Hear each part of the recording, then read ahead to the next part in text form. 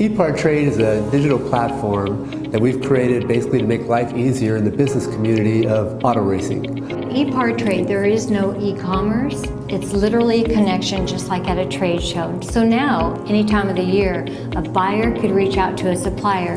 When you see a product that you're interested in, all you need to do is click on request more information, and then from there it is forwarded directly to the buyer or to the supplier. Epartrade really eliminates having to travel, closing down your shop. Now you have a place to showcase globally your racing product and technology. Pull your visor down, strap in. Racer is about to take you deep inside an exotic and high-speed world. From the start, Racer in all its forms has shared the passion, beauty, ingenuity, and commitment that make racing a way of life.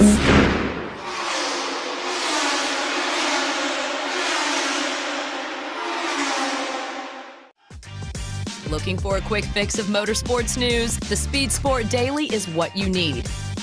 It's a free racing newsletter delivered directly to your email every day. We'll cover the winners and the losers and tell you who's making news off the track. It's NASCAR, NHRA, World of Outlaw, IndyCar, and so much more. Go to speedsport.com today and get signed up for America's free racing newsletter and get your daily motorsports fix. The Speed Sport Daily. Land speed record holder George Poteet's Speed Demon rocketed 481 miles per hour at the Bonneville Salt Flats. You don't go that fast without ARP fasteners. There is no way that we could go the speed that we've gone, the number of times we've gone, with a lesser quality bolt than ARP supplies to us. And we absolutely wouldn't be where we were today if it weren't for ARP. When failure is not an option, it's ARP-bolts.com. We're Performance Plus Global Logistics. Our team of dedicated performance industry and logistics experts get valuable cars and components to the track on time in top condition. We provide expedited logistics solutions for the performance industry using direct routes instead of deferred options, and communicate all necessary information to the appropriate resources to meet regulations and ensure a smooth transit and secure delivery, both domestically and internationally. And we exceed customer expectations by providing best-in-class service with an efficient and cost-effective system in place. Contact us today to book your next shipment. You work as hard as your truck, and you have no time for downtime. That's why more truck owners trust Blue Def, America's #1 diesel exhaust fluid brand. Each batch is guaranteed pure, so you can avoid costly repairs caused by inferior DEF. Demand America's best for your truck. Blue Def and Blue Def Platinum. Put trust in your truck. With ShopMonkey, we've been able to grow the shop by 20% in gross sales since implementing it in the shop. Everything that we were doing before has been sped up with ShopMonkey. All of our parts ordering, all of our approvals, all of our mechanics knowing what to do next. And I've had friends that are in the trade that own shops ask about ShopMonkey, and I highly recommend it just because of easy use. There's nothing like it with that kind of platform.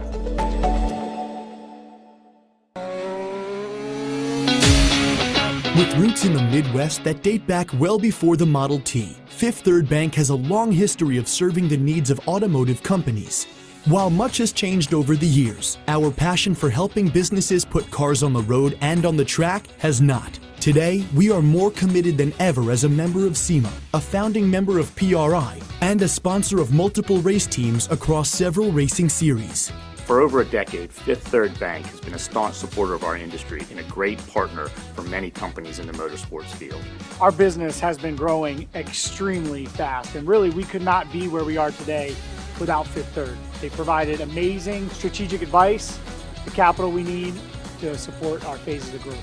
They are true partners for me now, and what they do with their involvement in motorsports is untouched in this community. Where can we take your business? Fifth Third Bank. Scott Lewis & Associates, the sales, marketing, and branding specialist for the automotive performance industry since 1988.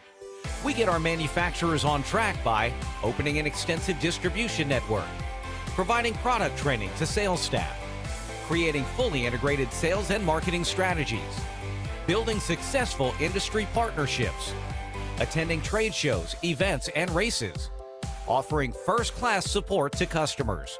SLAI delivers solutions that win you sales. To get in touch with an SLAI representative, call 516-378-6100. Go to scottlewisinc.com or email info@scottlewisinc.com.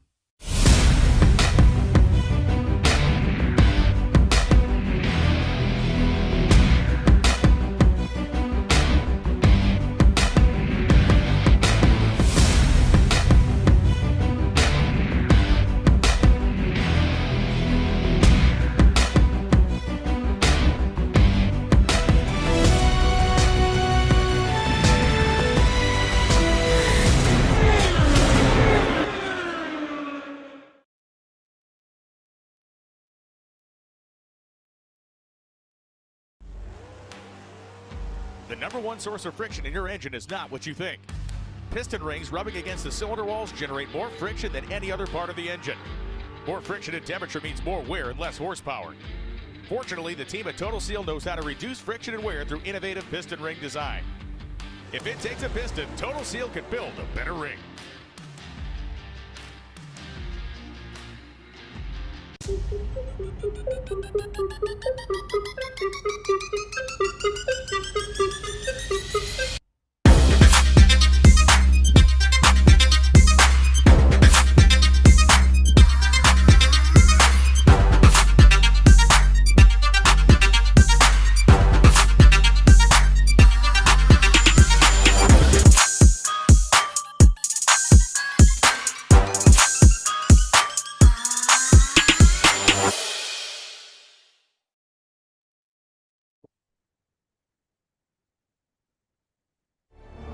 Where's the background?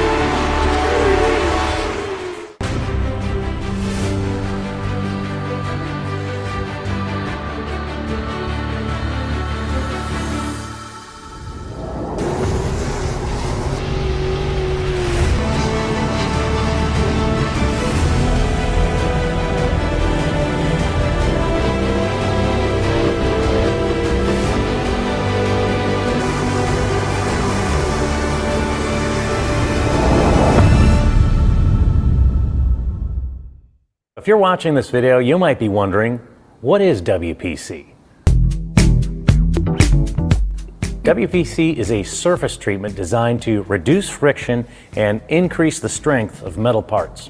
As much as it might seem like a coating, WPC is actually a surface treatment. Think of it like shot painting, but the media is much finer, like talc. So what you're left with is a super hard, smooth surface that actually has some proprietary dry lubricants embedded within it. For more information, visit WPCtreatment.com.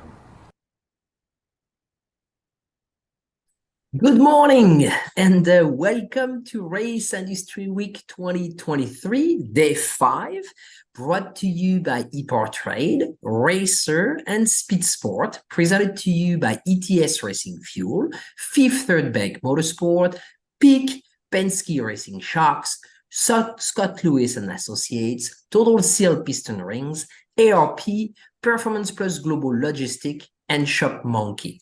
I am Francisque Savignan, the founder and CEO of Epartrade, the racing industry, every minute, every day.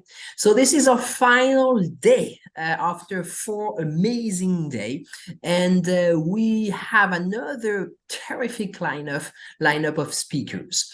So we, as we mentioned in the last few days, we are live on Zoom, on racer.com, on speedsport.com, on Speedsport 1, the TV network of Speed Sport, as well as our different YouTube channel, Epartrade YouTube channel, Racer YouTube channel, channel and Speed Sport YouTube channel. So please share those links with your friends in the industry because we want everybody out there to watch us. This is an amazing amount of content that's been distributed in the last 4 days, and there is still a full day ahead of us. With me this morning are Judy Kin, the co-founder of Epartrade, Paul Pfeiler, founder, president, and CEO of Racer Media and Marketing, and Joe Tripp, managing partner and CEO of Speed Sport. Judy.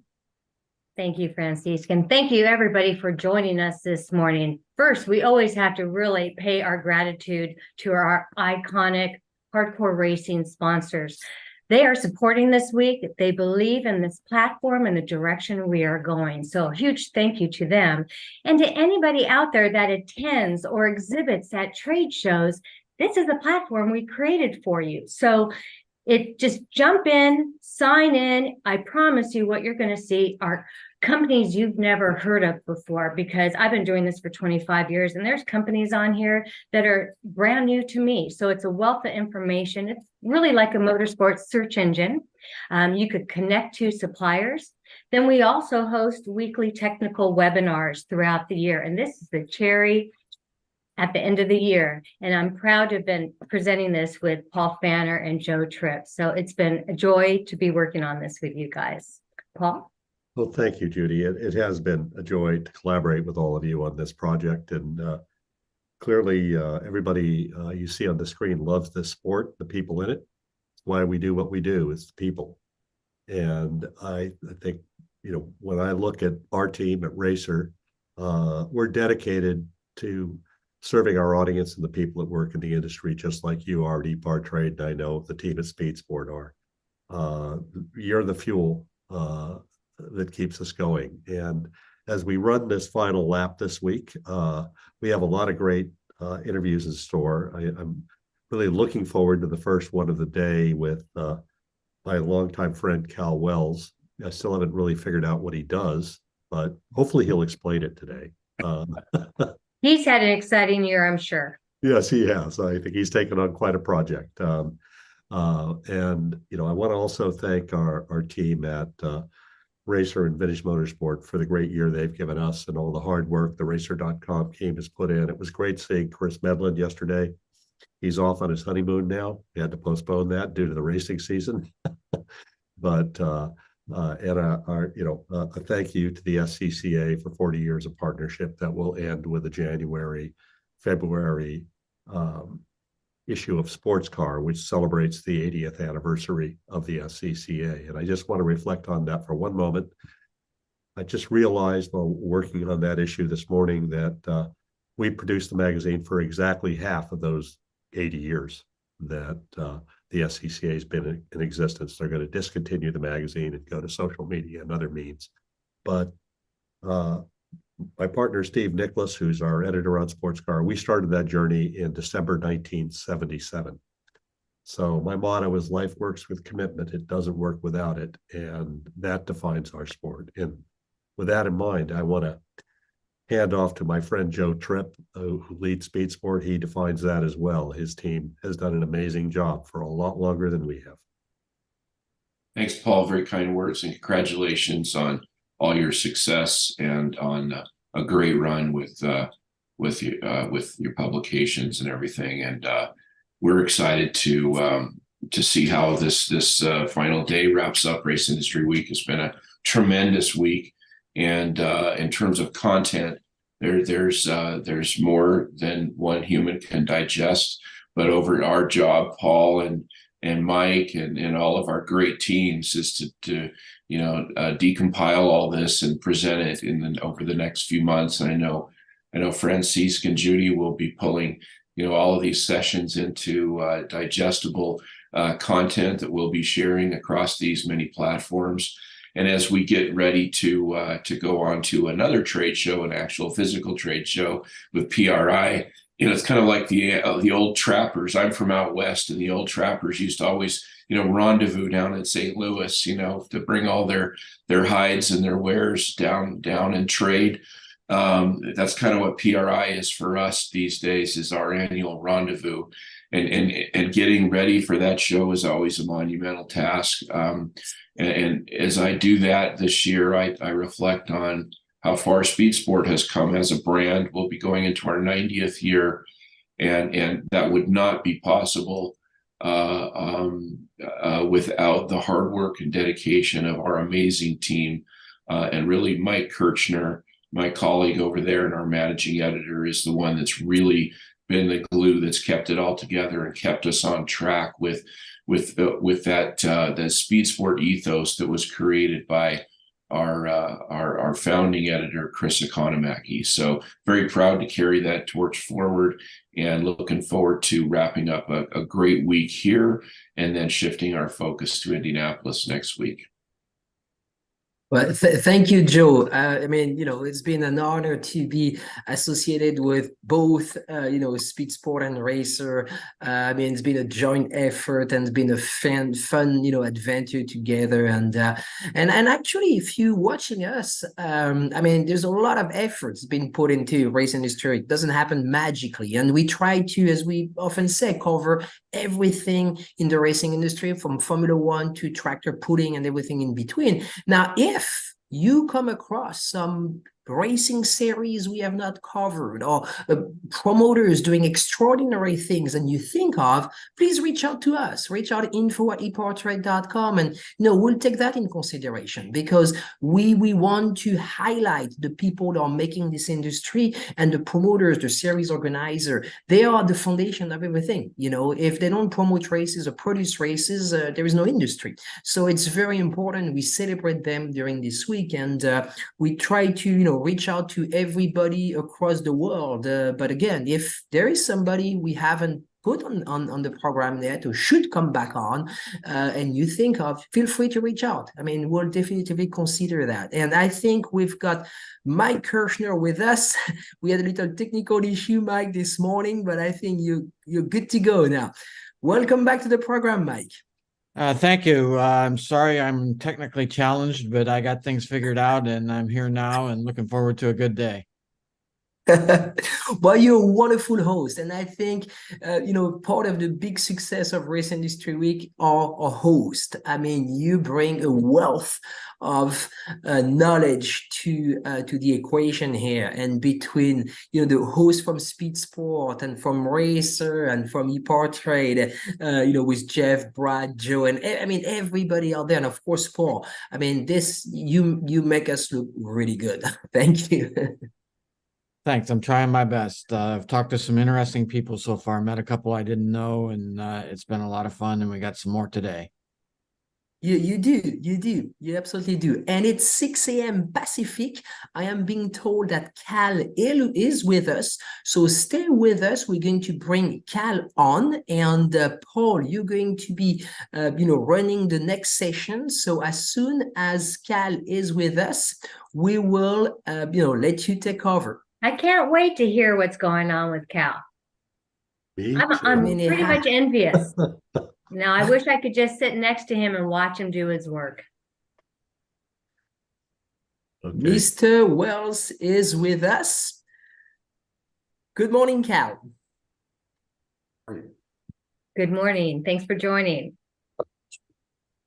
Who's that guy in the lower right-hand corner? I'm not sure. So I could tell you're so excited to see me this morning, Cal. Like I am every day. Yes. Paul, I mean, life is not fulfilled unless I have my dose of Paul Fanner. Yeah, indeed. And I will just start by saying you're on pole position this morning. Yeah. I like you on pole. But I will leave it at that. What could possibly go wrong with this interview? First off, I mentioned earlier in the intro, I have no idea what you actually do. So I hope today is when we actually get to the bottom of all that. You've taken this new position at Legacy Motor Club, which I think is an interesting project for you. It's obviously tied to your long history with Toyota. Could you just, if our audience is not familiar with your storied background in the sport, could you just give us a brief rundown of how you went from where you started to how you got here in this new role? You mean from the womb, Paul? Yeah, the womb. I was hoping just that first like moment where you saw light. Yeah, exactly. Yeah, I think I was feet first, but okay. I've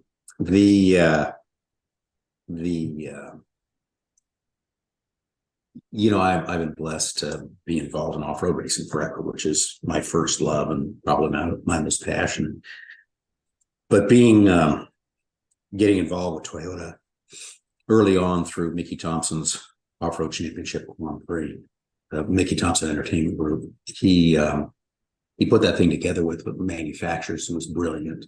And he really created the jobs that all of us, from myself to the Walker Evanses of the world to the Roger Mears and so many others, when he got all the manufacturers involved.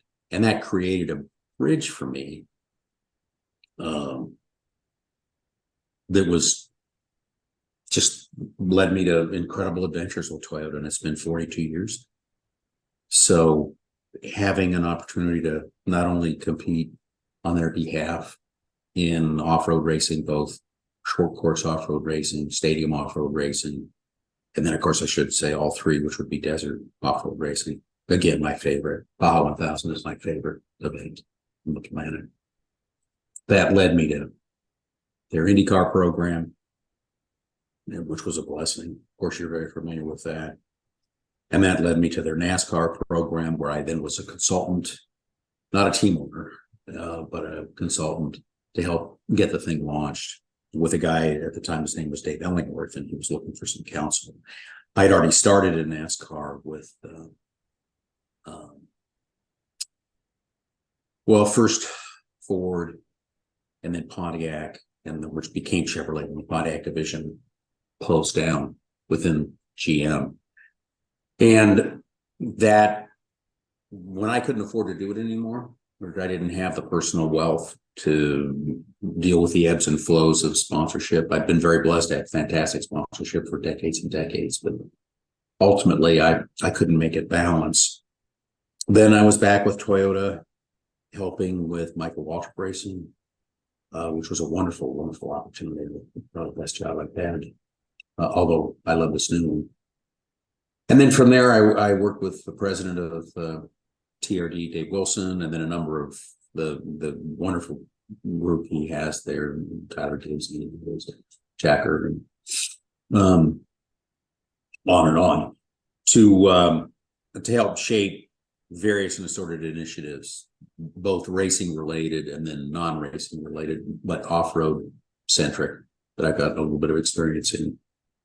So through that journey, when they were looking, they meaning Toyota, was looking for that third leg to diversify their portfolio a bit in NASCAR, between Joe Gibbs Racing, which is their anchor and cornerstone team, and then the new opportunity that came out of left field, really, when Denny had an idea, and he had a golfing buddy that played basketball, and they created this wonderful 2311 for Michael Jordan's number, and people call it 23XI, but the idea is Michael Jordan's jersey, and of course the number that's been associated in NASCAR with Denny Hamlin forever.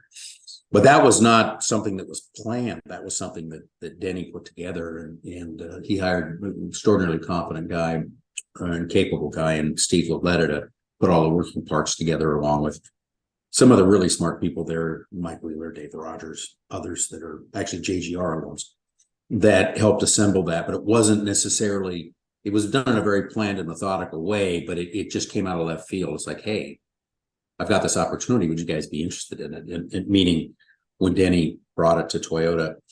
But they've always looked, they meaning again Toyota and Toyota Racing Development, have looked at how do we put together Dave often calls it a three-legged stool, where we have our anchor team, and then we create either affiliates with that anchor team or independent teams, much like Michael Waltrip Racing was back when I was blessed to be with them, and have a broader base within the garage. The next gen car rewards numbers. And we see that, although Ryan Blaney, of course, just succeeded in winning the championship, but the manufacturer championship in all three series was won by Chevrolet. And they come after it with numbers. So with the next gen car and the differentiation being narrowed a little bit more like IndyCar, the numbers help. And so Toyota took it upon themselves, and TRD specifically, to go out and take a look and say, hey, let's kick some tires and see what we could do to add that third leg, and potentially one that was independent in that it wouldn't necessarily rely on at least a full-fledged technical alliance with JGR, much like say Barney Visser, who won a championship through his technical alliance with JGR Furniture Railways. So we kicked some tires, and I had my TRD Toyota hat on firmly at the time, and I was kind of the point person for that, along with others, but I just know some people, so could make some calls. And we did a number of interviews, some really good organizations. And we talked to Maury before. Maury was very, very special, but his fiercely entrepreneurial, knows how to build businesses, really has so much going on. But there were certain parts that didn't necessarily fit. There was a couple of voids that didn't necessarily fill some of the requirements that Toyota would have for a partnership. And then along came Jimmy, his manager, Michael Bill, also manages Eric Jones. And that created a conversation between Michael and Maury to talk about, hey, this is classic putting on a show, right? I've got a barn, you've got some hay, let's put on a dance. And as silly as that sounds, it literally came together pretty quick. The deal itself took time, but the concept of doing simple. Jimmy has so many fastballs beyond being an athlete, and he's not an ops guy, but he's definitely a business development guy, and he's definitely someone that's got relationships that span the globe. Maury is an ops guy, and he is also, again, fiercely entrepreneurial, and he had an economic engine that could help get the thing going. The one thing that was interesting is that their president, Mike Beam, had made the decision to retire. And he actually sent a note out to everybody at the beginning of last year saying that he was going to, well, the beginning of 23, I suppose.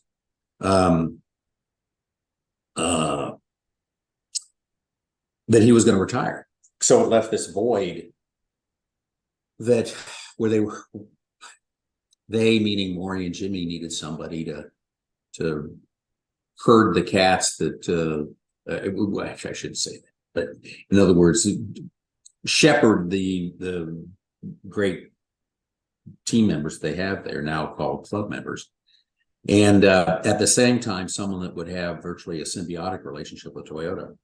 And I started with Toyota in 1982.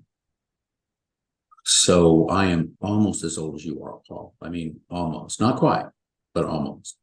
Well, I'd like to saw you in half and count the rings, if you don't mind. Yeah, I understand. Then we'll know for sure. So my name was put forward by TRD, by Dave Wilson, Tyler, and Andy. And of course, I've known Jimmy forever. His pop and I used to race together in the desert before Jimmy was born. And so there was a lot of interesting synergies, and then one thing led to another. And so now I'm blessed to be working for Maury and Jimmy as CEO of Legacy Motorsport. Yes, and in looking at the results from this last year, obviously they can't be satisfied with where the team is finished in the championship and the performance of the team, and you're undertaking this wholesale platform change, basically, a manufacturer change. Can you talk about the complexities of that a little bit? You're seeking full-on competitiveness at the front of the field, but what does it entail to move from one manufacturer relationship to another in NASCAR? With the next gen car, it's easier. Okay. To be done. The I it's hope still that's not the end of the answer. yeah, no, it's short and sweet. The yeah, the team, the first year they ran as a single car operation, before completing the sale. Eric won a race, and you know, it's wonderful to win races, and you would never want to say, ooh, I think that's the worst thing that could have happened, but I think it certainly was a detriment because it created a sense of what the next gen car was like. First season, 19 winners, 19 different winners. Yeah. So there was this sense that, oh, well, okay, here's how NASCAR is enforcing the rules, and here's where they're not, and meaning areas that you can interpret differently as they were learning the car too. I mean, that's not a knock against NASCAR. It's just everybody was learning. And there was windows that opened up for people to come in and win shows that you wouldn't normally consider competitive. And it created a level of confidence, not arrogance, but confidence, particularly with ownership, particularly with Maury, like, hey, we could do this. Just like we've done in Truck, just like we've done in Xfinity and ARCA and all the things because he's extraordinarily successful at Gallagher Motorsports, extraordinary, 60 some odd wins, multiple championships, but not in this division. So when you start looking at infrastructure to be more competitive, and as in any racing series, and Paul, I know your first racing series, I think, was covered wagons coming across. I think it was that. It was Chariot. Yeah. Okay. So, yes. So like as you know, people, you know, those chariots back there, you come up with better wheel bearings and then feed the horses differently, and all of a sudden the cream rises to the top, right? And that's what happened with the other teams. It got tougher and tougher and tougher. And one of the things that Jimmy and Maury realized very early is that they needed, and I'm going to use the term they because I wasn't with them yet. They did this on their own.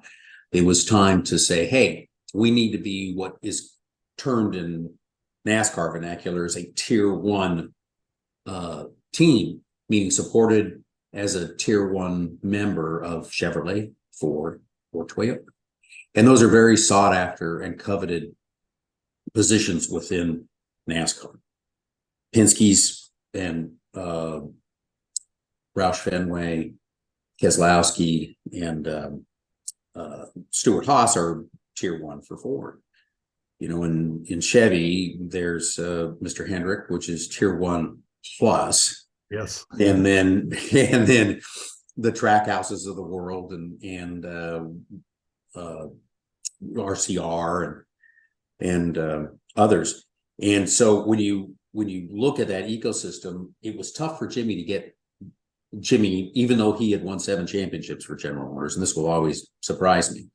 There wasn't a focus on, and Maury on the other side, winning multiple truck championships for Chevrolet. You would just think that General Motors would say, ooh, Jimmy, Maury, look at what we can do. Let's move them up to be more independent and call them a true tier one. And unfortunately,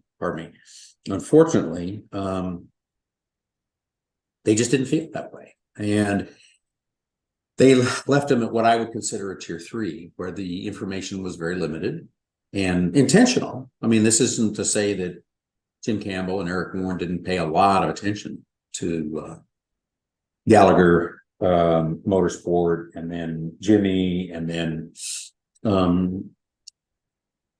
Richard Petty, and how it continued to evolve into legacy, because they did. But they have tier 1 teams that have made huge investments, and they were wanting to appropriately support their other true key partner teams.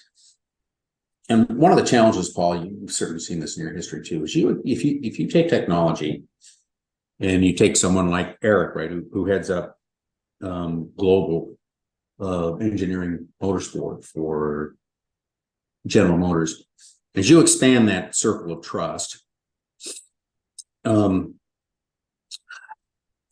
you expand that circle of trust, you inadvertently share incremental technologies, and you can lose the tight rein around it that you want. So as you add another team and another team and another team, NDAs are great, but that doesn't, people down at the local pub, and that's where they really exchange ideas. And it becomes a real challenge for folks like Chevrolet that are already oversubscribed. In other words, they have a plethora of tier one teams. So it just, from their seat on the bus, it really didn't make any sense. Toyota, on the other hand, it did make sense. And so through a series of meetings that, again, at that time, I had my TRD hat firmly on. Jimmy was that he filled the voids that Maury had in his operation as it related to sponsorship development, as it related to certain other relationships that Jimmy could bring. And it ended up, the view was it would be the perfect marriage. You've got individuals that are really, really good in their own swim lane, and how you can build a crossover with them. And that's how it came about. But ultimately, when Mike chose to retire and they had this void, the steam engine was already running down the tracks. So and you know a lot about steam engines. I know a lot about steam engines, much more than you can imagine. So anyway, they needed somebody to grab the tiller and roll with it. And what was really nice is that Maury and his guys, Mike Bean, Joey Cohen, had already gathered. Joey Cohen is the head of competition there, had already amassed a really strong IP. This whole ecosystem of really smart people. They just were overwhelmed. If you look at, we just had our company leadership offsite, and it was interesting because I heard a lot more and learned a lot more about it there than ever. I chaired it because I thought it was important for everybody to get in a room together and spend a couple of days talking about where we've been and where we're going. But they literally went from a bare floor with no cars to saying, hey, I think we're going to run 7 races as a non-chartered or independent, non-franchised car, to, hey, we're going to run 1 car, to, hey, we bought RPM, we're going to move them over here, we're going to buy, and we're going to run 2 cars. And he had 3 people.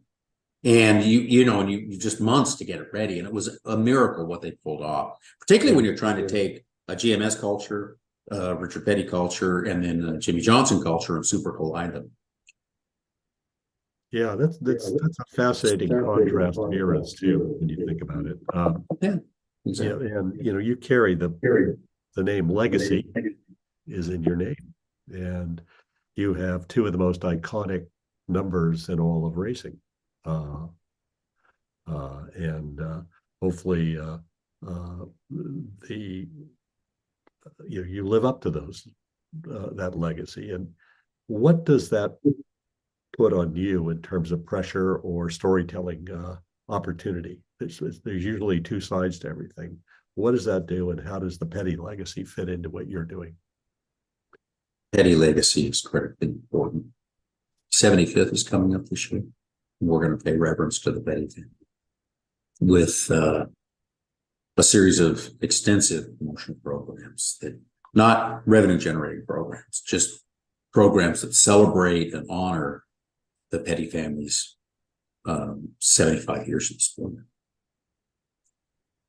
And I can tell you that what having Richard, having the King as part of the legacy family and a true cornerstone, along with Jimmy, 7 championships each, and what they're able to deliver as it relates to fan base, as it relates to their relationship with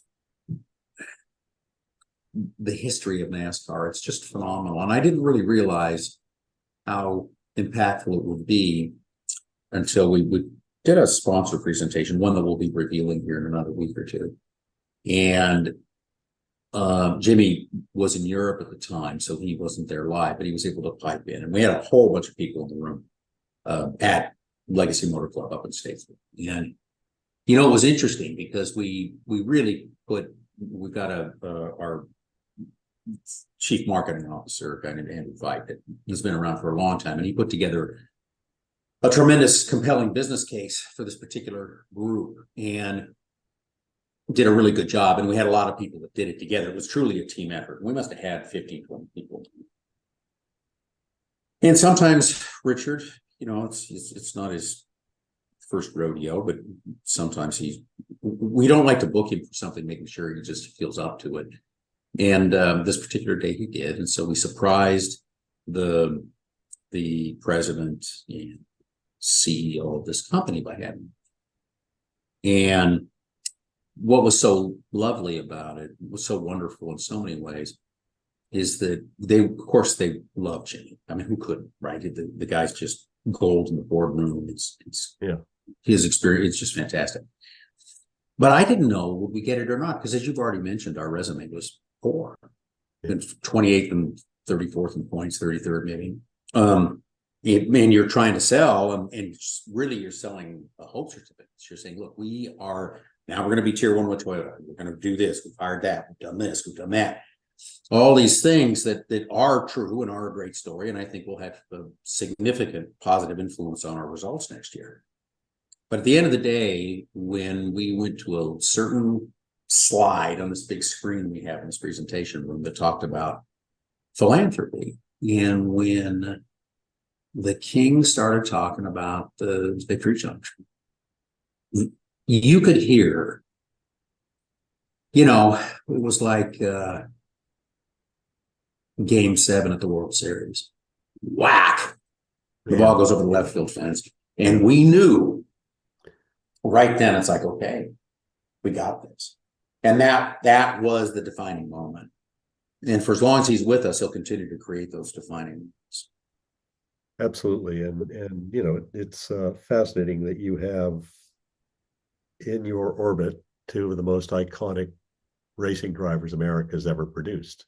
And I consider you in my orbit too. So maybe three. Well, yes, I'm one of the few people that's run wheel to wheel with Jimmy Johnson in a go-kart. And so I just want you to know I want a rematch if you could talk about that. I'll set it up. You set it up. And I have to add, you've been through a journey in this. I've been around you in your presence while you've been dealing with this. You spent a lot of time talking into that headset of yours, trying to manage all the disparate personalities to an outcome. What's the lesson you've learned this year about people and motorsports? What advice could you give everybody going to New Year? What would you tell them they need to do to be successful?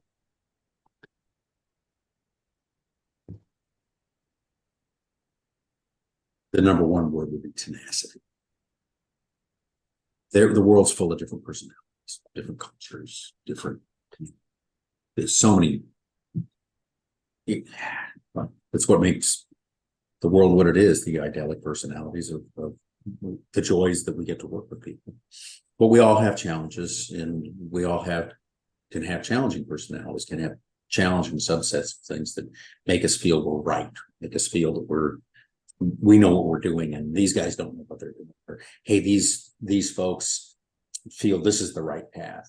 And the key to me has been to listen to everything, and then methodically and respectfully take the nuggets of each individual's, the essence of who they are, and then try and combine them into an initiative, again, a journey, as you spoke about earlier, that can create the outcome that everyone wants.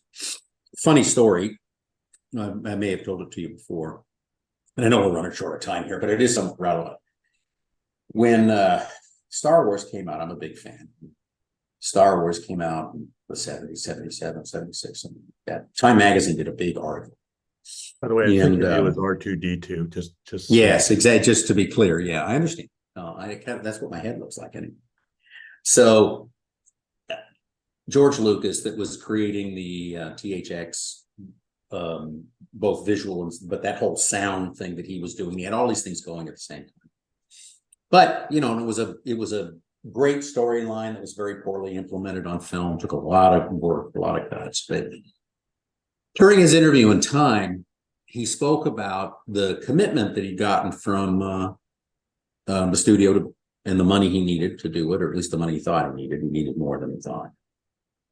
And he talked about having a team-wide meeting. And I'll use the term team because, you assemble people to do a project like a film, and then they go off and do it.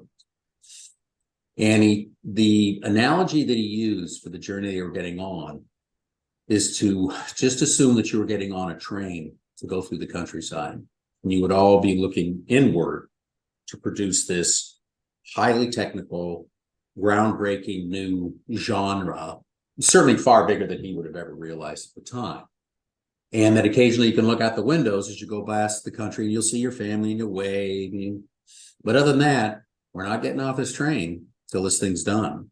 And we're all going to be working together to get it done.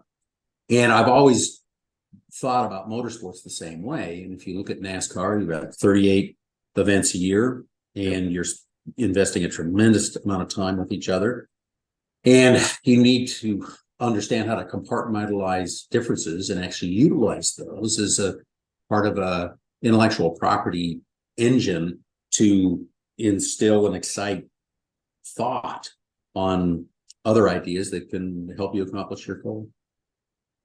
Well, that's a great metaphor for racing overall, period. It is a journey, and your teammates become your life and your life partners in the race to your dreams. And I've enjoyed our friendship over the years. And to see you have this opportunity so very late in life is exciting. So very late. So very late. So, here's to you surviving the season. And thank you for being with us this morning, Cal. It's been a pleasure to spend time with you. Yeah, I figured I was out of time because when the other screens pop up, Judy pops, I was like, okay, here comes the hook. Actually, we've been contacted by the authorities. They want to speak to you, so they're waiting in the room outside. So I'm sorry, I have no doubt with you. So it's been great talking to you, though. Well, thank you very much, Cal. It was a great pleasure and an honor to have you back on the program. And thank you for the very kind word you said about what we're doing with this platform. That meant a lot to us. And thank you very much for your support and friendship. So we will transition directly to our next session. We are going to bring Mike Kirshner with us this morning. And Mike has a special guest he's going to bring on screen with us. So while we wait for Mike, again, thank you to our sponsors who make this week possible: ETS Racing Fuel, Fifth Third Bank, Motorsports, Peak, Penske Racing Shock, Scott Lewis and Associate, Total Seal Piston Rings, ARP, Performance Plus Global Logistics, and Shop Monkey. Without their support, we could not offer you this week free of charge. So thank you very much to them. Mike, welcome back. And I think Brett is with us. So it's 6:30 here in California. Roll into it. Thank you. Good morning. Brett Root, president of IMCA, is with us this morning, and we're going to talk about dirt track racing. One of the country's largest sanctioning bodies of dirt track racing. Brett leads and has for quite some time now. Tell us a little bit about IMCA, Brett. How many racers, how many tracks, so on and so forth. First off, good morning, Mike. Good morning to the panelists, and thanks for the opportunity to participate this week. I do appreciate the opportunity to talk about IMCA. Wow. Yeah. As far as about IMCA, this year we had about 9,300 IMCA racers turning laps at dirt tracks across the United States. We'll do business in 40 of those states and Canada at about 250 racetracks. It keeps us pretty busy. We'll usually sanction about somewhere between 5,500 and 6,000 races every year. That's an incredible amount of racing in what is it? 8 divisions, 7 divisions, something like that. Nine division race cars. I was in the ballpark. Yeah, you were close.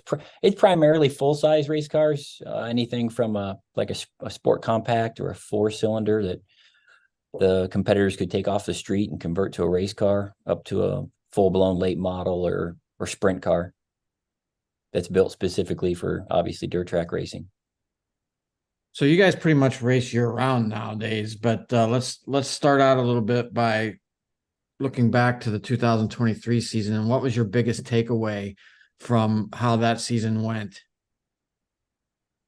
Oh, wow. Our biggest takeaway, I mean, I would say dirt track racing is alive and well. That's probably our biggest takeaway. I think like all forms of motorsports, we have our challenges that we face every year. But this year, with the amount of events that we're doing, the amount of competitors that we have, the age of a lot of our champions, all of that tells a pretty good story for dirt track racing.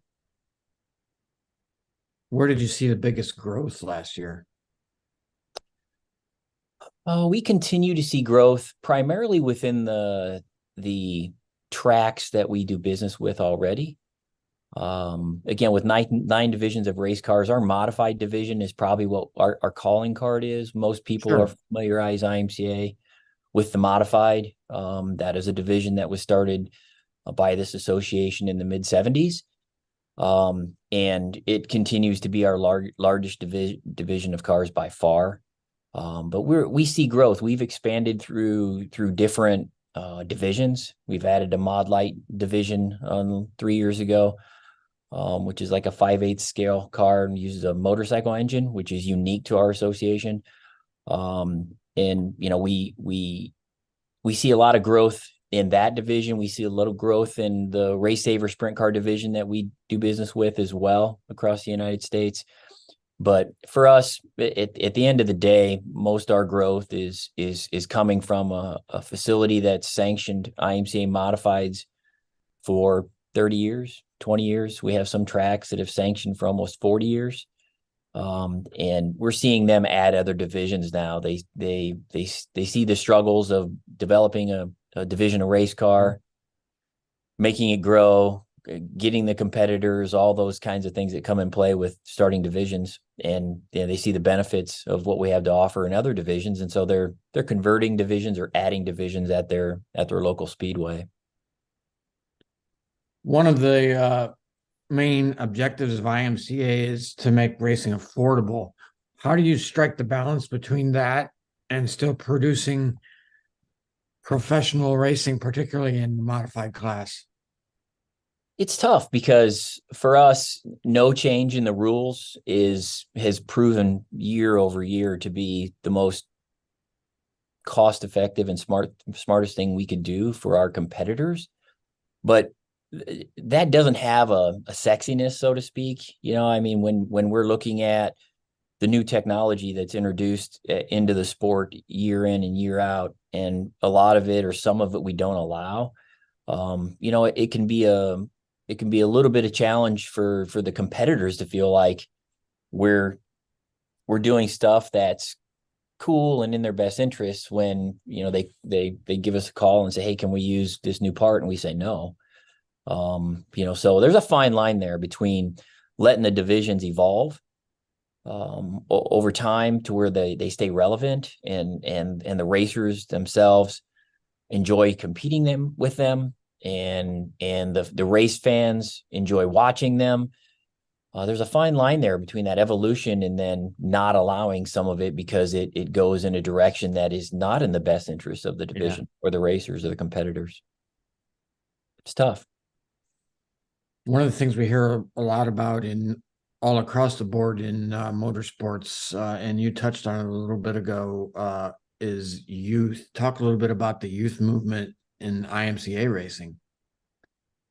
Yeah, I started IMCA. I started working here in 1997. I was 25.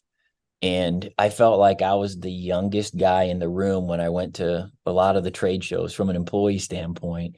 And now I'm turning 52 in a couple of months, and I go to races and I see kids that could obviously be my kids. My oldest daughter's 25, so it's interesting to see that transition, so to speak, from generation to generation.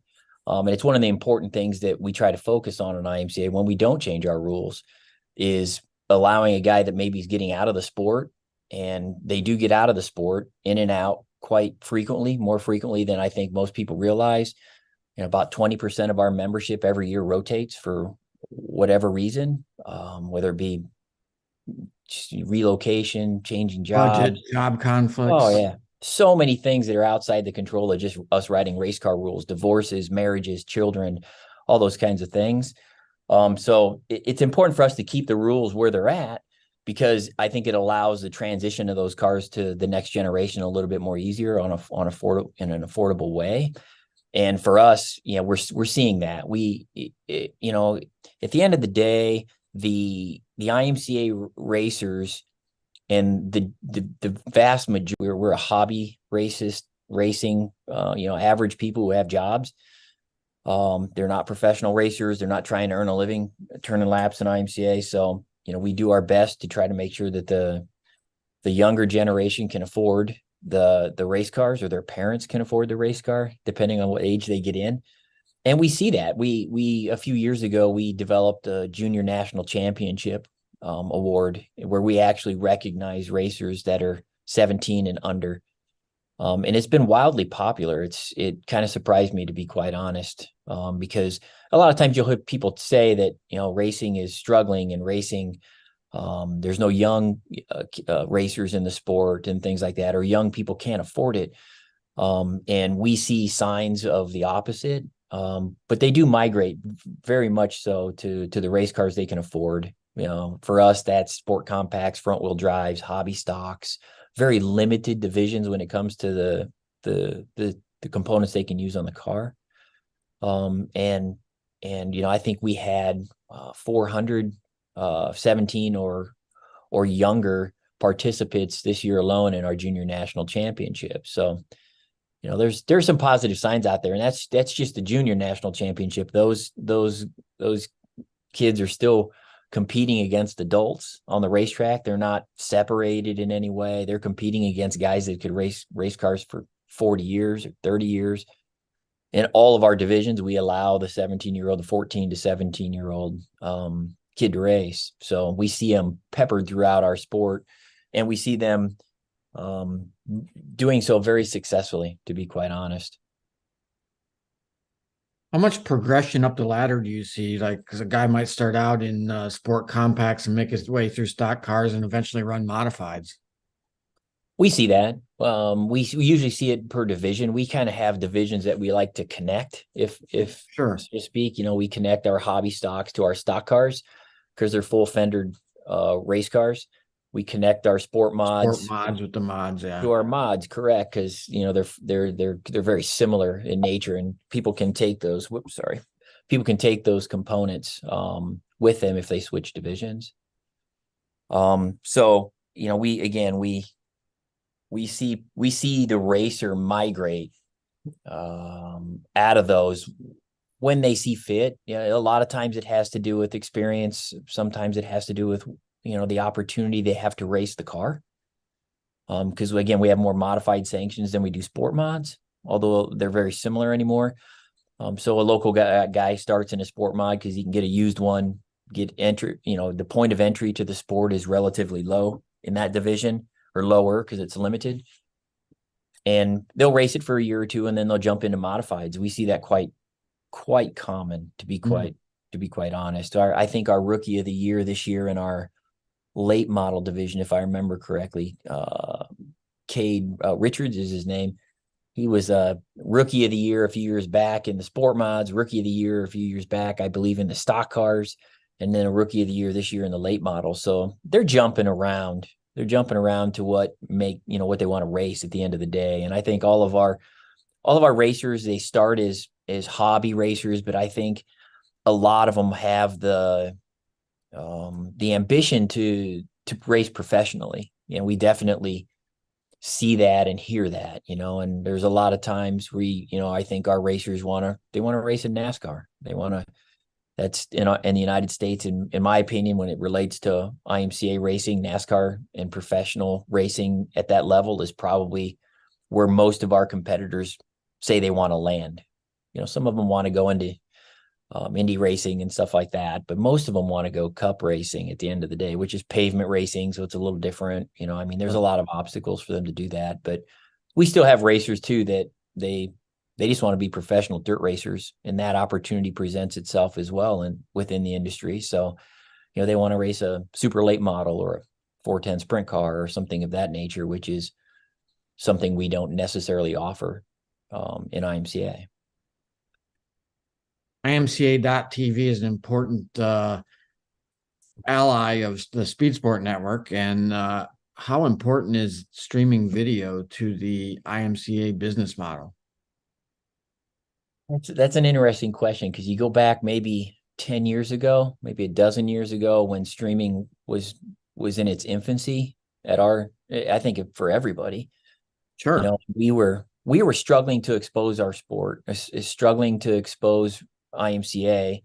We had done some stuff with our largest event, the Super Nationals. We bought air times and had a production team come in and paid to have the show on television as best we possibly could, but it was expensive for us to do that.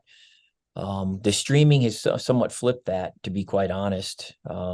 We've got a great relationship with Speed Sport, with Joe, with Chris Grainer and Rivet, and the relationship that they have. And we have seen streaming do exactly for us what we thought TV would do, and that is expose our market to more eyes, to more viewers. And it's been incredibly beneficial. I think we see events, and I use the Super Nationals as the best example, because that's an event that we're directly associated with from a promotional standpoint. We see that event break records for attendance the last 3 years from a participant standpoint. And when you have that many competitors at an event, it's just naturally you see the result of that, people outside of the event that want to watch it on a stream. And we see it all across the United States that week during the Super Nationals. So streaming has become very, very important to the exposure that we get as an association, that our racers get by turning laps in our association, and by our promoters and events and the 250 tracks we're doing business with, that they get from race fans across the United States. Have there been any results of streaming that have surprised you? Yeah, a little bit. It's benefited your business that you didn't expect? Yeah, it's interesting to me because, again, because of the platform and the way it's structured, we get the metrics of all of it. We know who's watching, which is very important to us. So we're able to draw conclusions from that. And I use Boone Speedway as an example, again, because I'm a little bit more active at that facility than I am at a normal facility that we're sanctioning. And you see people in Arizona, in California, in Oregon, in Washington, watching Boone Speedway's weekly show on a Saturday night in central Iowa. It's crazy. Yeah, I probably wouldn't have necessarily anticipated that happening, but when you look at the areas that they're watching from too, there's usually an IMCA track or a dirt track or something in that area. So the fan has the connection to our type of sport, and they want to watch what they want to watch, and we present that at places like Boone and Southern Oklahoma Speedway and Nodak Speedway and Minot and Mandan, and there's just all kinds of that opportunity. So it's really interesting to see where the fans come from and what they want to watch. You've mentioned the Super Nationals. How do you describe that event to someone who doesn't know much about it? It organized chaos on our end of it. The Super Nationals for us, and I've said this for years, the Super Nationals is basically like a snapshot of IMCA weekly racing across the United States. The success of the Super Nationals is directly related to the success of our association and the popularity of our association all across the 40 states we do business at. So it's the reason why, in my opinion, you see us get the last 3 years we've broke records on our attendance. We had 909 race cars in 2021. We had 1,001 race cars in 2022, and we had 1,017 race cars this year in 2023. And that's just at Boone Speedway, racing for 8 straight days, basically, of dirt track racing. So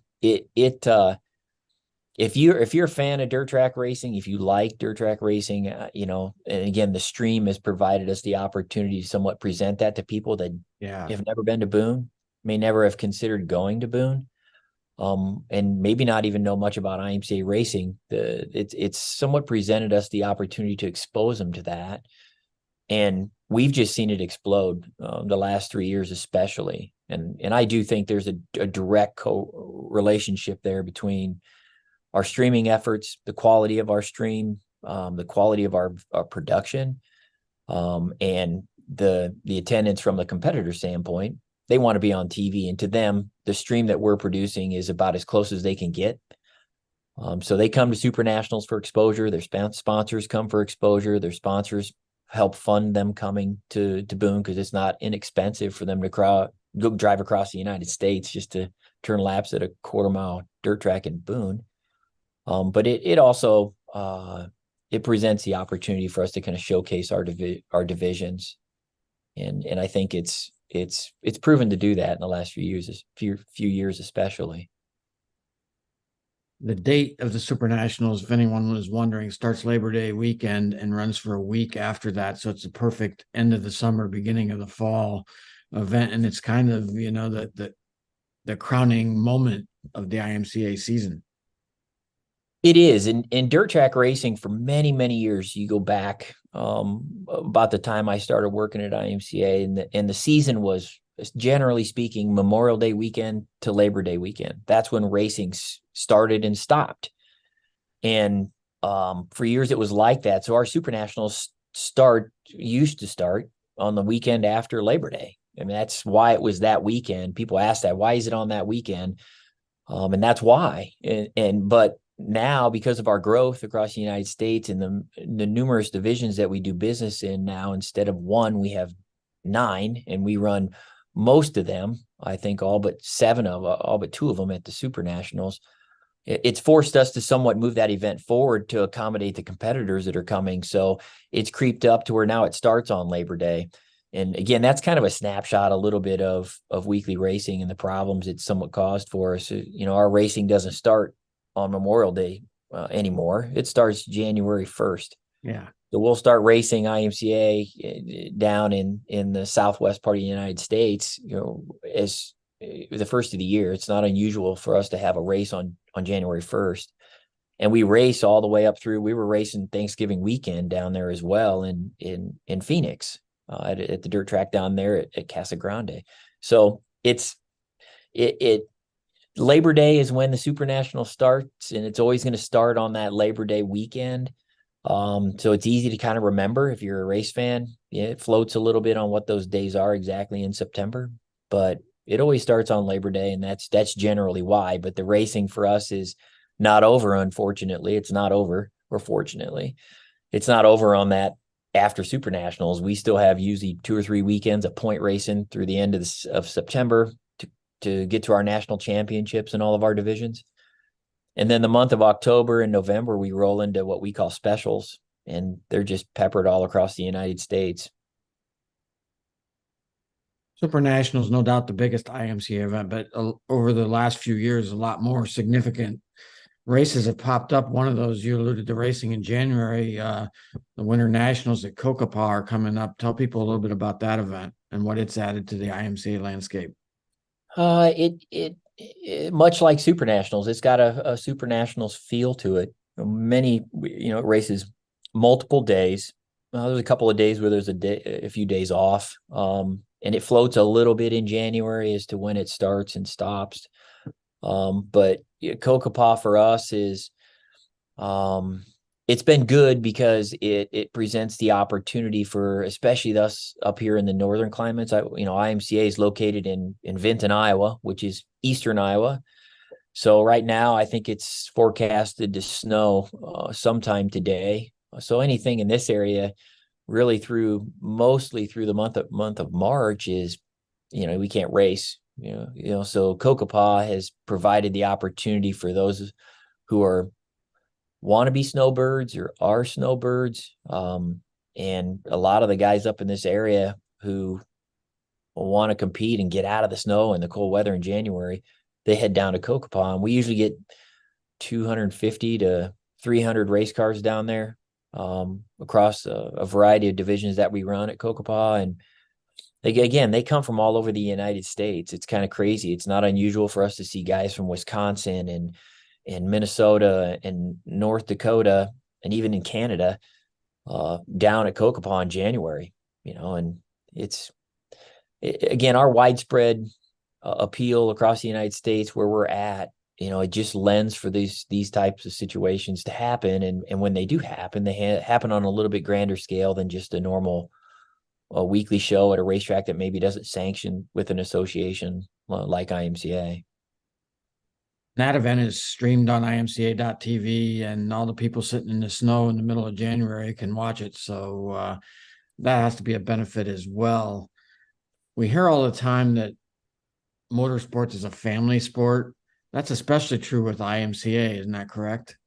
Yeah, absolutely. Absolutely. Kind of like I had mentioned earlier, at our national banquet, we've got guys that, like Mike Nichols, that have raced and won 12 national championships. And then we've got guys like Mike Nichols that have quit racing and now their kids race. And so we're starting to see them pop up into racing. So I think racing, as much as any sport, has a very family atmosphere when it comes to the traditions that our racers have. It's not unusual for the younger competitors in IMCA to have parents that raced in IMCA as well. So that's good. We're proud of that. We love to see that. It's one of the goals of our association is to be able to continue to keep dirt track racing relevant and interesting and available to any family who wants to participate in it. It's really a lifestyle for most of our racers. They're, instead of camping and instead of boating or doing something that with their extra money, they want to go racing. They take vacations at racetracks. They come to the Super Nationals for vacation. They go to Kokopah for vacation. They bring their kids, their families, and it's a very addicting sport. And I think most motorsports are like that, but IMCA is no different. Once you get dirt track racing into your system, it's very, very hard to get it out. Let's take that family connection, and as we wind down here, end it on a little bit of a personal note. It's a family connection that's kind of led to your background and leading you to this position of leading IMCA. Yes. Yeah. I wouldn't be here if it wasn't for my mother, to be quite honest. My mother was Keith Knax, who's the founder of the IMCA Modified. She was Keith Knax's first full-time employee in the mid-70s. She bought IMCA from Keith's widow, Catherine Knack, in 1995. And when she did that, I was a senior in college. I was just graduating. I was going to school for NC programming and robotics. Had a little bit of a mechanical background. I worked as a mechanic to put myself through a college. Got my degree, and then she called me and said, "Hey, would you want to work for IMCA someday?" And I'm like, "I don't know, maybe." And she bought it in 1995.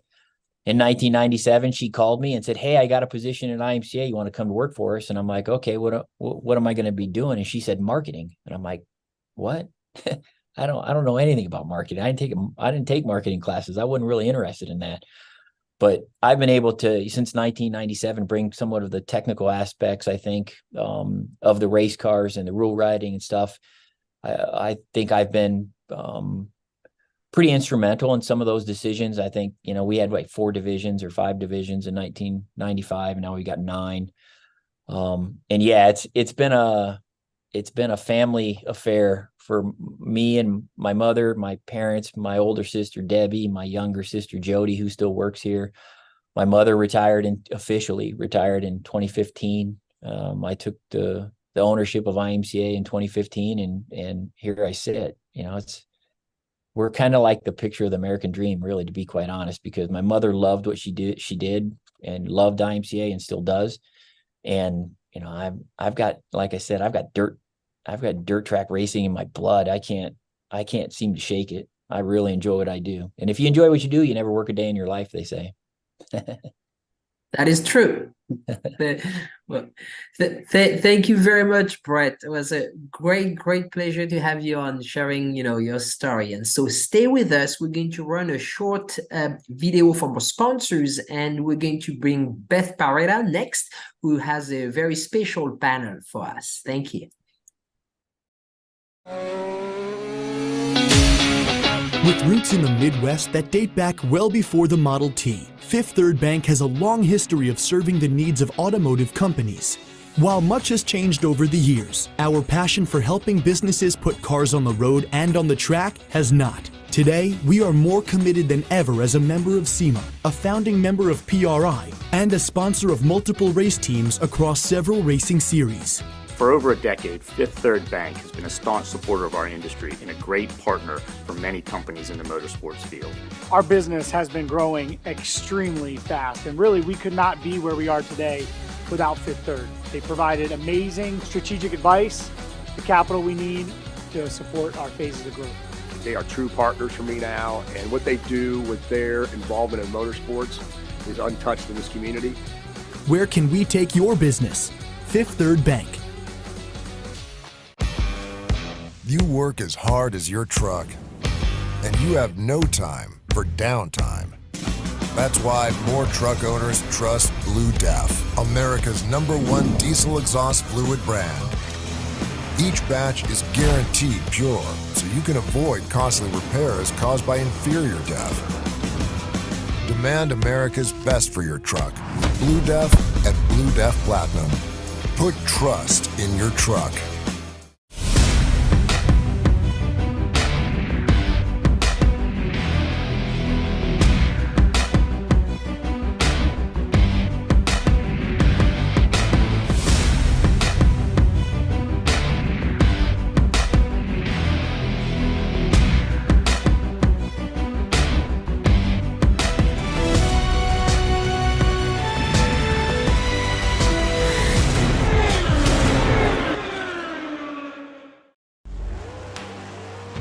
The #1 source of friction in your engine is not what you think.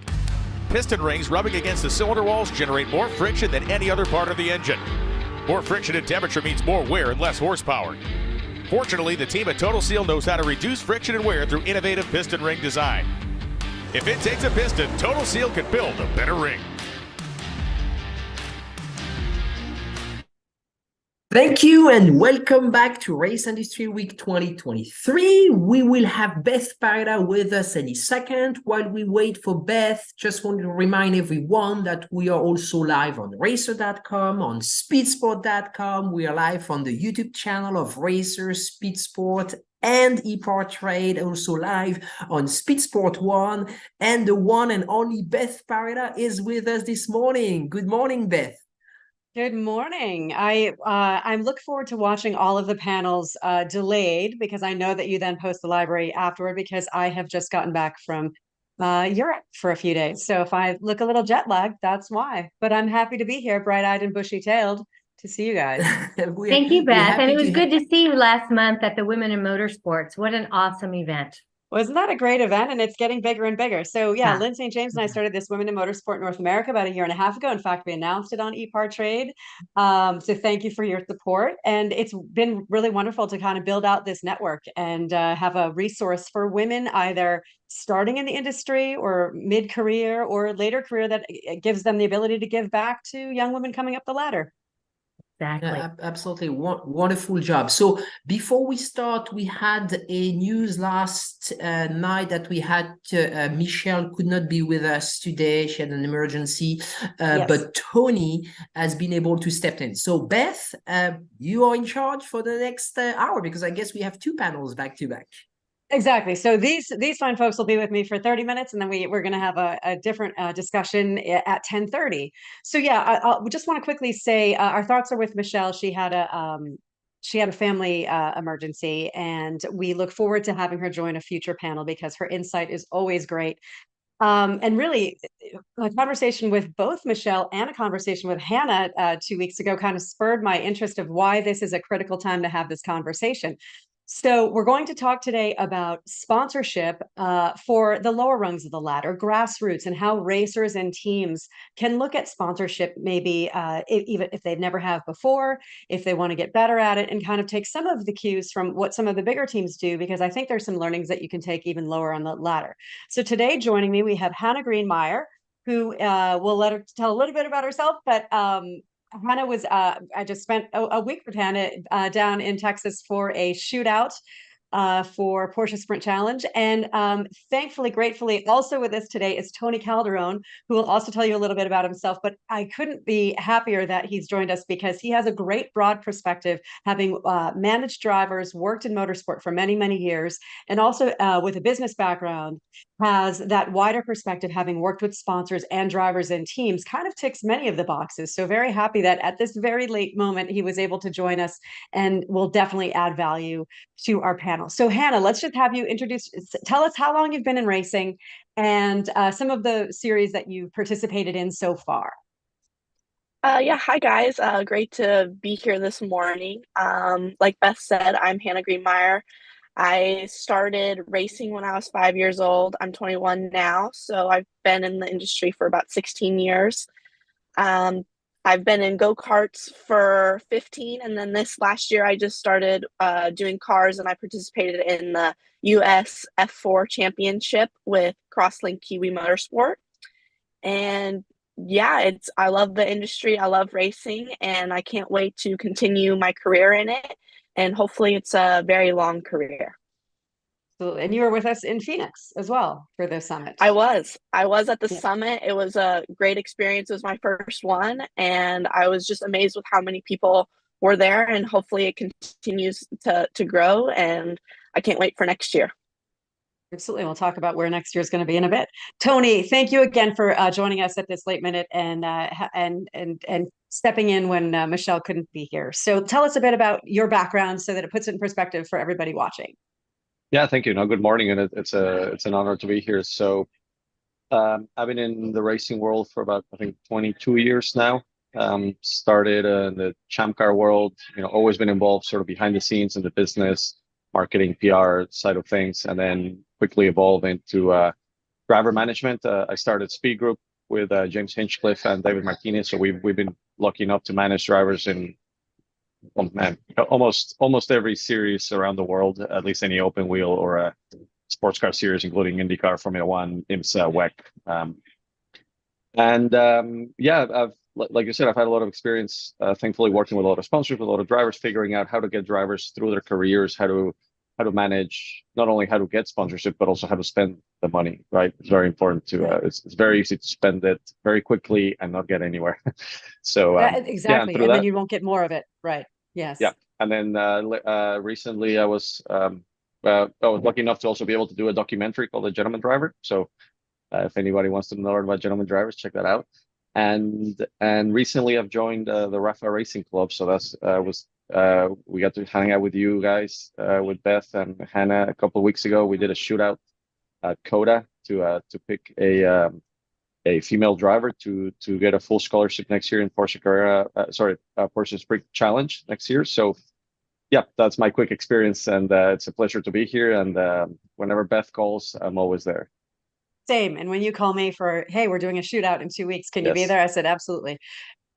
So, and honestly, that's a lot of that's very telling of what this industry is, right? Because it's all about your network and who you know and the experiences that you share. And sometimes you need help at the last minute, and we do kind of look out for each other. And that's why I think this is a critical thing to talk about sponsorship. And we always talk about, I know a lot of the content even this week is, F1 or NASCAR, major teams that are at the professional level looking for sponsorship. And we all know that racing runs on that, and the economics of this are always a challenge, and that's why every team has a commercial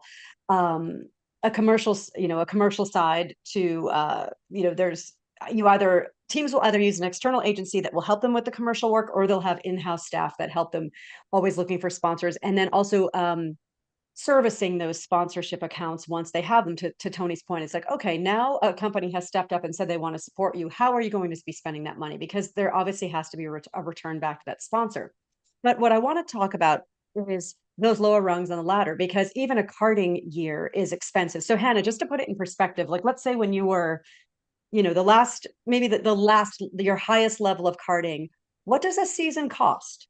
Let's start there so that we understand then how much this actually, yeah. Yeah, so a full national season, doing as many races of the big ones as you can, with the tent fees, the mechanics, the engine builders, engine rentals, all of that can cost, I believe it's up to probably, I think when we do it right, it's about 150 grand. So it's pretty expensive. It's still cheaper than most levels of cars, but for go-karts, it's still a very expensive thing. And yeah, it's for that amount of money, you want to perform at your best to make sure that it's worth it. Absolutely, because let's also be clear that these rungs of the ladder, the carters, the drivers that are at the top of that climbing sheet consistently are looking to climb onto the next rung. So this is just like any other sport where, we always use the example of you've got, you look at Major League Baseball, there's, single A, double A, triple A. And this is even, lower than that. Imagine just, supporting somebody at the college level. And because also our sport involves travel, the actual parts and pieces, there's personnel, and you're really kind of, funding it the entire way. And I get that it's also a gamble, because you're gambling that that person is going to eventually, get all their way up. But I think the one thing that we want to talk about too is this is, respectfully, it's not a lot of money. So why would a large company, we always think that we want to go towards the big, let's go to Coca-Cola, let's go to Procter and Gamble. I think the biggest piece of advice, usually, especially when you're starting out, is to find businesses locally. And certainly a lot of people karting, maybe their parents might own businesses, and that's often what you see on their driver's seat. But beyond that, really, you sometimes that's not enough, or sometimes after a while, it gets exhausting to that family to always be funding it. So have you had success? I know, whether it's the local bank. In fact, I was talking to a young woman at the Women in Motorsports Summit in Phoenix who has a focus on diabetes. And so we talked about that. She asked actually this specific question: how should I fund my karting season? And I said, well, you could also talk to, what about local hospital network within your community? Because the reality is your local businesses do have marketing budgets, and they are looking for things that can carry on a message. But I think one of the things that we want to look at is, what are the assets that you actually have? So there's visibility, that you have social media, you have things like that. Tony, what are your ideas about, you've had experience with drivers lower down, kind of coming up the ladder. When you look at those, because to be fair, it's not necessarily a big ask. Even $5,000 from 10 companies is $50,000, and smaller companies spending $5,000, that actually might be an easier decision. It doesn't take board approval. It takes a little bit more hustle and a little bit more work, but once you get those companies in the door, you may have them annually. And even though it's only quote unquote $5,000, for some companies that might be a palatable number. But to walk in and ask for $50,000 is a very different conversation. And can you deliver $50,000 worth of value to one company? Probably not when you're karting, but could you maybe deliver $5,000 worth of value, or $2,500 worth of value? Yeah. So how would you approach that to your young drivers, Tony? Well, I would exactly the way it's clear. I think the most important first rule to learn, and people just go with it, is like, whatever your budget is doesn't mean that that's the value that you can give back to a sponsor. So if your budget's $150,000, like Hannah was saying, for karting, that doesn't mean that somebody's like, well, it's $150,000, you should give me $150,000. Like, marketing has nothing to do with the cost of brakes and the race team and tires and travel, whatever else, right? So I've always said, I think at the lower ranks, you kind of have to forget about anything that has to do with brand exposure or eyeballs. You're just not going to get it, right? It's no way you can compare that to NASCAR, Right. IndyCar, NHRA. Nobody's watching Formula One, karting whatever, on right? television, right? Exactly. And if you try to, you're just wasting your time. I mean, people at whether there's a big or small company, they know what it takes, right? Especially now with digital marketing, it's so easy to quantify every single cent that you spend. So it's very hard to justify. So what I've always tried to do is, like you said, you're selling a story. you're selling access, right? At any level, the experiences that money can't buy, right? For example, if you're in the Road to Indy ladder system, right? Like, okay, you're in USF 2000 or Indy Pro 2000 or whatever that might be. You don't have to sell Indy Pro 2000. You can sell IndyCar. It's an IndyCar weekend, right? You're there with IndyCar. It just happens to be a different car, and you are giving somebody easier and a lower level barrier of entry to be a part of that. But at the end of the day, what I always say, it's your story, it's your personal story. Every, like 90% of the success that I've had finding sponsors for young drivers is somebody wanting to support that personality, that face, that person, right? While backing it up with a corporate entertainment, obviously, activation, right? So one last thing, way easier to sell into the corporate entertainment groups at the large, any large company than the marketing groups, because it's easier to spend. You know, people have money to just be like, oh, I got to bring 20 of my salespeople and spend $2,000 per person or something like that. That's a lot easier than getting $50,000 for an ad spend, because like I said, at that point, you got to justify the ROI. And especially to your point about like the Road to Indy, there's also, if you look at any given IMSA weekend or any given SRO weekend, there's so many series that are junior series that are competing. So for all of those people that are on those sorts of teams, again, it's access to a bigger weekend event. And exactly that, there's people that are looking for a creative way to bring clients out or things like that. And so that then the concentration, and although again, this gets into a little bit of effort, is if you are in a series that's on an IMSA weekend, you're going around the country. If you can also research to find a company that might have a few different locations where they can then leverage that. And I know that sounds like a tall order, and I get when you're a driver, you just want to focus on driving. So the idea of having a commercial side to things, can be very daunting. There are some agencies though that can help, and usually are only, paid for their services. That might seem a little bit too far of a stretch, but I think really the key is, especially when you're starting, is to find those community-based, like companies that are in your home state or that are in your region. And this is just something interesting. And to be fair too, don't underestimate the notion of people that just want to help somebody who has an ambition and is on a journey. And, something like this is something that makes them feel good, genuinely, even if they're not going to get that particular exposure. If they know that you're on a path on a ladder, they know that maybe if they stick with you, that's going to pay off. So talk about, oh yeah, Tony, we're going to say something. Oh, I was going to say, yeah, absolutely that. And the creating, sometimes just people want to be a part of something and want to be a part of a team. And some, I won't name names, but something that's been quite successful for some of the drivers that we've managed is creating that little community, a few successful men or women that, they love the sport and they just want to be behind somebody, and you get 2 or 3 involved, and then it's suddenly this sort of, snowball effect where it's like, well, if you do it, I'll do it, and I'll do it. And one tiny trick that now they're just in it together like a little club.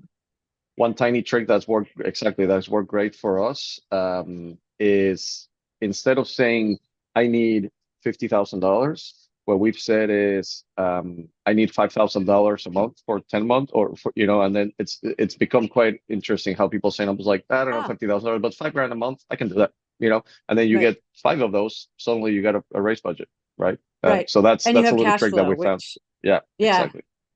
And then let's when we talk about those companies, how would you say the best way for somebody like Hannah, let's say she's in her area and she's going to initiate the conversation with those, like, this is the kind of thing where you still have to have a bit of a presentation in your back pocket. Doesn't mean that you're going to, get that. But to your point, Tony, too, about like, let's, if it's one thing to find the marketing department, it's another thing to find a sales department. So let's say it's a local bank. Let's say it's a local roofing company. I mean, the other thing too, I always like to say is, we're only as good as our network, and it's all who you know, but you don't know who you know. You know more people than you think you do.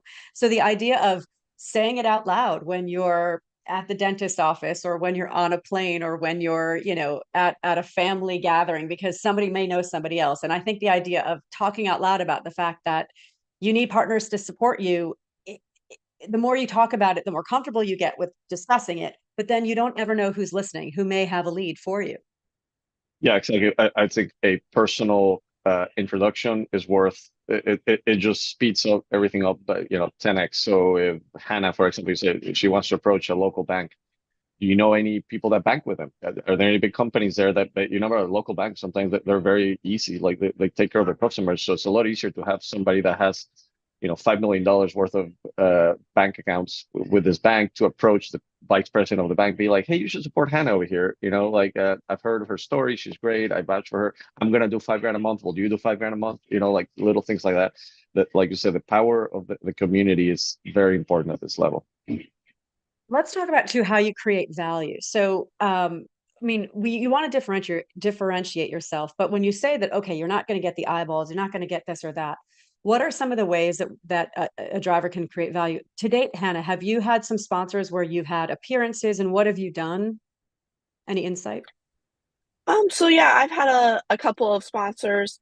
It hasn't so much been, I guess, necessarily towards the funding of my racing, but it's been helpful in other ways. So in 2021, I actually had a pretty severe rib injury while I was karting, and so I knew some this sports rehabilitation place from when I was in high school, and I went to there, and they worked on me twice a week, every week for a whole year.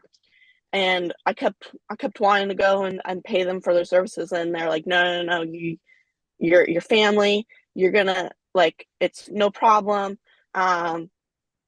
We want you to say who's helped you and getting back. So I was like, okay, that's not a problem. Like, I'm just gonna do that anyways. I think that if you can represent their brand and tell them what they've done for you, and then you go out there and perform, I think that's something to a sponsor that's invaluable. That if you can go out there, they've helped you, and you perform, and you go out there and win, and you say in your interview, thank you to Synergy Sports and Rehab for putting my body back together. They're gonna be like, okay, thank you. Whoever's been watching that broadcast now knows that, okay, if you're a person in Colorado, or if they have branches out in anywhere in the States, they're gonna know, okay, that company can go out there and can help you if you are injured.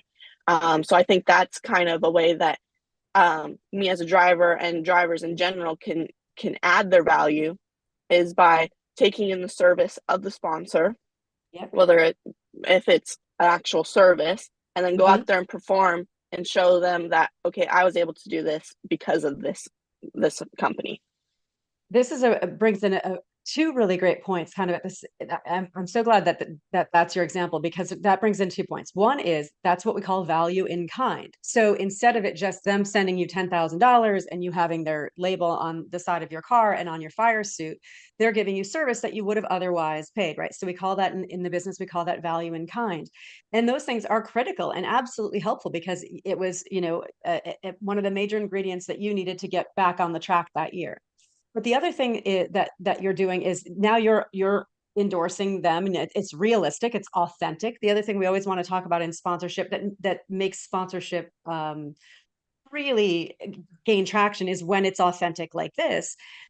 This could be kind of thing where you're featured on their website, and it's that testimonial, and maybe they have brochures or anything like that. So those things, if you are a company and you're putting together content for a website or this or that, those things normally cost money. So that's the trade, and those are real things. And so this is why drivers and teams need to think very creatively. Like, there are businesses that we're interacting with, and when you then kind of even, sometimes you don't even think to ask the question, and because respectfully, that business may not understand that might be something that you can help them with promotion. And I get sometimes it feels tough to have that conversation, and you feel shameless asking. You obviously had a rapport with them, so that kind of came together. But these, many drivers and many teams kind of have those, and this is an important thing to talk about too, about why value in kind matters, because we can't always just think about straight monetary transaction. Value in kind, it could be travel, it could be, let's say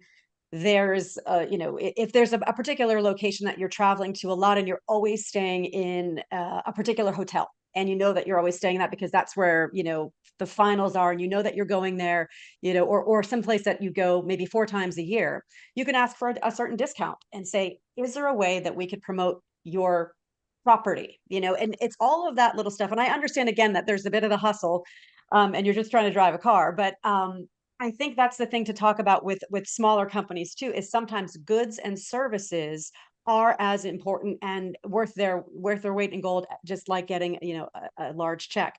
When we talk And about there's also how to ways. yeah, yeah, Oh, sorry. I was just gonna say that there's ways to monetize the value in kind if you get super creative, right? So in your hotel example, for example, let's say you can get a discount with whatever hotel chain or a local hotel. Well, then maybe you know another company that also doesn't necessarily have marketing money, right? But they might be spending a bunch of money on hotels. So suddenly you can save them money on hotels. You make a deal with them, and whatever you save them, they can give you in cash for your racing. So suddenly you turned value in kind into cash, right? You just have to get creative with it. And to your point, like you said, it's a hustle, but I've always pushed really hard with young drivers. If you think it's hard now, or like what you got to do outside the car, just wait till later, right? So Beth, I mean, I don't know how much time you and Simona spend like on an actual session as compared to what you spend working. It's probably only 10% of the time you're actually in the car, right? So I think for drivers, if you don't have it now, you're not going to have it later. So you better start working. Yeah, if you don't practice it now, you're not going to have it later. So you better start practicing now. Exactly. And to be fair, I mean, you look at any team, any professional team, it's 365 days a year, like not to exaggerate, but it's just a constant conversation because although you see those big sponsor names, you can't take for granted. And this is a critical thing for even at the grassroots level to be focused on. And again, whether or not the driver, you yourself are doing, I'm just saying as a driver, you have to think laterally and know that this is important and know how it works. So these are sort of just some of the the terminology and the strategy. You can talk to other racers about it. You can talk to other people. You can talk to, people. This is something that we're going to talk about more like in Women in Motorsport North America at the summit, those sorts of things. Like ask the questions because this is, it's critical.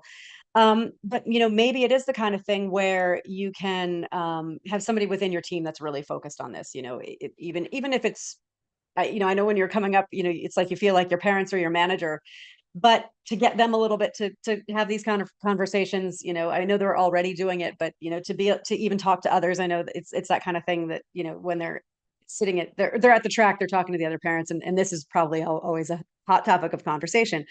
We want to talk about differentiation though, and okay, beyond just being a woman in racing, that's not always that. Let's be clear, our goal is that that's not the hook anymore. Ideally, it shouldn't be something that's unique. You're there because you're talented and you're not just you're in a drive because you've earned the right to be there. And the more women that are coming into racing, the less unique you become. So that idea is everybody just sort of needs their angle.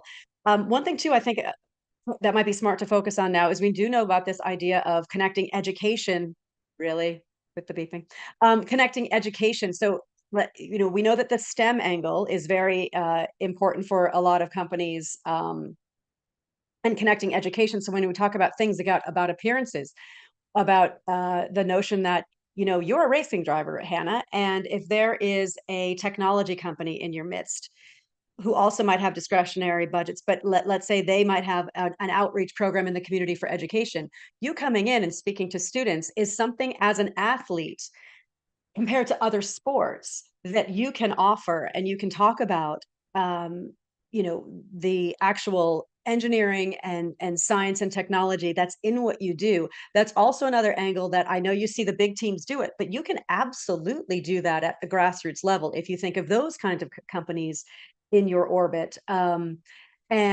being part of educational programs. Have you done any of those appearances yet with schools, Hannah?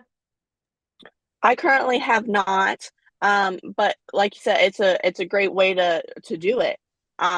You have the experience, and then to be able to go in there and tell people about what it's all about, what happens in the engineering side. Most people don't get how important that part is in racing.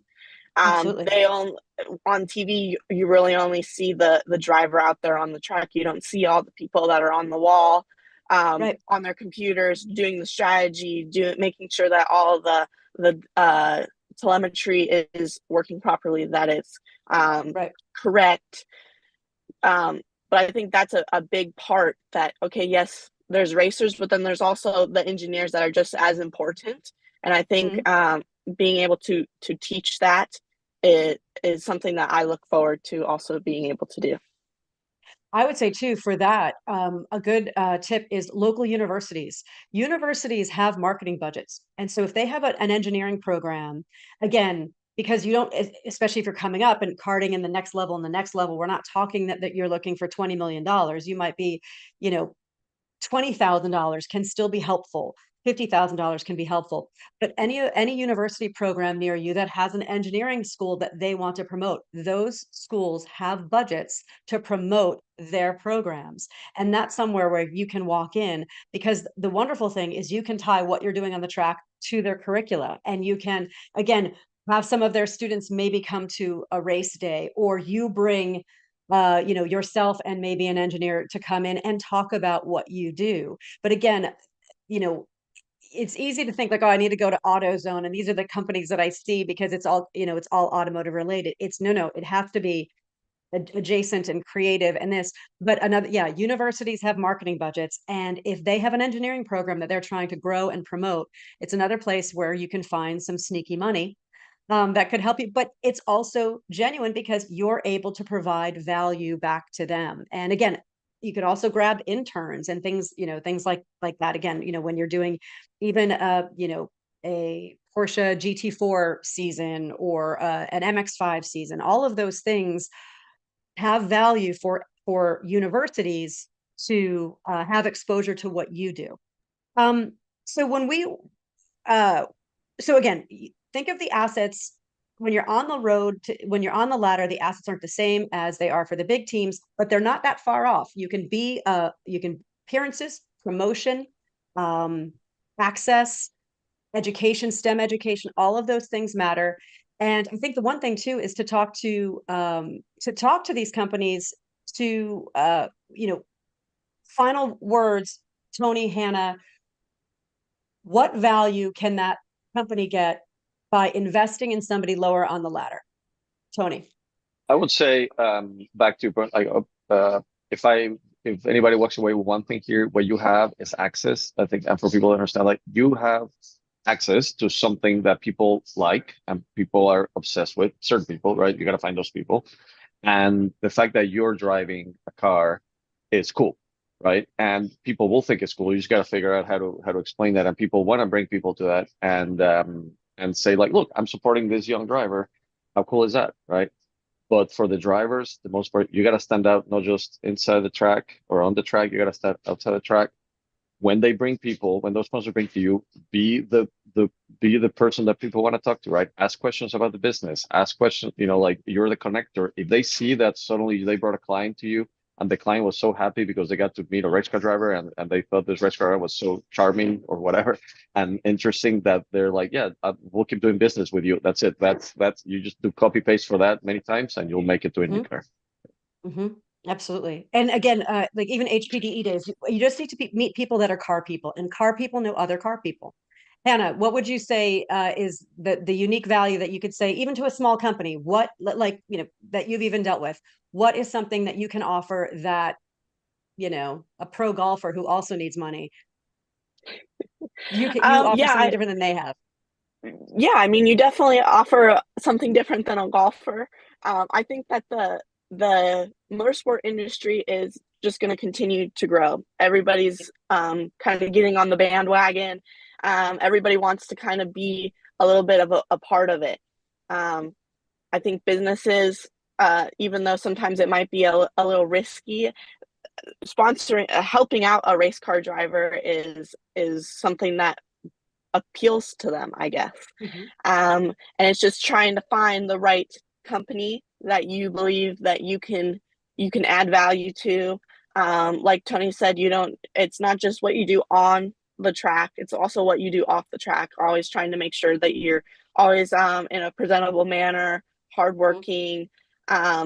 It's, as I've always been told, you're never not being watched. So, sure. But if somebody sees that you're a hardworking, respectable person, I feel like you have a better chance of, if you go to that company, whether it be a big company or a small local company, you have a better shot of getting some help.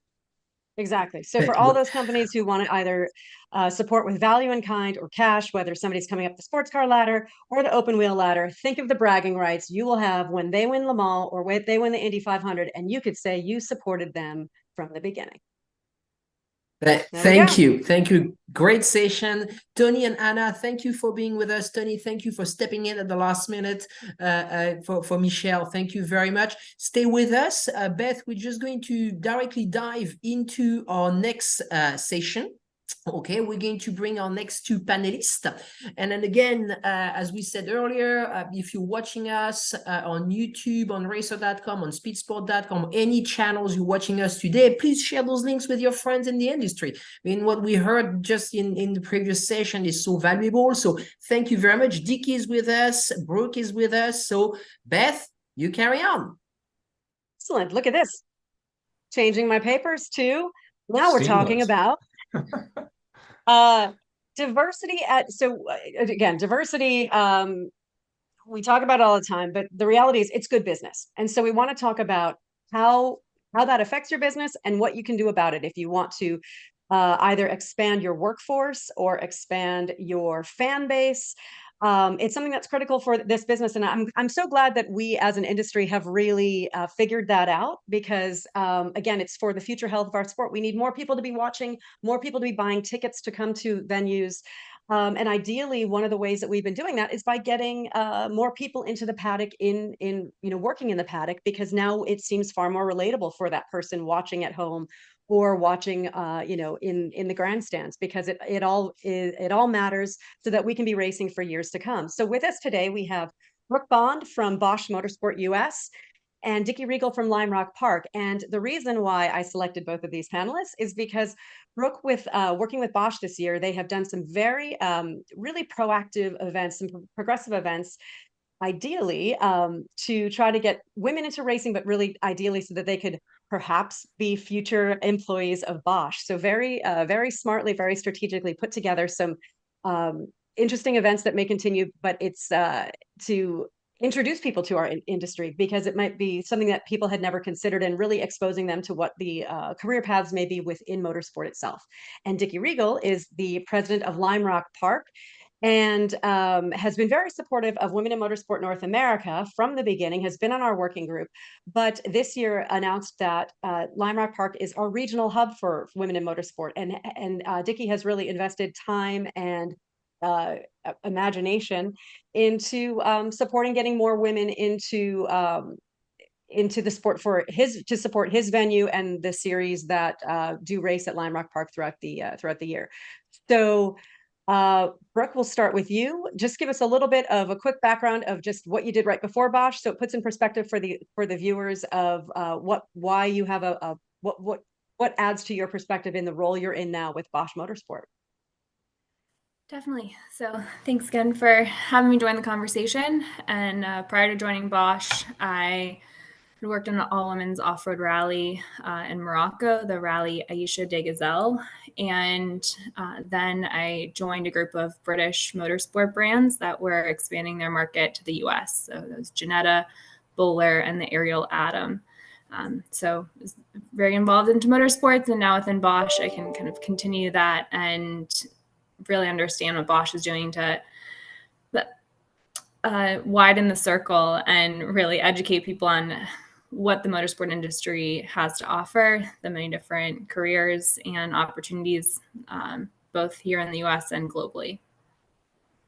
Absolutely. Thank you. And Dickie, you've been at Lime Rock now for a couple of years. You want to just tell a little bit of what you did before owning a racetrack, and kind of what brings you with us today for being our WIMNA regional hub? Yeah, thanks so much, Beth, and great to see you again, Brooke. We were all together just a couple of weeks ago out in Arizona for that fabulous Women in Motorsports North America Summit.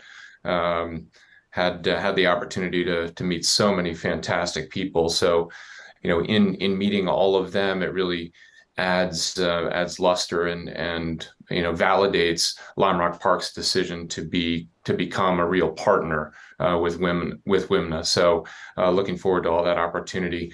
My background, I was in the RV industry with a company called Airstream, and and also Thor Industries, its parent company. But also founded my own little my travel business, Airstream To Go, immediately before having the opportunity with two fellow partners, Charles Mallory and Bill Rickert, to work together in partnership with Skip Barber, the legendary Skip Barber, to purchase Lime Rock Park. And we did that April 1st, 2021. So now building on Skip's unbelievable legacy and all of his stewardship to become the next stewards of this historic facility. So looking forward to all that opportunity ahead.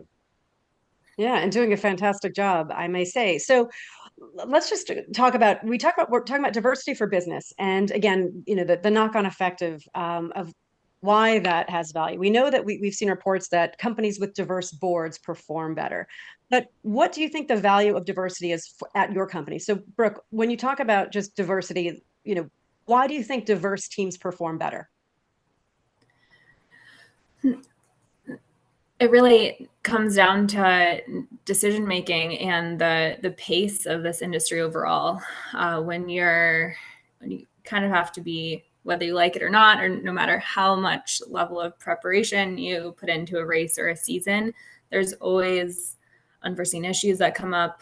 There's always a lot of people fighting for your attention and for many different reasons, and to be able to problem solve with a mix of options, just diversity feeds that. We all have different backgrounds. We all have, so much to offer, and to have a diverse kind of decision-making table really feeds that quick decision-making process.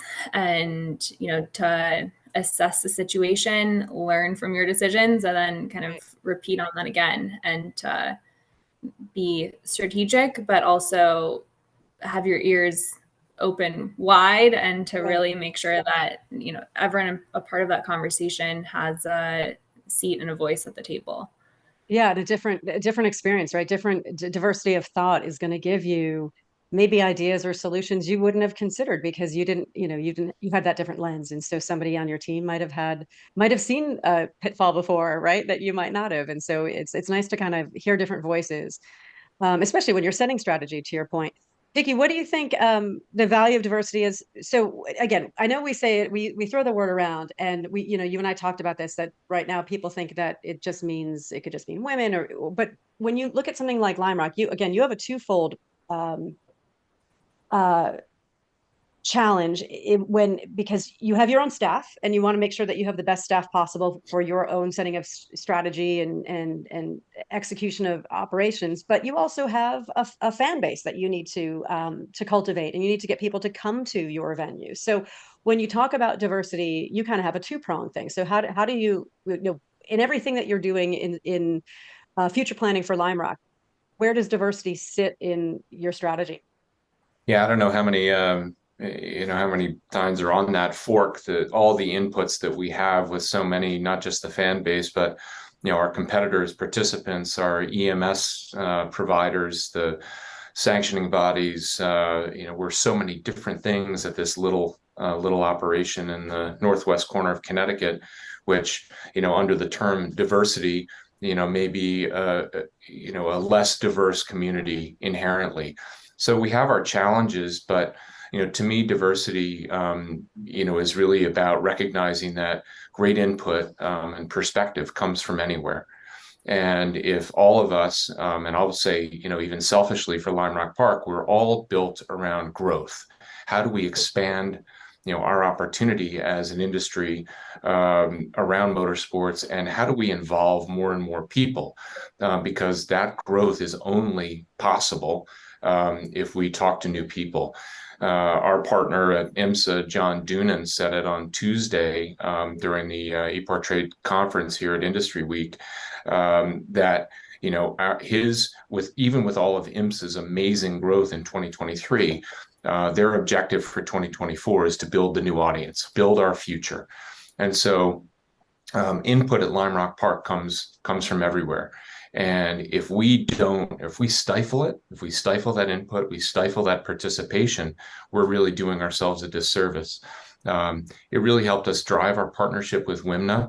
And sure, it's a wonderful thing to be associated with this unbelievably dynamic organization, WIMNA, but yet it only comes to real life at Lime Rock Park about how we integrate it into every single day. So that means employees, it means new relationships throughout the industry, new relationships with our fans, new relationships with merchandise, and all those things help build a more rich experience for everybody at a venue like Lime Rock.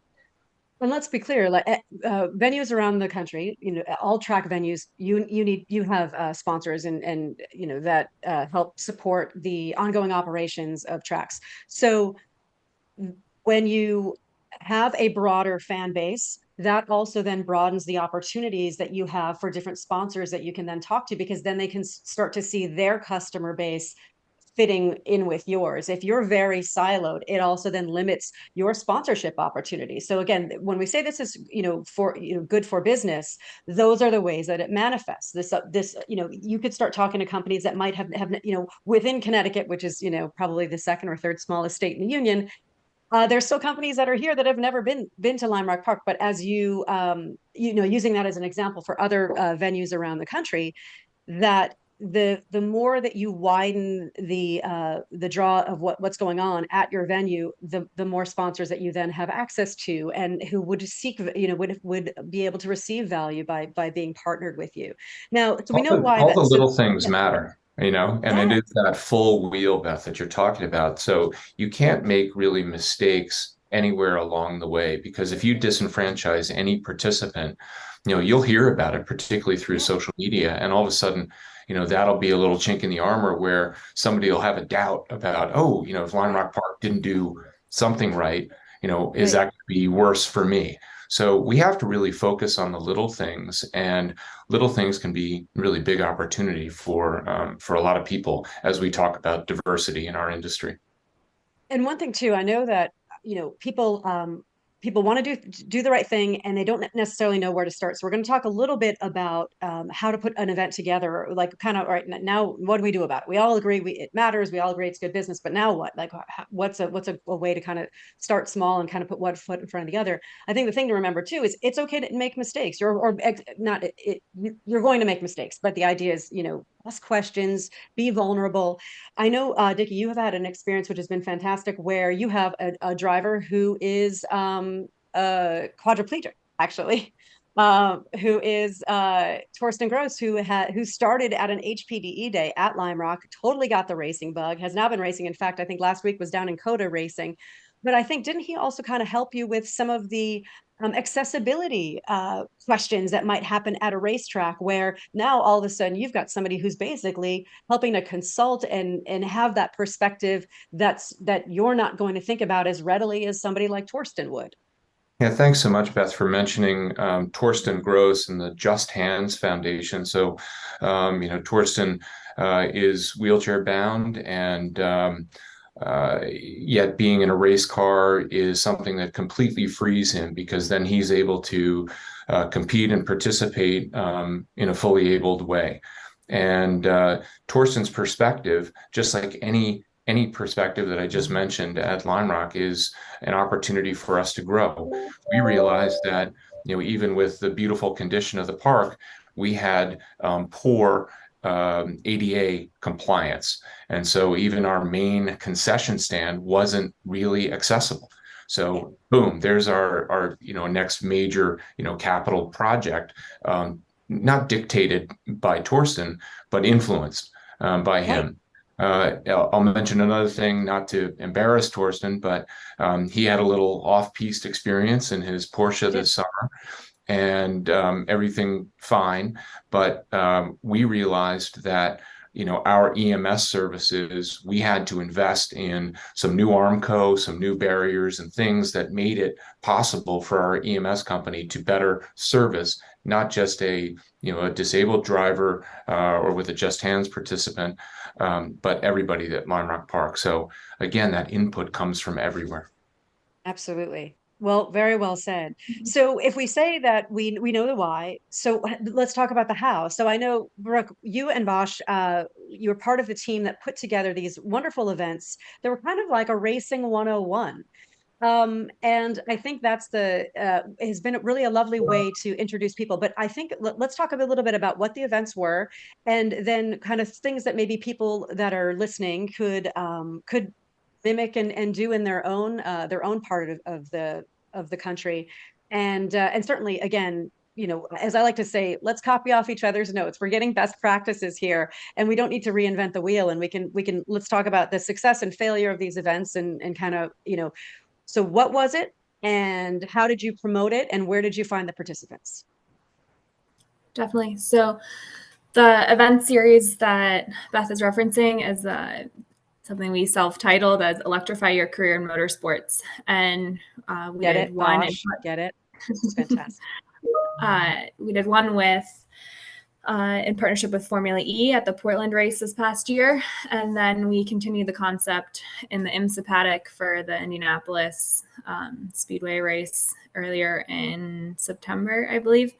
And we reached out to local schools, kind of professors from a wide range of specialties, obviously touching on engineering and any Formula SAE teams, or really anyone we could find with engineering background, and said, promote this or pass this on to any of your students who are interested in motorsport. And any women in particular that, want to find another route to learn what the opportunities are within motorsport, and to see, what they can begin to educate themselves on to get into the industry. So we produce these events with, half of them are kind of workshop visioning exercises to help them define what success means to them. And then the other half was to introduce them to other women in the paddock who, when they started their careers, they were the only women in the paddock. And, how did they start to, dive deeper into their expertise? How did they learn more about the industry, what they need to perform better, and just walked these kind of college-age students through the career path that a lot of these people had throughout the paddock, because no two paths are the same. Right. To note Dickie's earlier mention at our panel at WIMNA, and we need to highlight those stories, because a lot of times we see people who have succeeded in the industry are, the fallacy is that their path was straight, when in fact, we all had a lot of different things to pull us into where we are today. So that's how we recruited for the event. And then we followed up with all the participants on, all the internships that are available throughout the paddock, and with the different teams and the different classes within IMSA in particular, just opens you up to a very wide range of opportunities.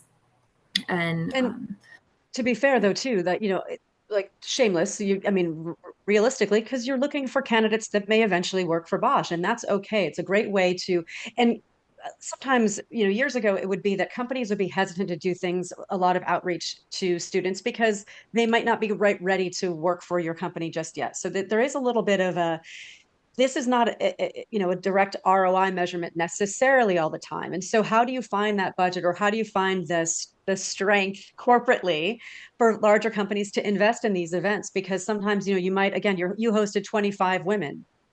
What if none of them come work for Bosch? Does it still have value? Because, to your point, it's a circuitous path. Maybe they might work for Bosch 10 years from now. So definitely. How do you convince management that this matters? Mm-hmm. And just to allocate time for it is always the, hardest part. And so that's where we're focusing on the pipeline. And we understand that, not a lot of young girls are encouraged to jump back into a go-kart, or not many young girls are encouraged to tear apart home appliances, and to see what they like to do, and to, understand how that applies in the real world and for their careers. So I appreciate Bosch's stance of, we don't have any targets of diversity, but we're intentional with the dollars that we do have, and to keep, encouraging that pipeline, whether it is 5-10 years out of when they might be able to join us in the office, still building that pipeline and educating the girls on those opportunities, and uncovering the Easter eggs that they wouldn't find from a Google search, or scraping LinkedIn, is to really give them those real life opportunities and contacts for them to grow into their next stage. So it's definitely felt from a corporate standpoint as just to seed and help develop that pipeline, and to learn on it year after year. Well, this is the first year, so I'm sure we'll do it better next year. Brooke, you I think mentioned the key word that you said is intentional too. I think the intentional part is key. Yeah, you had mentioned, Brooke, convincing. You don't have to convince management at Bosch, and we felt that you were involved in the Women Power Hour at Bosch, at Lime Rock this summer. But if you look around at even within our industry, I think leaders that are widely respected, whether it's Roger Penske or Doug Bowles at Indianapolis Motor Speedway, Connie Nyholm at VIR, within our road racing industry council, these are leaders that that deliberately look for input outside of just their management team.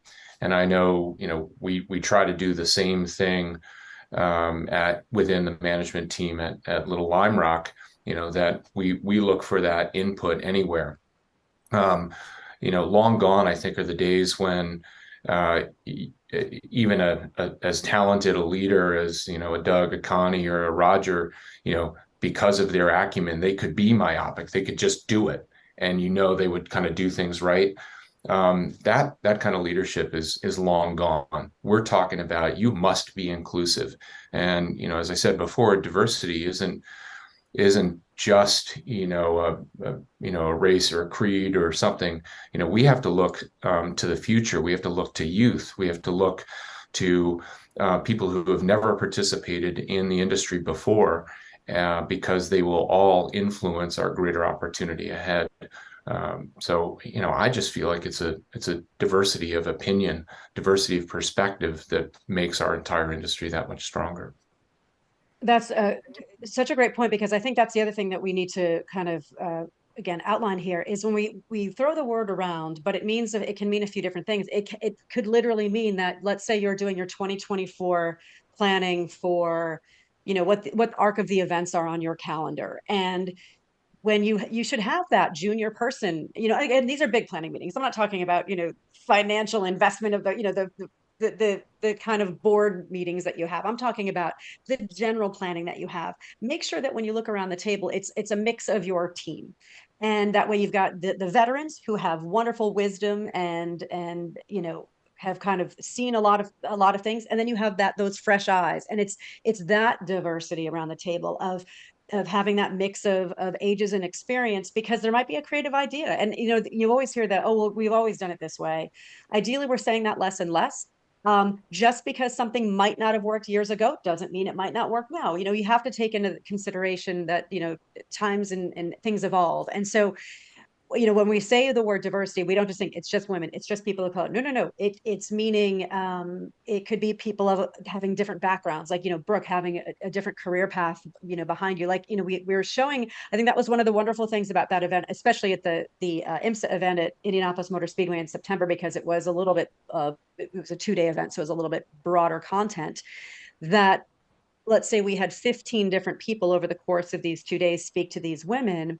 Some of them had worked in completely different industries and then found their way to motorsport. And it's interesting that's that light bulb moment for young people to realize, even if you don't do this right away, you can do this 10 years from now, and that you still have value. So when you look at what you're going to do for 2024, how do you intentionally, what do you have on the docket for 2024 to expand your fan base? I mean, we want to make sure that, Dickie, starting with you, that we want to make sure that Lime Rock is a place where everybody sees themselves. how do you reach your audience and communicate that? Our 2024 planning, really began day one, back in 2021, and we were fortunate, again, calling out a fellow, Race Industry Week participant, Chris Stewart from Grid Life. We were able to establish a partnership with Grid Life that now going into our third year in 2024 with another already prescribed year ahead in 2025. Lime Rock Park is one of the oldest facilities in the country, and Grid Life is the youngest grid in racing, and a diverse and inclusive community in and of itself.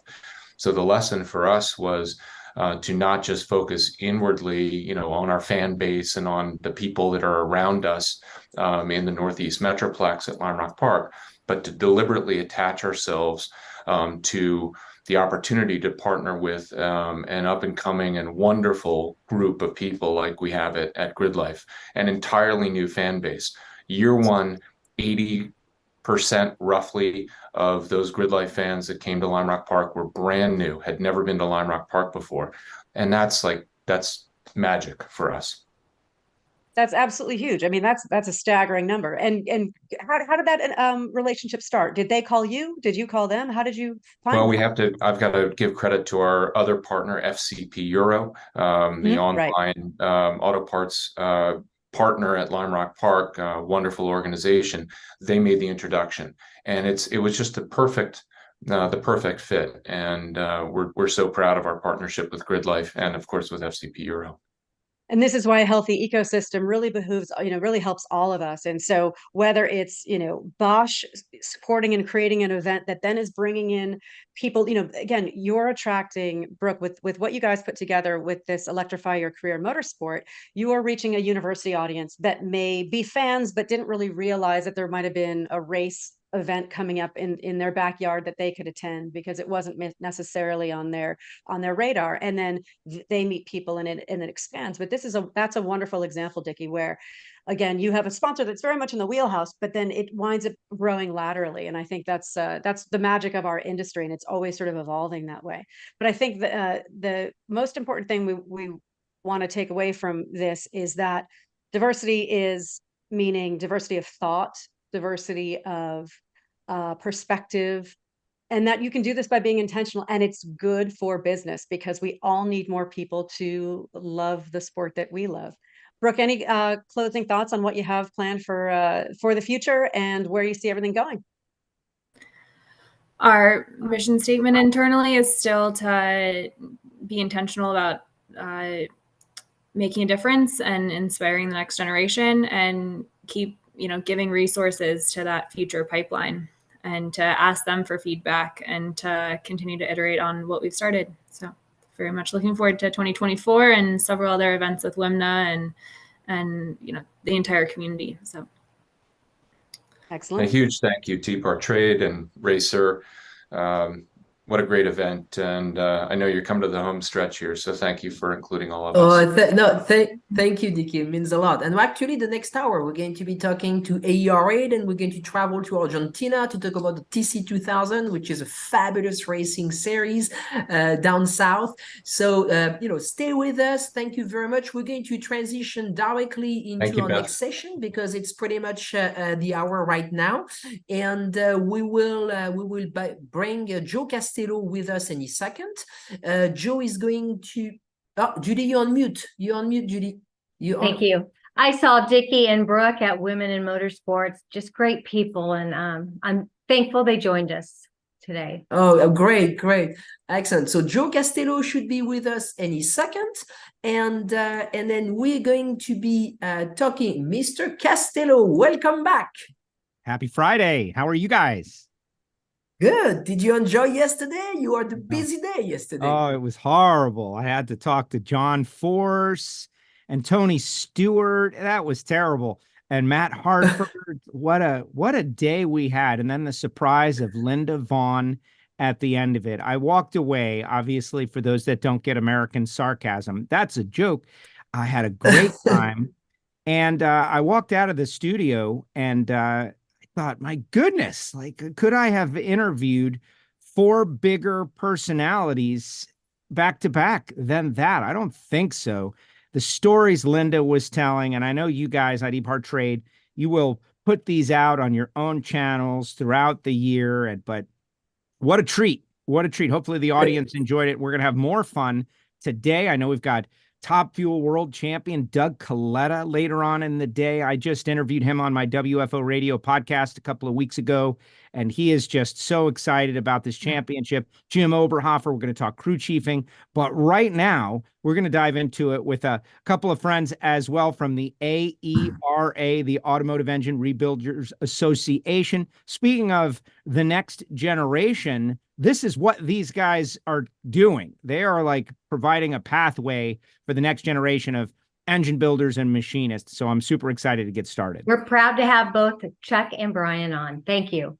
Excellent. Good to see you guys. Judy, thank you. Thank you.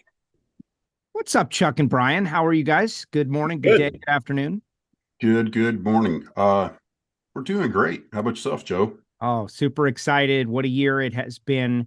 And Epartrade Industry Week has become part of the conclusion of the year, or maybe the start of next year. Not quite sure.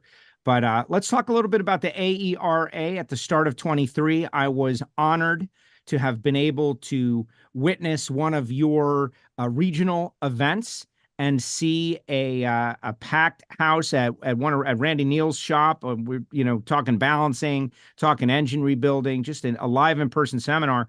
And what was what stuck out in my mind was all the youth there. I know you guys provide a guidelines and have all the data to every engine pretty much built from the dawn of man, but you had a really good following with students, frankly.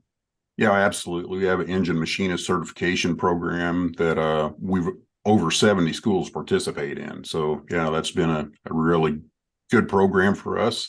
And, the continuing education stuff. So like today, you got Brian here on board. Brian's got a lot of history in the gasket manufacturing, many years with Felpro. He worked for Dana, Victor Rhines, Modern Silicone. So you being at the track all the time, know how important that gasket design stuff is and keep stuff sealed up. So yeah, I guess we'll kind of let Brian get into rolling out some of the gasket features. He's got some slides to share, and on kind of MLS gasket design, we're going to kind of keep it focused on that. You talk all gaskets, we don't have enough time in a couple days. So anyway, we'll let him roll into that just a little bit, and then we'll talk about surface finishes and machining and the importance of those factors with gasket seal. Excellent. Brian, take it away. All right. Thank you. Let's see if I can share this screen here. All right. Everybody see that? I do.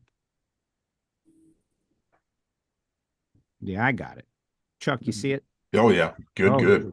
Okay, good. Just make sure everybody can see it. Okay, so we're going to focus primarily on MLS. Seems to be the dominant technology used today on most current engines. So if you look at MLS construction, it usually consists of multiple layers.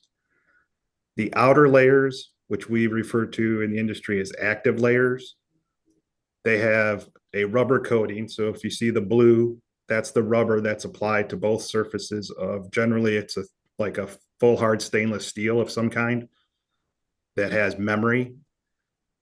And then it's embossed with, tooling in a punch press or hydraulic press. And those embossments are formed into that stainless steel, and it forms basically a hump that once you compress it, it concentrates the load in that area for the seal. And then as the head lifts during the combustion process, it acts like a spring and travels with the head and maintains contact on the flanges to maintain the seal. In the middle there, you see the distance layer. That's usually just a shim layer of a given thickness that is put in the middle just to give it the correct thickness that's needed. In the aftermarket conditions, obviously you'd want to have a thicker than OE head gasket to allow you to machine the surfaces of the block and the cylinder head and return the height back to what it was or close to it. So when you look at, let's see, can you see my mouse floating around Yes. here? Yes. Okay. All right. So these embossments right here on these two layers here, if you picture the cylinder head being torqued up, these two layers would sandwich together and make contact with that distance layer. And then as the head lifts, they return back up like a springing action.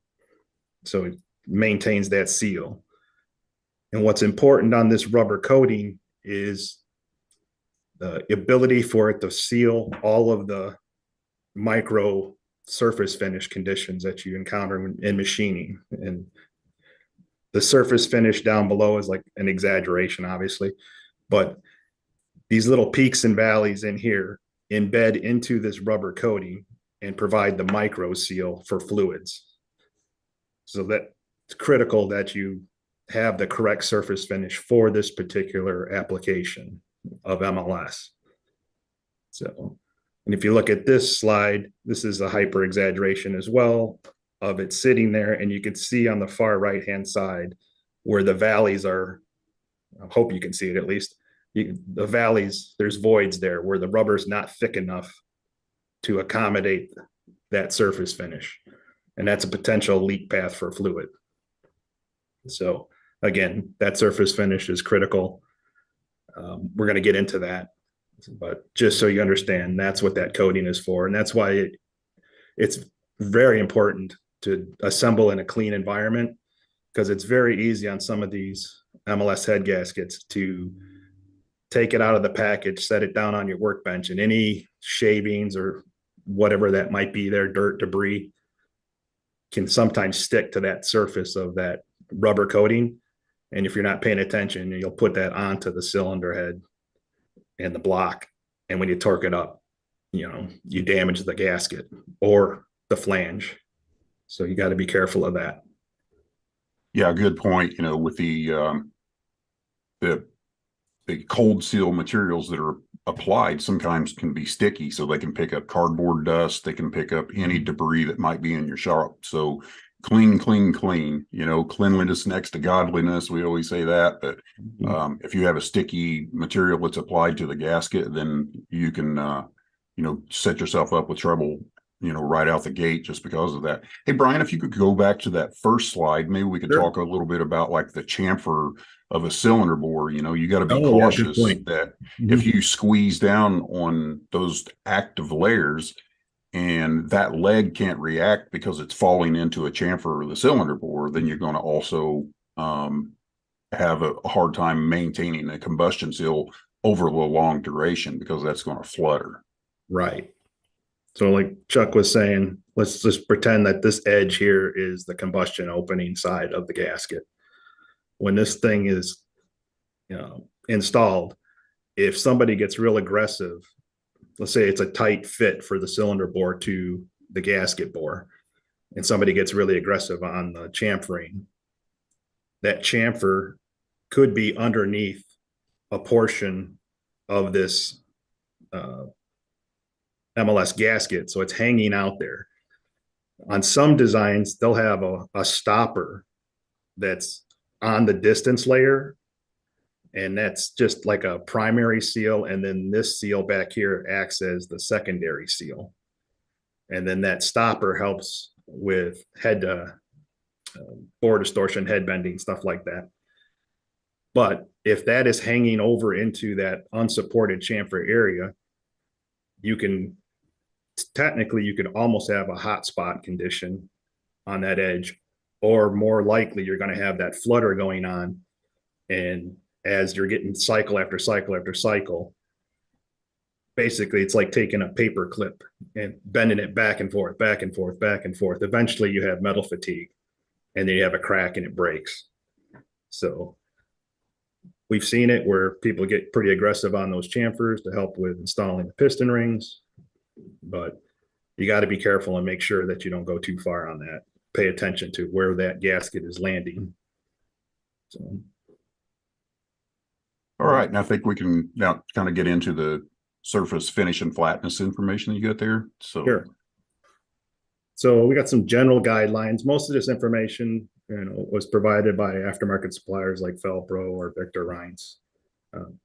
But these are generalizations. So 3-cylinder V6 engines, the max out of flat condition across the length of the cylinder head, 3,000ths width. I think it was 2. I can't see here with stuff. Yeah, in 2. Yeah. 4-cylinder and V8 engines, 4,000ths. Inline 6-cylinder engines, 6,000ths. So basically a thou per bore length. yeah.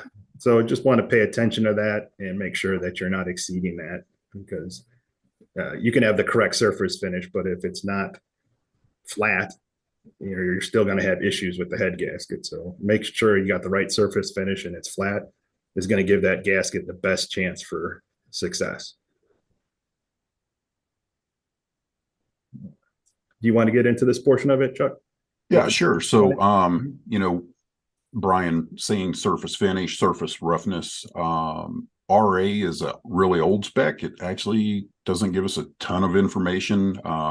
More currently, we're looking at specs like RZ, where you get a lot more data out of that trace sample, and then waviness. And with MLS gaskets, we just can't speak to flatness enough. So we mean flatness, yeah, you check with a straight edge and a feeler gauge or whatever, but there's also the waviness effect. Waviness and roughness are 2 totally different things. So roughness is kind of the grip, but waviness is kind of like the topography of the whole surface.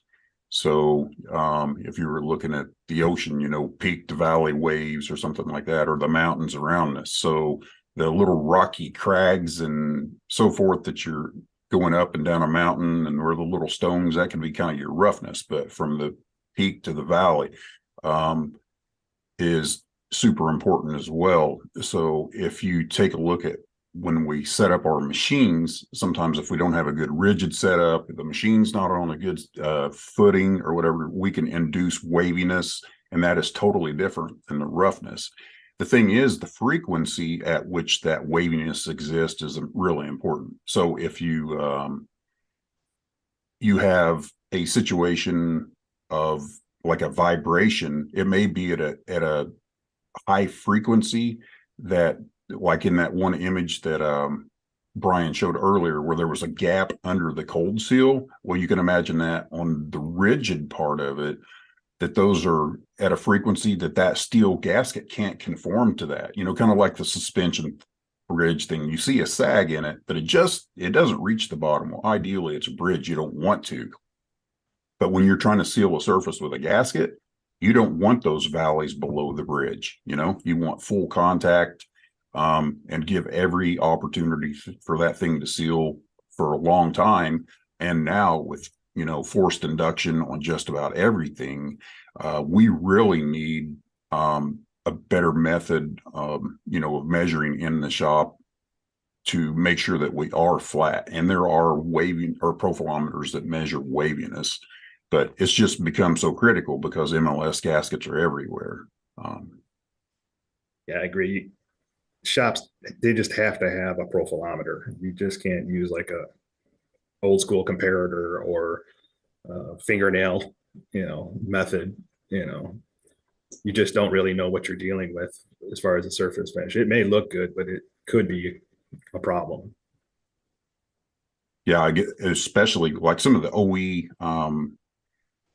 cold seal technology is different than the aftermarket. The aftermarkets are looking at, hey, not every surface is getting the attention. So say somebody takes a head to a machine shop, but they don't do something with the block, and the aftermarket's trying to accommodate that, but there's limits to everything, right? Yeah. When we're talking surface finish, we're not just talking the cylinder head. The block needs to be taken into account as well. Sometimes that gets overlooked, but all right. Do you want to continue on, Chuck, or do you want me to do this? Yeah. We can kind of tag team it here, but heads, blocks, manifolds, I think sometimes we probably don't give the exhaust face or the intake face the consideration, but most of the time those are going to be a very hard gasket, so they're going to have to be really smooth and flat. Any comments on that, Brian? Yeah, a lot of the modern engines these days are using like an MLS exhaust manifold gasket. Some intakes, usually I think on the intakes, it's maybe like a single layer, like on some Toyotas and stuff. They use single layer rubber coated metal. So it's basically one layer of an MLS gasket, basically. And, the surface finishes still apply. Right. Actually, you would think, okay, so I don't have that reactionary effect of the spring. So that means I need to be smooth and flat, probably more so than the other components. But yeah. Smooth is good, but getting too smooth can also be an issue where it doesn't bite into the gasket and the gasket can move around. And gaskets moving is not a good thing. It will destroy a gasket over time. So, yeah, to go back in history a little bit, I think, that's probably what drove MLS gaskets, right? So when you had, say, an iron block aluminum head, you had a different thermal expansion rate of those two surfaces. So we did things where we would lace the gasket and on the aluminum head side, because we know that it moved more.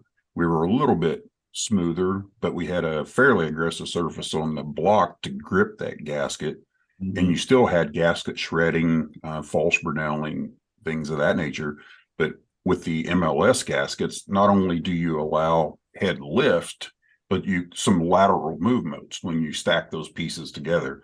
Now, I think as a rule, the more layers in the gasket is probably because testing proved that there was more movement, right? Yeah.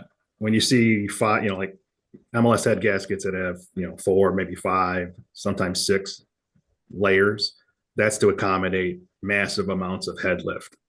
So finite element analysis testing, and then real world measurements, in a lab environment shows that when that engine cycles, the head is lifting X amount of distance.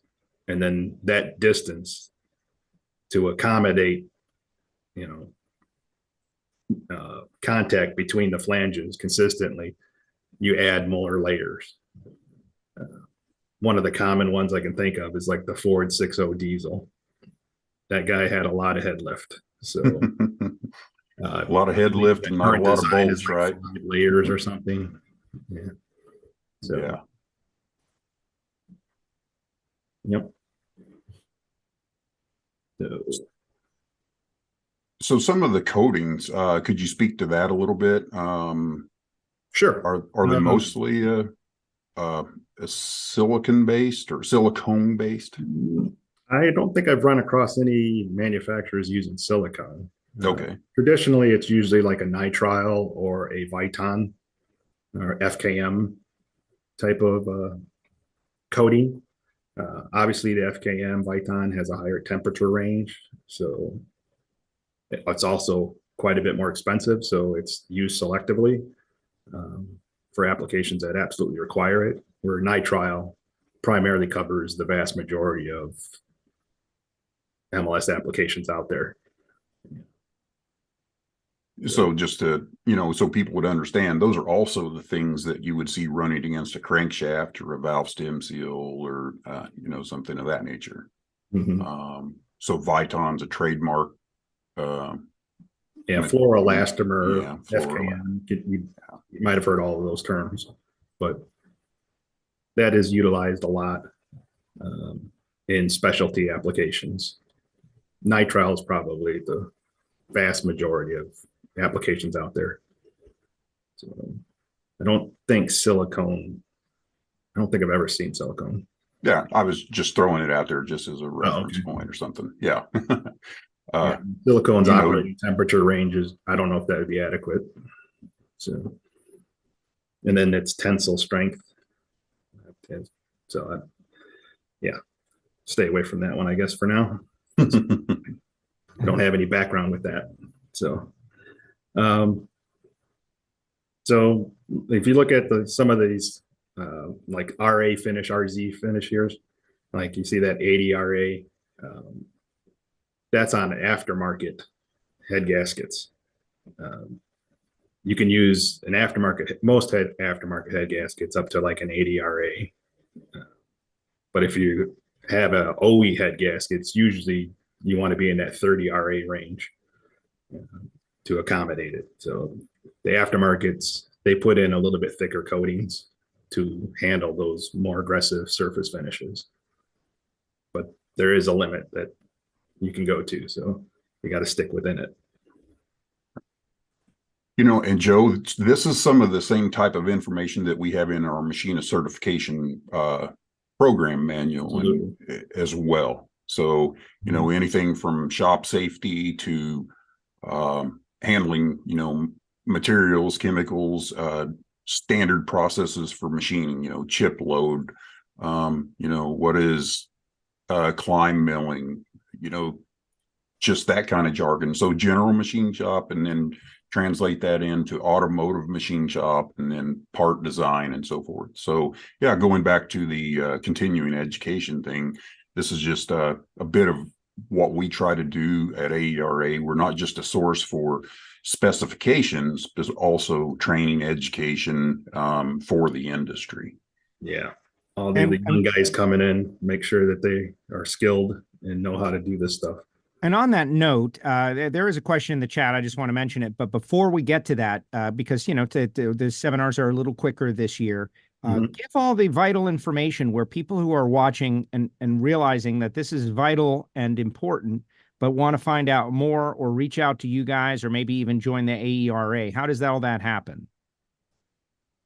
So if you want to just check us out, the short answer there is you could go to aera.org to our homepage, and then there's tons of tabs. There's technical, there's history, there are outreach programs. We got the Engine Rebuilders Education Foundation, links to our magazine. We have the Engine Professional magazine, links to get signed up for the courses if you would be interested in doing that.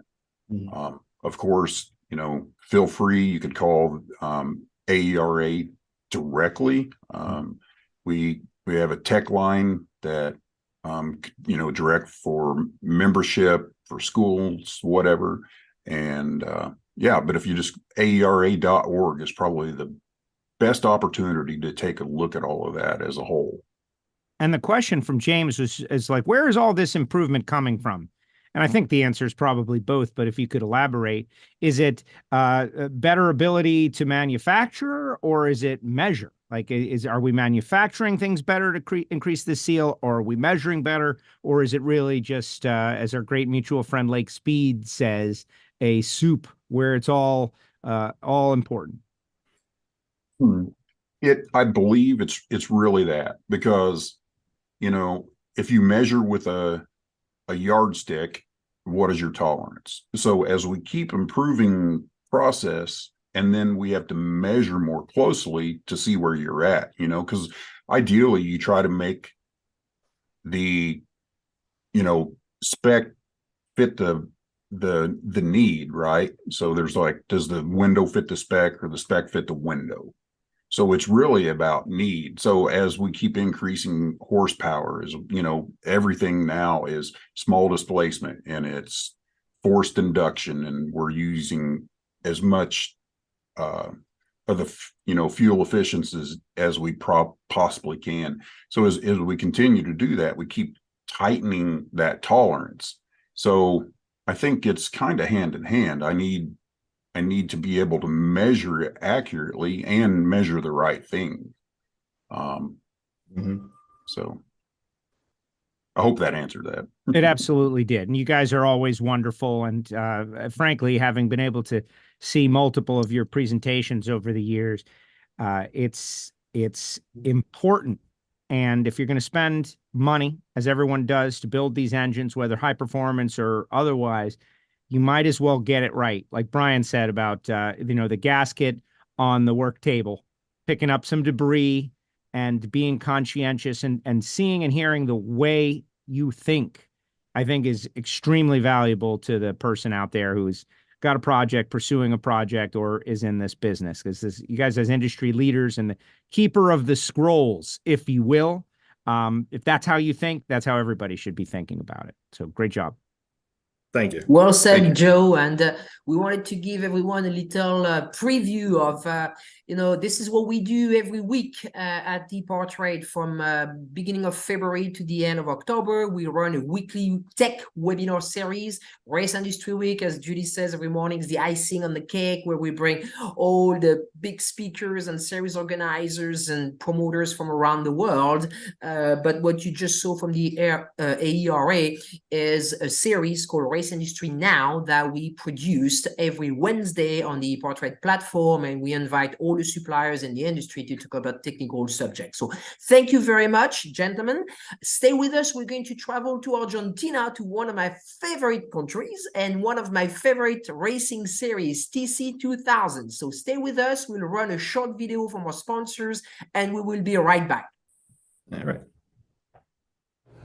Epartrade is a digital platform that we've created basically to make life easier in the business community of auto racing. Epartrade, there is no e-commerce. It's literally a connection just like at a trade show. So now, any time of the year, a buyer could reach out to a supplier. When you see a product that you're interested in, all you need to do is click on request more information, and then from there it is forwarded directly to the buyer or to the supplier.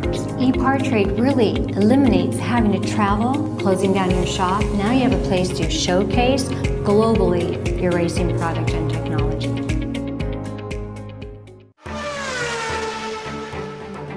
There are two types of people, racers and everyone else. In a sport driven by passion, excellence, courage, and ingenuity, Racer Magazine is for those who believe that racing is a way of life.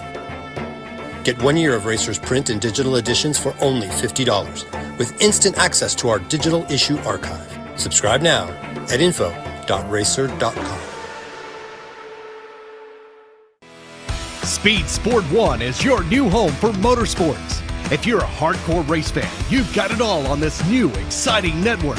It doesn't matter if it's on land or water, 2 wheels or 4, asphalt or dirt.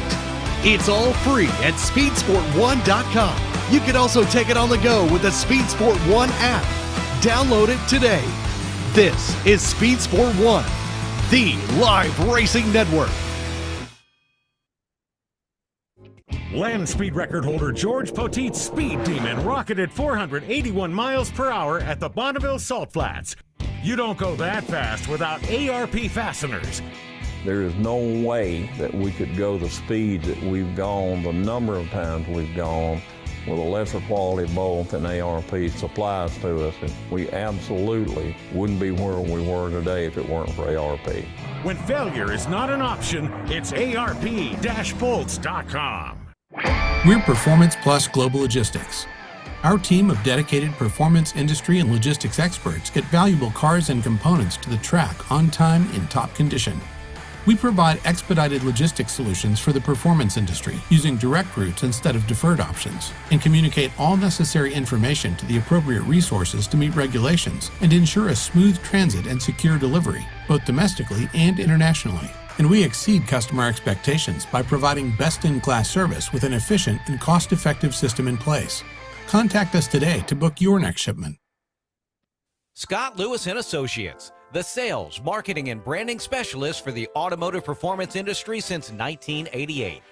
We get our manufacturers on track by opening an extensive distribution network, providing product training to sales staff, creating fully integrated sales and marketing strategies, building successful industry partnerships, attending trade shows, events, and races, offering first-class support to customers. SLAI delivers solutions that win you sales. To get in touch with an SLAI representative, call 516-378-6100. Go to scottlewisinc.com or email info@scottlewisinc.com. With Shop Monkey, we've been able to grow the shop by 20% in gross sales since implementing it in the shop. Everything that we were doing before has been sped up with Shop Monkey. All of our parts ordering, all of our approvals, all of our mechanics knowing what to do next. And I've had friends that are in the trade that own shops ask about Shop Monkey, and I highly recommend it just because of easy use. There's nothing like it with that kind of platform. Thank you and welcome back to Race Industry Week 2023. Next, we're going to travel to Argentina to talk about a very successful racing series called TC 2000. So during Race Industry Week, we traveled the world and we talked to promoters and sanctioning organization and people from around the world. And we covered this year Super GT in Japan, DTM in Germany, and many others. And this is very important. It's a very important touring car series that involve a lot of permanent manufacturers. So Joe Castello, we're going to bring on screen German Eunice, who I believe is joining us. I believe German is in Germany, actually, but I think our two other guests are in. No, sorry, German is in Argentina, and I believe Gustavo is joining us from Germany. So. Can you hear us, gentlemen? Yes, we can hear you here. My name is German, but I am not in Germany. Yes? Okay. My apologies, Gustavo. Yes, I'm sorry. Okay, German, and here with me is Juan Cruz, and Gustavo is in Germany. Hi, guys. Hi, thanks for being with us. Welcome. Thank you for the invitation. Well, thank you, gentlemen. Francisque and Judy have parted ways with us, at least for the time being. I'm very excited. My name is Joe Castello. I know you've got a video at the very beginning, or at least a presentation, to talk a little bit about this great series. So interesting. Why don't you guys begin? Take it away. Okay, thank you so much. First of all, I will introduce Gustavo, our engineer in Germany, and Juan Cruz is joining me. We are from a company called Tango Motorsport in Argentina. I will introduce a little bit about Tango Motorsport and the company, and then about TC 2000 and our challenge in the next years. Do you hear me well? Yes, clearly. So first of all, a little bit of context for everyone that is outside of Argentina and don't know South America. Argentina is very passionate about motorsports.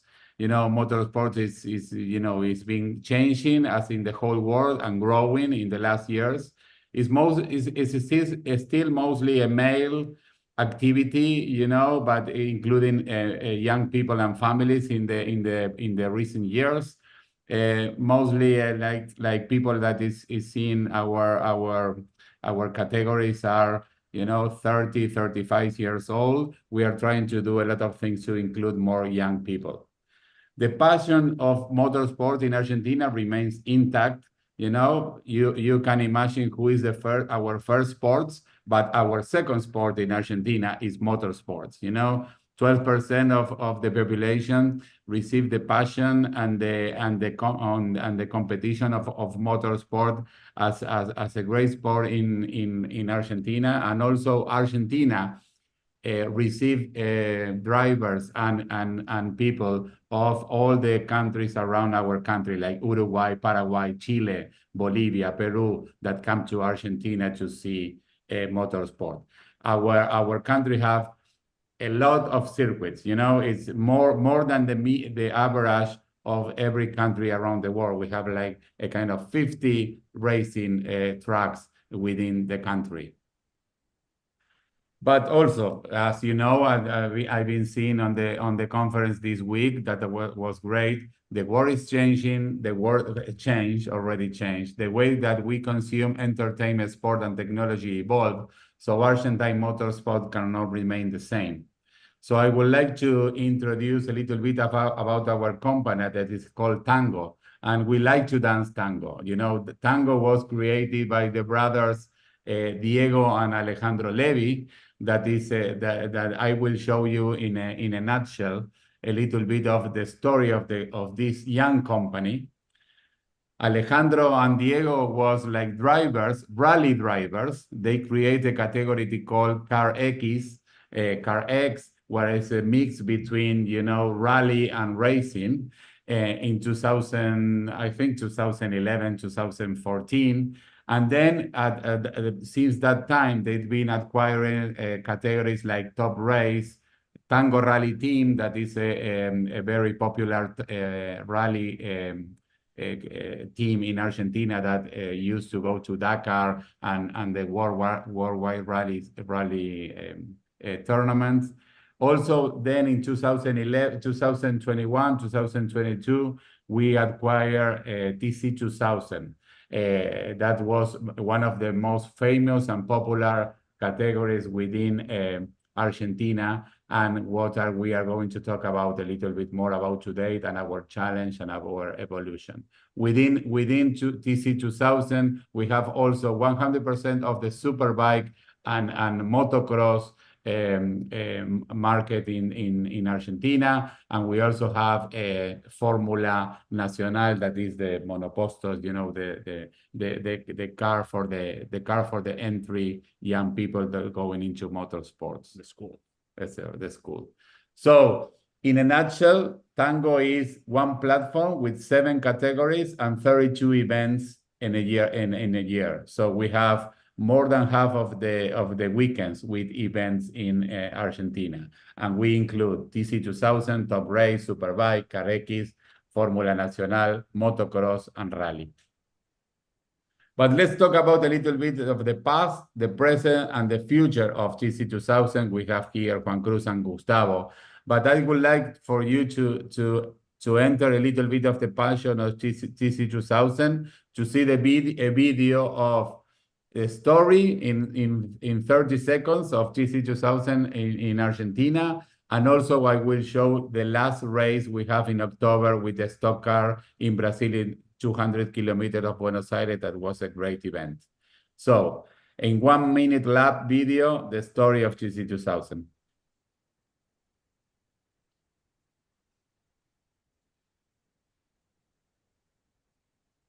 You know, no doubt, ça fait quand même. Tu vas me faire le show, tu vas voir la claque, tu vas faire la course, tu vas voir la plaque. Venga. C'est bouché sur le rabatté.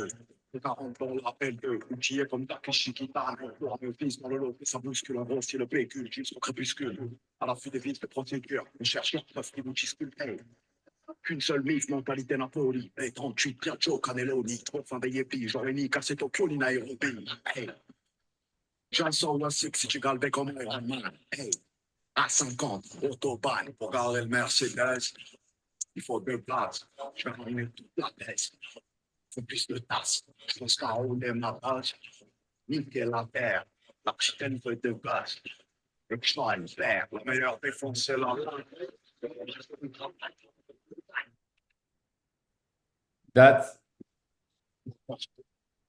the story, and I will show now the last 8th of October, a big race in Argentina this year with the stock car of Brazil.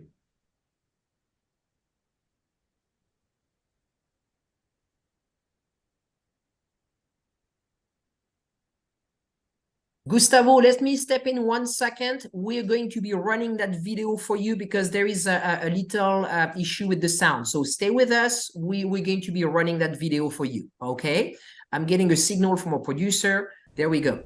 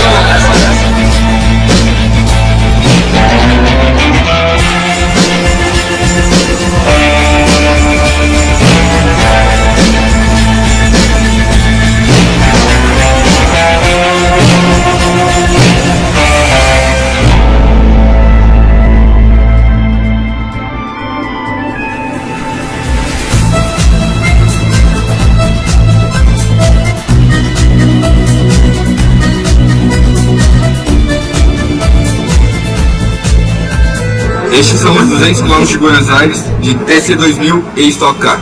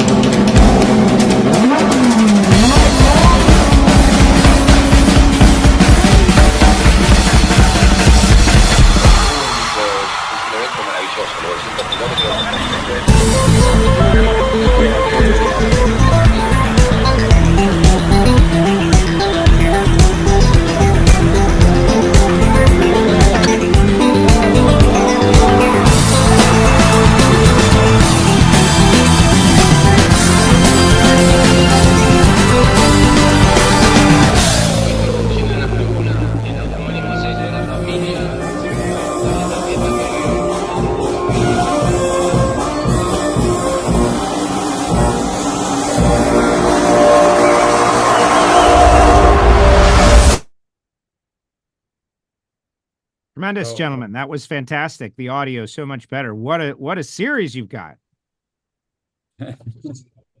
Sorry. Yes. Now.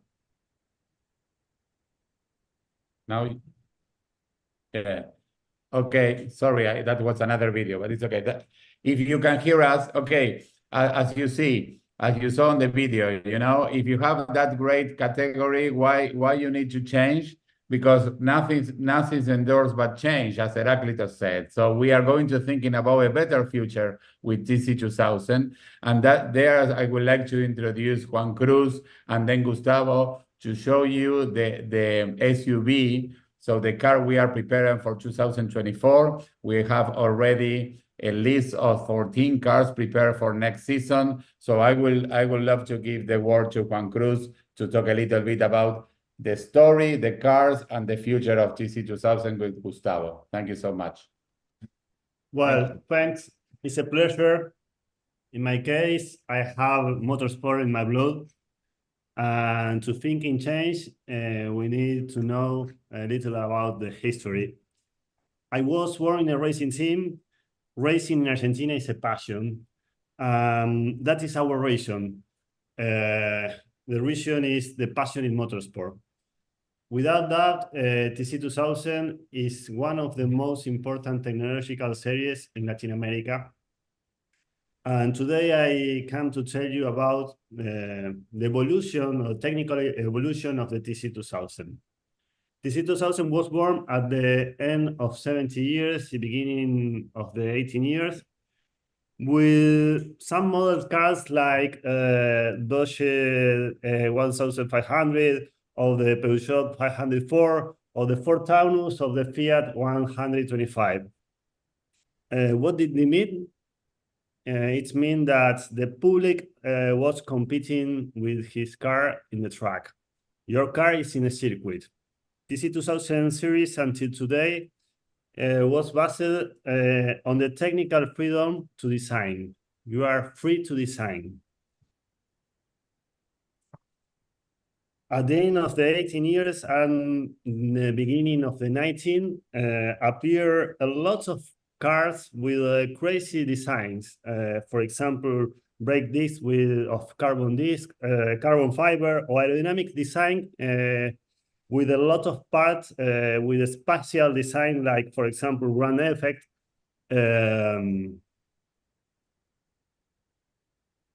The team, for example, in this time, used during all the weekend around three engines, one to test, other special engine with high power, only for make the hot lap in qualification.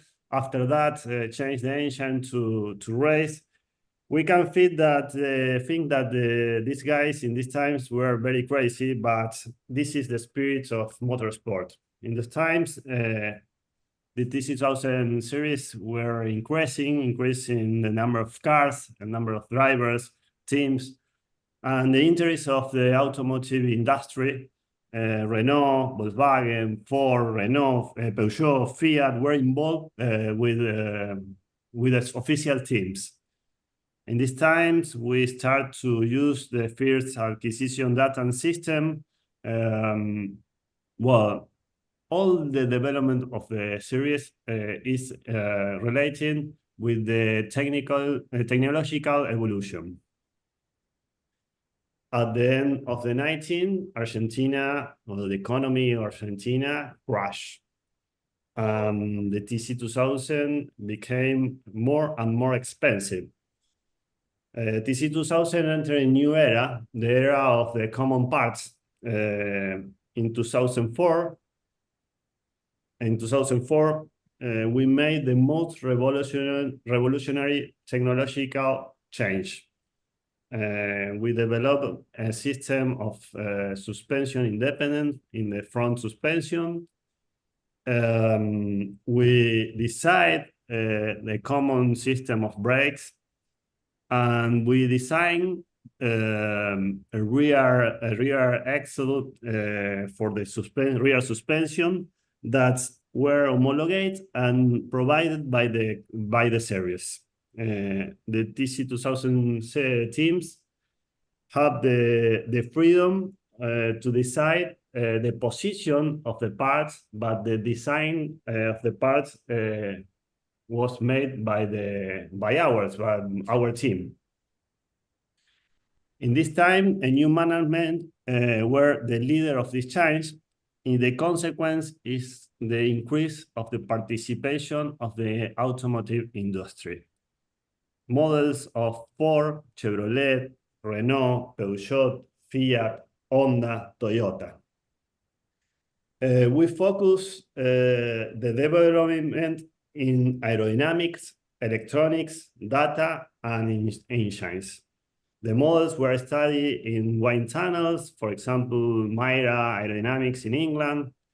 CFD began to be used to study vehicles, for example, in Total Sim in England too.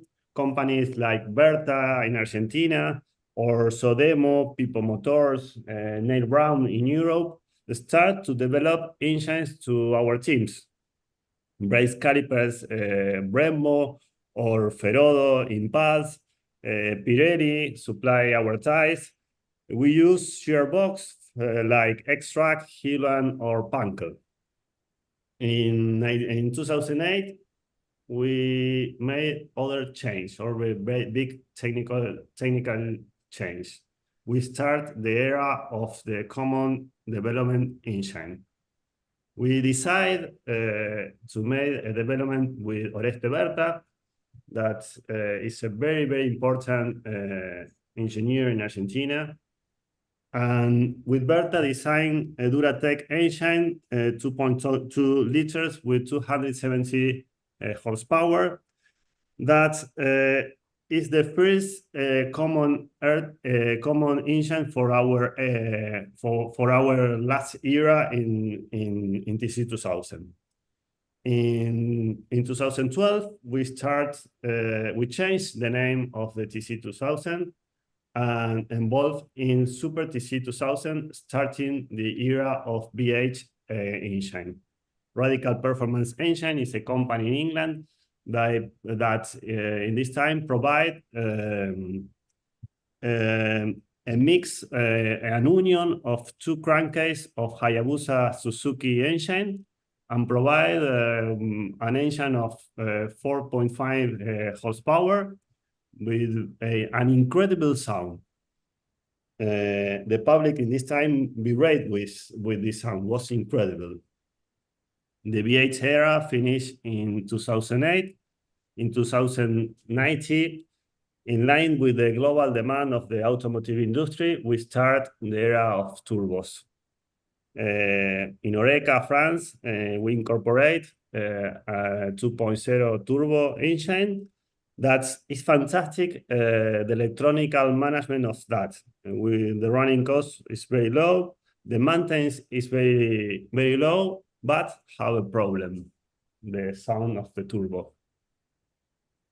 Like Sherman said, In 2022, the Tango Group acquired the Super TC 2000. Appealing to the story, we focus in our brand and recover the history, and we changed the name to TC 2000 again. And we start to plan the TC 2000 next gen. We ask ourselves, what does the public want? If the public wants power, the public wants sound, and what the industry wants, demand. What the industry demand? The industry demand the new era of model cars, the SUV. With this premise, we contact an Argentinian that developed his career in Germany. And I want to present Gustavo Estrada, that is the leader of TC 2000 Next Gen project. For me, well, was a pleasure. It's a pleasure to be part of this meeting. Thank you very much, Gustavo. Thanks, guys. Do you hear me? Yes. Okay. So one day I got a call to do a consulting about the development of this vehicle from Germany. We split the teams in two. One part of the team was in South America and Argentina, a group of engineers, and on the other side of the Atlantic Ocean was me here from Germany, from Stuttgart, and we had this huge goal together with Mr. Maurinho.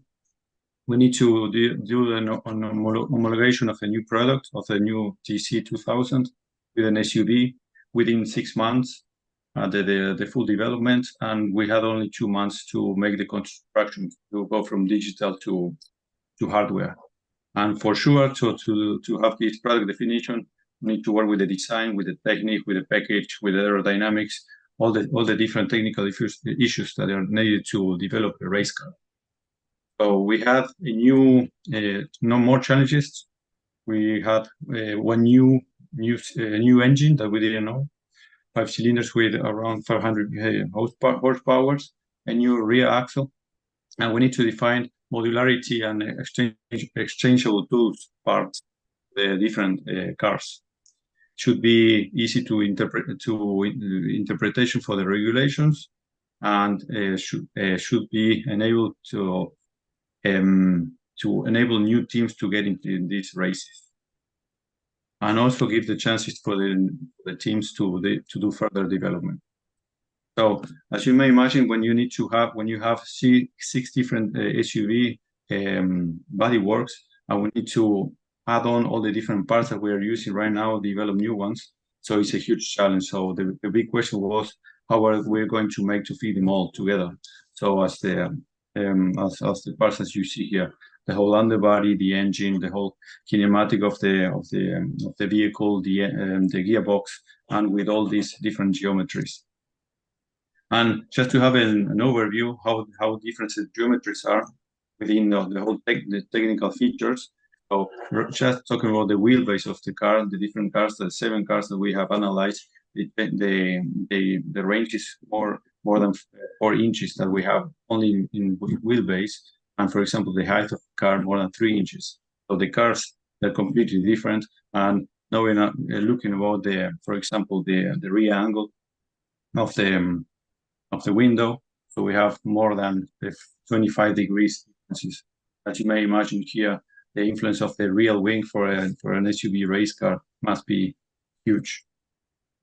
So we need to put them all this within a performance window. And at the end of the day, we come up with changes in the regulation. So all the cars will get to have the right height. The original wheelbase will be respected. All the cars will get the same track. The position of the engine must be fixed, and many other stuff that we need to define. But the most important of that is that the underbody, the cooling ducting, and the aerodynamic features will be modular, one fits all. And within this regulation, we have, for example, here, this is an example, it's not the final geometry. was developed, and we have different features we can add on the vehicles. So these features are going to be mounted in a certain way that the race teams are going to get the parts from us, and based on the geometry of the car, we will put the cage, the suspension. After that comes the whole ducting. It's like a Lego building the system, the ductings, the heat exchangers, the upwash ductings. After that comes the engine, the intercooler, and the ducting of the intercooler. And after that, we put the bodywork on the top. As I said before, we're working about something modular. So we have one piece that must be delivered, and every team is going to be able to cut the parts that exceed that because they fit in all of them. And we will going to tell them where to cut them and where to put that and how to do the adaptations. As you may see here, for example, for the new Nivus, the new Nivus that we have, the proportions are completely different if you compare with another car. The different nose and how wide the car it is, and the ductings must be adapted for each one of them, and each car is going to have different kind of properties while driving, and this will give us the chance to develop the cars. Every single team will be able to make the best out of it. So if you see here the parts of the car, the aerodynamic features will react different on each vehicle. I need to hurry up because of the time, but what is important to say is all the teams we will have different features to work with to balance the car. We call this the yellow areas. So the wing can be moved up and down and change the angle, for example, depending on the shape of the car and depending on the performance. And we will have different dive planes or loops or exits behind the wheels or in the diffuser to try to balance the car, the front and the rear. So at the end of the day, the result is that it was possible to fit all cars within a window, so that we give this information to the parts we give to all different teams, and the different teams, after we tell them the regulations, they will have a chance to do a further development in 20. As the result, just the first lap that we ran with the car, and this prototype Tier 1, we only did 250 kilometers run in 3 different, very different racetracks, and all of them show the similar lap time of the actual car, and that is a very good signal. And now, from this point on, we will work hardly on the further optimization. Well, thank you very much, and for all your work in preparation and in showcasing your series. And I wish we had more time, but yes. I have the job of keeping the schedule on track, which is not that fun. But yes, thank you very much. Thank you, Gustavo, and German in particular, for coordinating everything, because it was not, very easy, with people in Germany, in Argentina, in the States, etc. So thank you. And I hope everyone realize and understand how great of a series it is, and how much history there is behind that series, how much success they went through. And it's a whole new era for TC 2000. So I'm excited to see that the series in good hands. And I wish you the absolute very best. And I hope I can go back and attend one of those races, because I did it many times during my PRI days. I used to go to Argentina once a year, and it was definitely the highlight of the year. So thank you very much. Stay with us. Joe Castello, stay with us. We're going to bring directly our next panelist, because it's already time to move on to our next session. So thank you very much, everyone, for staying with us while we bring our next guest. We don't have too much time to run videos, so Judy, we are going diesel drag racing. Exactly. And a big thank you to our sponsors, ETS Racing Fuel, Fifth Third Bank Motorsport, Peak, Penske Racing Shock, Scott Lewis and Associate, Total Seal Piston Rings, ARP, Performance Plus Global Logistics, and Shop Monkey. Ron is with us. We're going to be bringing him on stage and leave him on the hands of Joe Castello. Good afternoon, Here comes sir. the man. Thank you, Francisque. Thank you, Judy, and welcome, Ron. From Argentine road racing to diesel drag racing. Is it whiplash? I don't know. Ron, I've been doing some education on your series. It looks like, you toured the country and you put on tremendous shows. The whole diesel subculture has been growing and growing over the years. Tell us a little bit about it. Yeah, it's been growing and it's gone through different steps as any race motorsports goes through. This was started way back in the early 2000s. So we've been around a while. This is actually going into 2014 will be our 17th year in operation. And we started a couple of years before that with the original group called DHRA. And we started in 2007. And the reason the original group was started was back in the early 2000s, drag strips would not allow pickup trucks on the strips at all. Wheels were too big, trucks weighed too much, the height distance between the pavement and the axle was too much. And then also the fairgrounds would not allow diesel trucks into the fairgrounds to pull. So we actually started our own sanctioning body with our own insurance rules, SFI approval, our own techs, everything. And then we went out and rented tracks and started running. And over the years, it becomes so popular. Well, guess what? Now they want all the trucks to run. Funny how that works, right? Yeah, funny how that works once you open it up and people see, wow, this could be exciting, So it goes on through the years. It started out as a what I call a small group, and it grew into larger and larger. And then other competing people, promoters, started to try to do what we've been doing for years. And they've changed over the years to several different promoters and people. But we've always been there with the goal of providing family-friendly events for drag racing, sled pulling, dyno competition, and truck shows.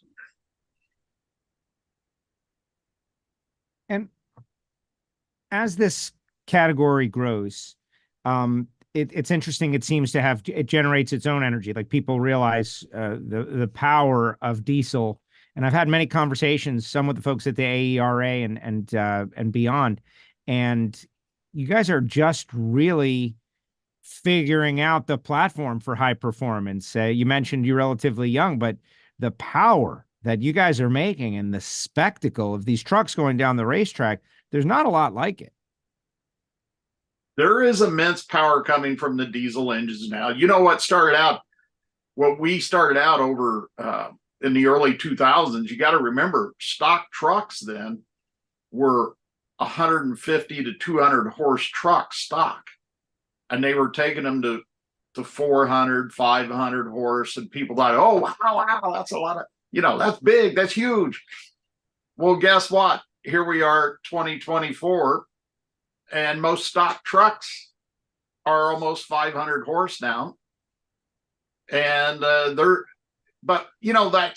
that's like everything in today's world, Joseph. I mean, the OEMs copy what happens in the motorsports industry. We've seen that over the many, many hundreds of years, decades, that they come along and copy, go, whoa, maybe they got a hold of something here. These guys are wanting to horsepower up their trucks. And the industry started out as a bolt-on industry. A lot of manufacturers started inventing and making different aftermarket parts that they could put on their grandfather's trucks. A lot of these kids would capture on, their grandfather's truck at 200,000 miles. He went and bought a new one. They'd go, hey, can we have the old one? They'd start putting programmers on, intakes, little larger turbo, little larger injectors. And quite frankly, at the time, it was economics too. It was shortly after 2008, after that last economic disaster we had. The kids start going, hey, wait a minute. I can make a killer pickup four-wheel drive truck that has more horsepower than my little Honda Civic or Accord for about half the price. So why shouldn't I be driving around in a big giant truck? Come on, what's more American than a big 4x4 in a truck, right? Right. No, perfect example. What is more American than a big 4x4 and the truck? And we keep talking about the youth. I think one of the themes of the industry week, and each year there's a theme, it has been reaching out to youth, trying to get the next generation involved, trying to spark the interest. What age group do you find most interested in this diesel truck craze? Rural market 16 to 35, easy. I'd say that's 80% of our participants. The rural market, you got to realize, it's not like today's suburbia. Rural markets, the towns are far apart, their jobs are far apart, even their schools are far apart. They have to get in a vehicle and go somewhere by the time they're 14. Most of them already know how to drive by using the farm truck or the tractors. And when they hit 16, they're already working somewhere or driving to school. They're looking for ways to customize their trucks, make it look different from everybody else. And of course, they're like everybody. They're like, ooh, truck, I can make it go faster. I can make it sound meaner. That's great. So they're working a couple of jobs in order to save up their dollars to go after all the accessories that go on a truck plus performance. And that area is really the base of drag racing. And as someone who spends more than a normal amount of time at drag races, I appreciate the power in the aftermarket. And you guys are really being fueled by that. Let's talk a little bit about how your series, gives an outlet to showcase what the aftermarket is capable of. Without what you guys are doing, where is this happening, right? People want to go out. Ultimately, they want to show what all those adjustments and modifications have done using a proper facility. And when they do that, that empowers the aftermarket. All right, we got a place to do this. Talk a little bit about some of the aftermarket parts and pieces and how they've improved. Well, they've really improved tremendously. And a lot of it's been developed by many of our small brick and mortar diesel shops who went, you know what, I think I found a better way of doing this than the OEM. And then our manufacturers actually picked it up. And throughout my history of being an automotive aftermarket, a lot of the manufacturers came to me and said, Ron, what can we build to get into this marketplace? And we already had some great guys at the beginning. ARP's been one of the people there for years building. You got to have good head bolts to hold these things together. I mean, yes. They'll blow the heads on them every time. I mean, so then I went to people like Molly, and Molly goes, Ron, what do we need to build? I said, well, build us a piston that my guys can keep squirting nitrous through that won't burn the middle of the piston clean through. Can you do that? Guess what? They did it. And same way on gaskets. One of the original guys that helped us out, Bill McKnight at Molly, he passed a few years ago. He says, Ron, what do I need to build? I go, something better than OEM gaskets. These things are blowing through like paper, and build us some good gaskets. So over the years, they've developed some great manufacturing products, cranks, rods, you name it, lifters, everything has been heavy duty built to take the extra horsepower. I mean, okay, so these guys were starting out with 300-400 horse stock trucks. Well, now they're building street trucks at 800 horse. Do you think an OEM part's going to be hold up to that? Not for very long. And so the cascade of improvement that is motorsport and competition. And we always say a competition improves the breed. You improve one part of your truck, your vehicle, you want to go faster, you want to have fun, and then you expose the next one in the chain that is, as you just mentioned, right, a little too weak, and that has to be improved, thus opening up the whole aftermarket on the vehicle to get involved. I'm sure that goes right through the driveline as well. Yes, it does. All the way back. I mean, you can make a 3,000 horsepower diesel engine, but if you can't get the power to the wheels, what good does it do? I mean, it's the whole driveline, transmissions, the rear end, the gears, everything. So they all had to be, and then you get into the suspension. The suspensions all had to be reinforced because obviously you're higher horsepower. Well, then you get into the cooling. See where I'm going? It never stops. Never stops. Yeah, no, it never stops. That is racing and motorsports. Hey, there's a question out there, and I want to roll it into a challenge that I'm sure you guys have with regulation and whatnot. And Eduardo says, do you see a role for sustainable fuels in diesel drag racing? And so I know diesel and sustainable fuels, there's some crossover there with with biodiesel and whatnot. Please speak on that. But also with government regulators trying to we know what their goals are with environmental concerns, and sometimes there's overreach. And so how are we balancing all of these things at the same time? It's a tough fight. It really is on a daily basis. Most people don't realize that each state, if you look at the little sticker on the diesel pump, regulates the amount of biofuel that goes even in your number 2 diesel. It changes. So the regulation of diesel fuel, it's number 2 at the pumps. And they've dropped a lot of the additives and the sulfur out of it in order to create a cleaner pollution environment. But if you go back, Shell released a fuel report probably about 4 or 5 years ago that was very interesting, and showed that 80% of Europe runs on diesel fuel. And if you compare the fuel used in Europe as diesel fuel, it has over 80 more chemical components in it that makes a much higher efficient and cleaner burning diesel fuel than what's used in the United States. And that's compared to 80% of gas vehicles used in the United States and only 20% diesel. So are we doing something wrong? Yeah, I think intentionally. So getting back to the original question is fuel in competition. You have to regulate some competition because a lot of mixtures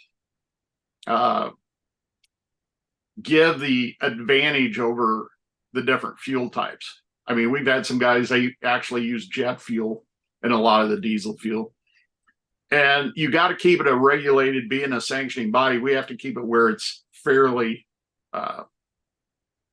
equal to everyone. And by doing that, we ask for number 2 diesel with additives that are on the marketplace, which are right now cetane and additives clean. There's several companies that make additives for the diesel fuels. So having a specific fuel for racing, yeah, you still got to follow what's available according to EPA rules. Interesting. So where is this all going? You have talked a little bit about the success you've had, and I would also like for you to give us a little information on where we can see this. But do you consider, the level of growth that you've had to be a harbinger of things to come? Are you going to continue to grow at this level? Is it going to grow bigger? And what's possible in the future for the National Association of Diesel Motorsports? It's actually growing bigger. We have, to give you an idea, when we started out, there was 3 diesel events in the United States. 3. Yeah, 3. That's shocking. And now how many are on now? During the summer months, during the motorsports months, you can find a drag race or sled pull probably 4 days out of every week in some different county in every state. What I call the farm belt, basically Kansas all the way over to New York. Yeah, there's one 4 days out of the week in every state. It's that populated now. That's incredible. Yeah, yeah. And as far as drag racing, yeah, of course you got to go to drag strips, and that is my concern, is the number of drag strips diminishing from our locations around the country. A lot of them are getting eaten up by regulation, by population. They're closing, and I'm a little concerned about that, because it's making our guys harder and harder to find places to go drag race. But that's in all motorsports, not just us. But in the rural markets, that's the nice thing. See, drag racing is still huge at the drag strips in rural locations. Yeah, that's one of the great challenges, right? But the problem is that there's not tons of people in the rural locations, and so doing it as a business to make money, it makes it much more challenging. But for a market like you guys have, regardless, you need a place to race your vehicle. That's yes, you do. Job one. You got to have a place to race your vehicle. Otherwise, I live in southeastern Florida, and so we have lost all our tracks at the moment. Yeah. Well, we held one every year at West Palm Beach. Yep. That's exactly what I'm talking about. Now it's gone. In fact, I just talked to one of the guys that used to help me there, and he goes, "Oh yeah, there's nothing left there." I mean, they stripped it. So the track is still there. Some of us are holding on hope, maybe beyond the normal deal, but the track, and there's some things still there. But the concrete, if the concrete is still there. Yes. Yes. They haven't torn up the concrete yet, Ron. So let's expand a little bit. Tell us what a typical NADM event is like. Like, what's happening at your events? It changes. It changes per venue. I mean, if we're at a drag strip, obviously we're going to be drag racing. If we usually have a truck show, sometimes we have a dyno there, a dyno competition. And see, there's all different factions of diesel trucks. It's not just, okay, everyone thinks diesel trucks is all the same. Well, they're not. There's pulling trucks, there's racing trucks, there's even dyno trucks, there's show trucks, and then there's street trucks. And that doesn't even begin to touch the semis and the work trucks that show up and that type of diesels that help run America. And at our brick and mortar shops, they're working on all these. So what the EPA did was actually shortened up. They ran off a lot of the strictly performance shops that were doing some illegal add-ons and this type of thing for off-road. And but what it made the regular brick and mortar diesel shop was even busier, because now not only are they repairing me and you's garbage trucks, snow plows, street repair trucks, street construction trucks, farmers trucks, now they're getting everybody else's trucks. And here's a nice thing about our aftermarket. It is blowing up from the ground up, from the motor parts, the transmission parts, everything. And there's a reason for that. They can't get any new trucks. The chips aren't available. The trucks aren't available. I just heard from a guy yesterday that said, I wanted a new Ford F-350 loaded, and they told him Well, maybe 12, 14 months from now, on the model he wanted. Well, Wow. these guys are using it to work. They can't wait that long. So what a lot of people are doing is they can't get a new truck plus the cost. I mean, the cost of a new truck's upward of 80 grand plus. I mean, F450 is 100,000 stock. So it's expensive. So a lot of the people are going, you know what? Let's do rebuilds. Well, all my shops are experiencing growth and rebuilding the motors, rebuilding heads, transmissions, you name it. What's on the truck, they're rebuilding right now, and they're 3 to 6 weeks behind. Yeah, easy.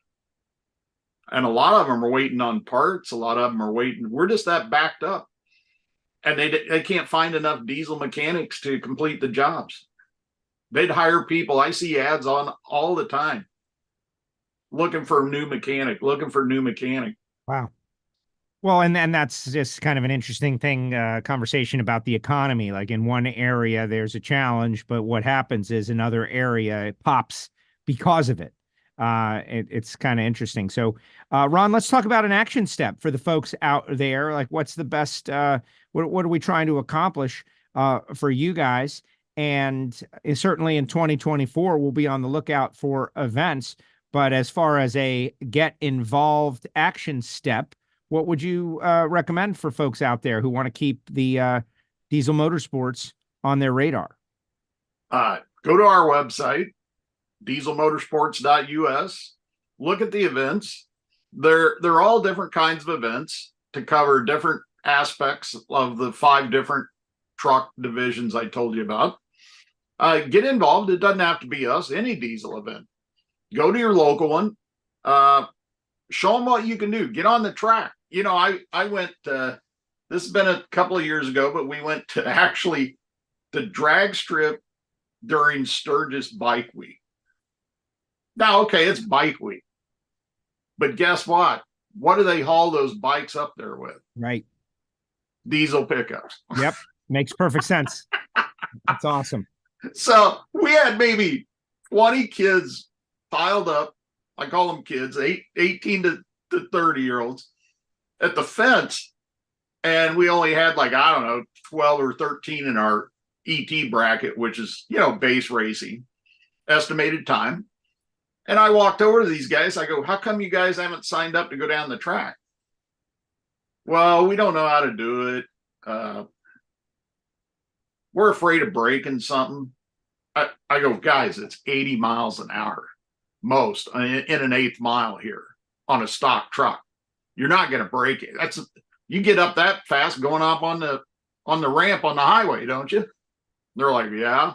I said, I'll tell you what, I'll make a challenge for you. I drove a 96 12 valve 11 hours to get up here. See that one sitting right over there? I'll take any 3 of you and race you right now for free. And they're like, get out of here. You'll race that old thing against our trucks? And I'm like, yep, challenge on right now. Which 3 of you want to come over and do it? Well, guess what? I beat 2 out of the 3. Yeah, they walked into that one. They walked into that one, Ron. No, I love it. I spent time at Homestead Miami Speedway. They've got a program, pit road drag racing, called Fastlane Friday, just to get the kids off the street. It's a great program. Yes. It's unfortunate because, it's on the inside of the oval, and so there's limited shutdown. But some of the most impressive vehicles that we have there are diesel pickup trucks. Yes. They roll to the starting line, and they're unassuming, and they're outrunning Porsches and Ferraris. And, they have all-wheel drive. 4-wheel drive is all-wheel drive. They hook up. And they hook up. They got the power. And I just came from Nashville over the holiday, and I was watching the local news, and one of their main news articles was they're having trouble with kids street racing. They're hurting people. It's hurting the streets, the businesses. And I'm like, well, why do you guys not have local tracks and have the police work with them in getting these kids to the track. Yeah. I mean, you guys got to start working together and build our motorsports up. These kids they're looking for a place to race. Yeah. Thank you, Ron. Exactly. Very well said. Very well said, Ron. So thank you very much for being with us. We're going to run a short video from our sponsors, and we will be right back with you.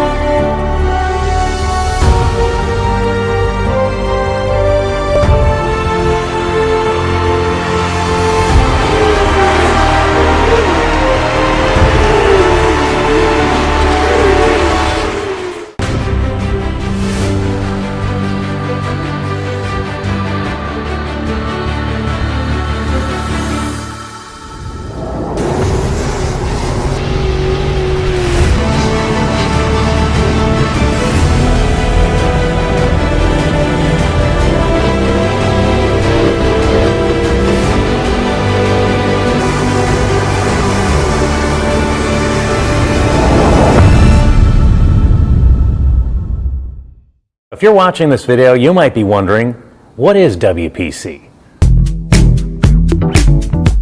WPC is a surface treatment designed to reduce friction and increase the strength of metal parts. As much as it might seem like a coating, WPC is actually a surface treatment. Think of it like shot painting, but the media is much finer, like talc. So what you're left with is a super hard, smooth surface that actually has some proprietary dry lubricants embedded within it. For more information, visit WPCtreatment.com.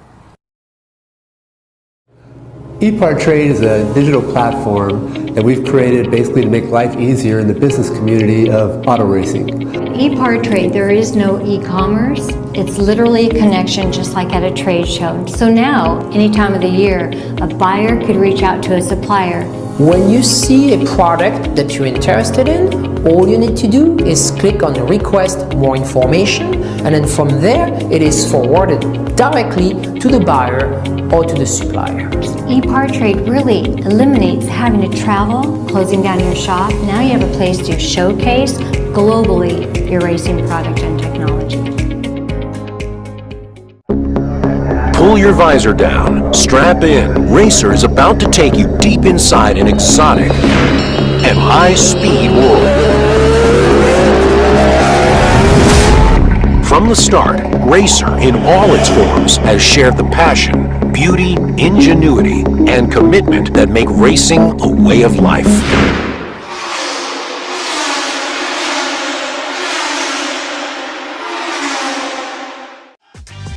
Looking for a quick fix of motorsports news? The Speed Sport Daily is what you need. It's a free racing newsletter delivered directly to your email every day. We'll cover the winners and the losers and tell you who's making news off the track. It's NASCAR, NHRA, World of Outlaw, IndyCar, and so much more. Go to speedsport.com today and get signed up for America's free racing newsletter and get your daily motorsports fix. The Speed Sport Daily. Thank you and welcome back, Mike. Great session this morning with IMCA.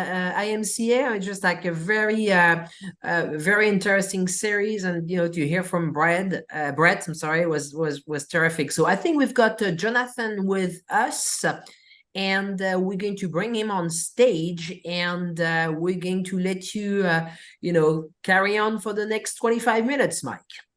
All right, that sounds like a winner to me. We're getting toward the finish line here today on Race Oh. Industry Week. And Jonathan Jonathan Berg joins has us now.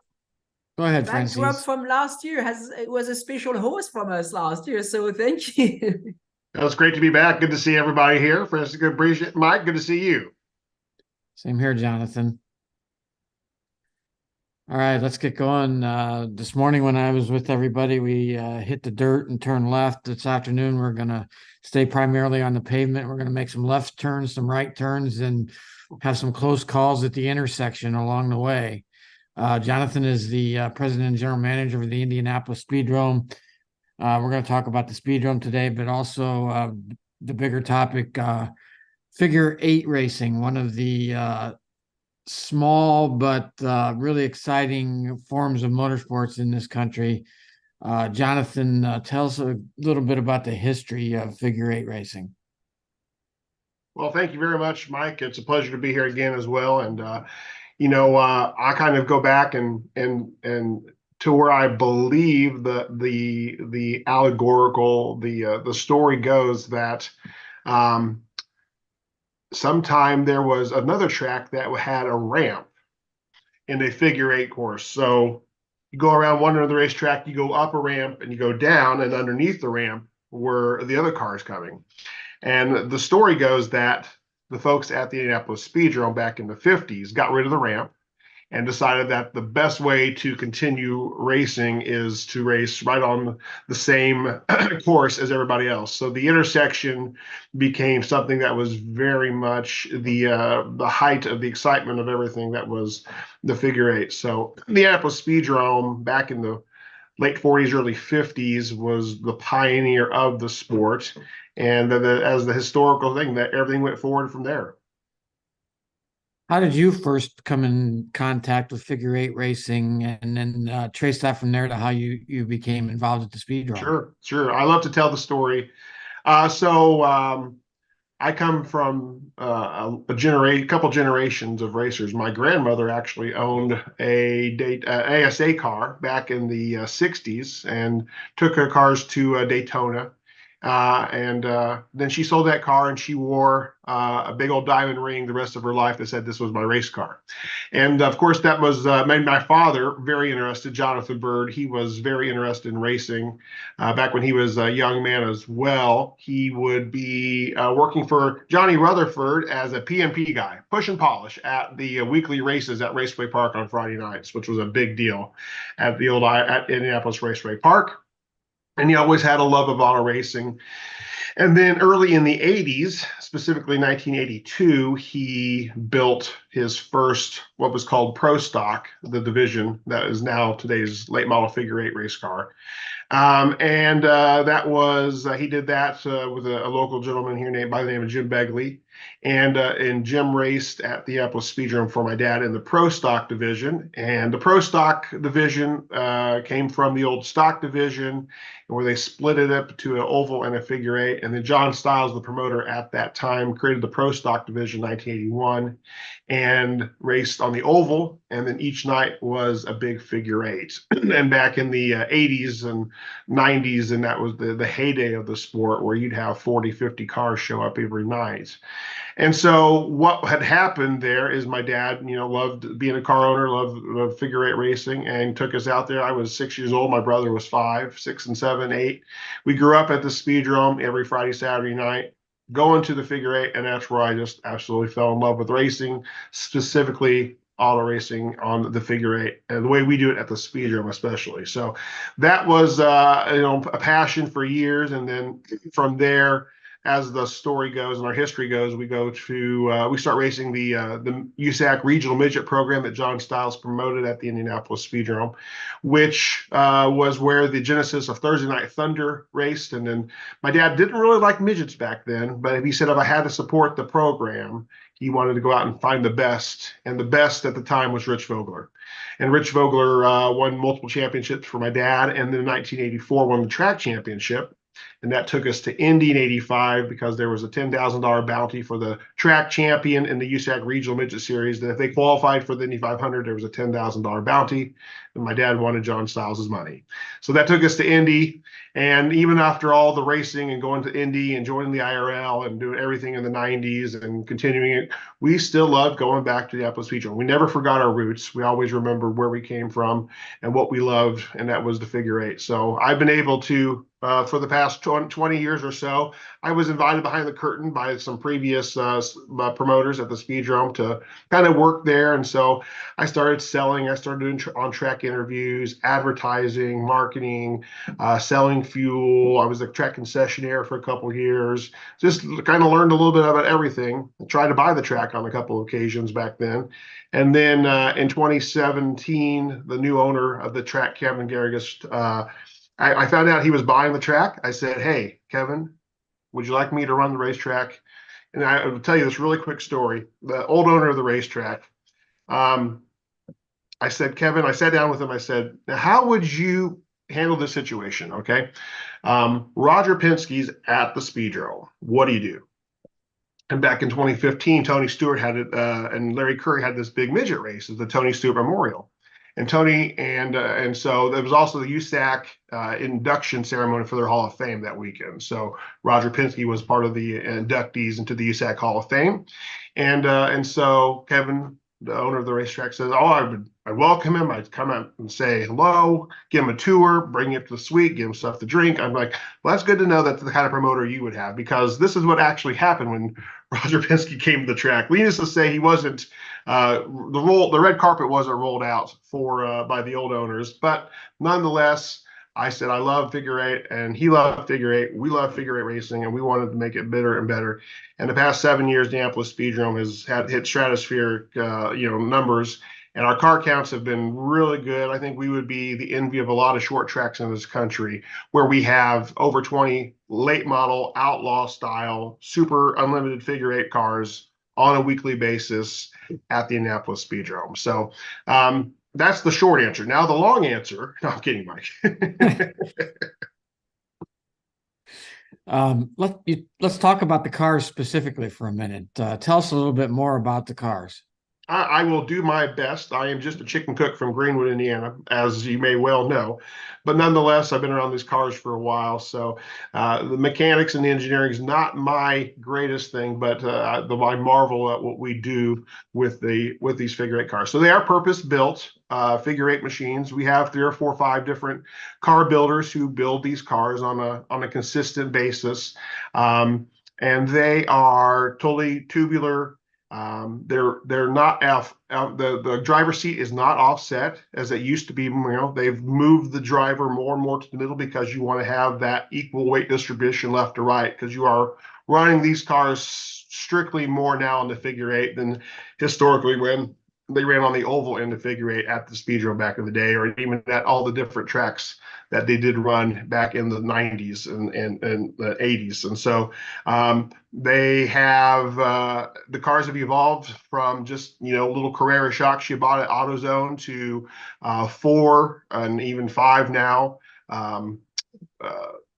Specific, CSI type suspensions, canister shocks, and adjustable shocks, and all that sort of stuff. Those costs can get expensive. They run ignition boxes for the V8 motors. You can run any size motor you really want to in a figure eight car, because it really comes down to you're going to be able to get all that power down to the ground, especially at the Indianapolis Speedrome. On a little 5th mile oval that turns out to be a little bit less than a 1/4 mile on the figure eight course. We put some big wings on them, and sometimes we run some rear spoiler and rear sideboards down the sides of the cars. They look like modified cars in a little bit. If you're familiar with an open wheel modified car, they kind of look like that, but they've evolved from that. Specific front and rear suspensions, they run a 2-speed Winner's quick change rear ends mostly.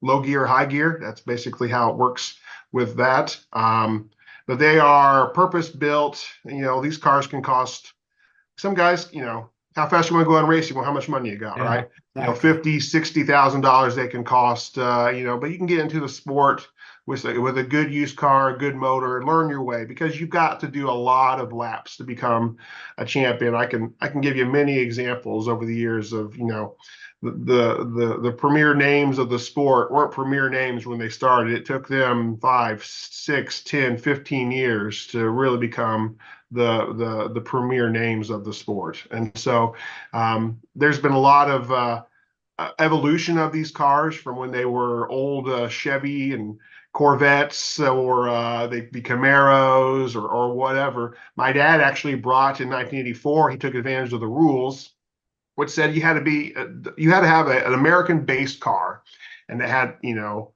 And my dad found that the 1979 AMC Pacer was the perfect figure eight car because it had a short wheelbase. It was 50-50 weight distribution. It was the perfect figure eight car. Brought that car out. Everybody, you know, said that's not a Pacer. Well, what he did was he flattened the back part and he made the roof nice and long. That was this. All the dimensions were there. And then basically in the next couple of weeks, everybody started having AMC Pacers. That's the name of their race cars. So they've evolved from those types of cars to, cars that had front clips from a Chevelle or something, into purpose-built front and rear clips, but very safe. You know, we've done a lot of safety things with these race cars, and a lot of anti-intrusion type of devices and things of that nature.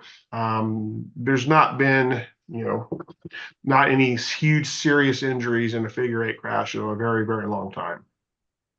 Yeah, I wanted you to demonstrate, that they are purpose-built, really high-tech race cars. I think a lot of people, the only figure eights they've seen, like my only figure eight races were at Riverhead Raceway in New York many years ago, and it was basically a street stock division at that time. So absolutely, I mean, the way we do figure eight racing at the Speedrome, there's only a couple, 3, and I know it was one thing we wanted to talk about, how it's growing, but most people, when they do think of figure eight racing, they think it's jalopies and it's a sideshow and it's a carnival act, but not at the Apple Speedrome. It's the main event each and every night. People come out to see these purpose-built 800 horsepower, loud, screaming machines, defying death at every opportunity when they come through the intersection. You're not only racing the people in front of you and behind you, but you're also racing the people who are coming at you from the other direction. And it's it's a beautiful symphony of racing of these guys how long they've raced together and what they do on a weekly basis. Since you headed in that direction, I'll ask one of the questions I was saving for later. I drive to work every day and go through multiple traffic circles, and people just can't figure that out. And every time I'm sitting there waiting, I think about figure eight drivers, what they go through, and they're trying to navigate the X or the cross or whatever it is. How pivotal is that moment to figure eight racing? Well, it is, it's a difference between winning, losing, getting hurt, spending $20,000 on a rebuild, and everything in between. What I have always described to figure eight racing is it is more art than science. There's more of an art to it than the science. So as I've talked to racers throughout the years about figure eight racing and how they do it, a lot of the people, first of all, is you want to trust the guy you're racing with. So if you know somebody and you know that they are either, they're going to give you a break or they're not going to give you a break, or if they're the leaders, and perhaps you're in mid-pack and the leaders are coming through, you're most likely maybe going to give them a break. If you don't know for sure, you want to look at the attitude of the race car. Well, what's the attitude of the race car? Well, if you are accelerating, the nose of the race car is a little bit more up. And if you're decelerating or braking to come into the crossover, your nose is going to be pointed down a little bit. And a lot of the figure eight guys have told me through the years, that's one of the keys to know if a guy's coming or going. And sometimes it's up and down real quick, and you don't know. And that's another interesting, guys think they're gonna have to clear, but then they wait, and the last second they have to go, or the last second make the wrong decision, and that's where we'll see some type of huge collision in the crossover.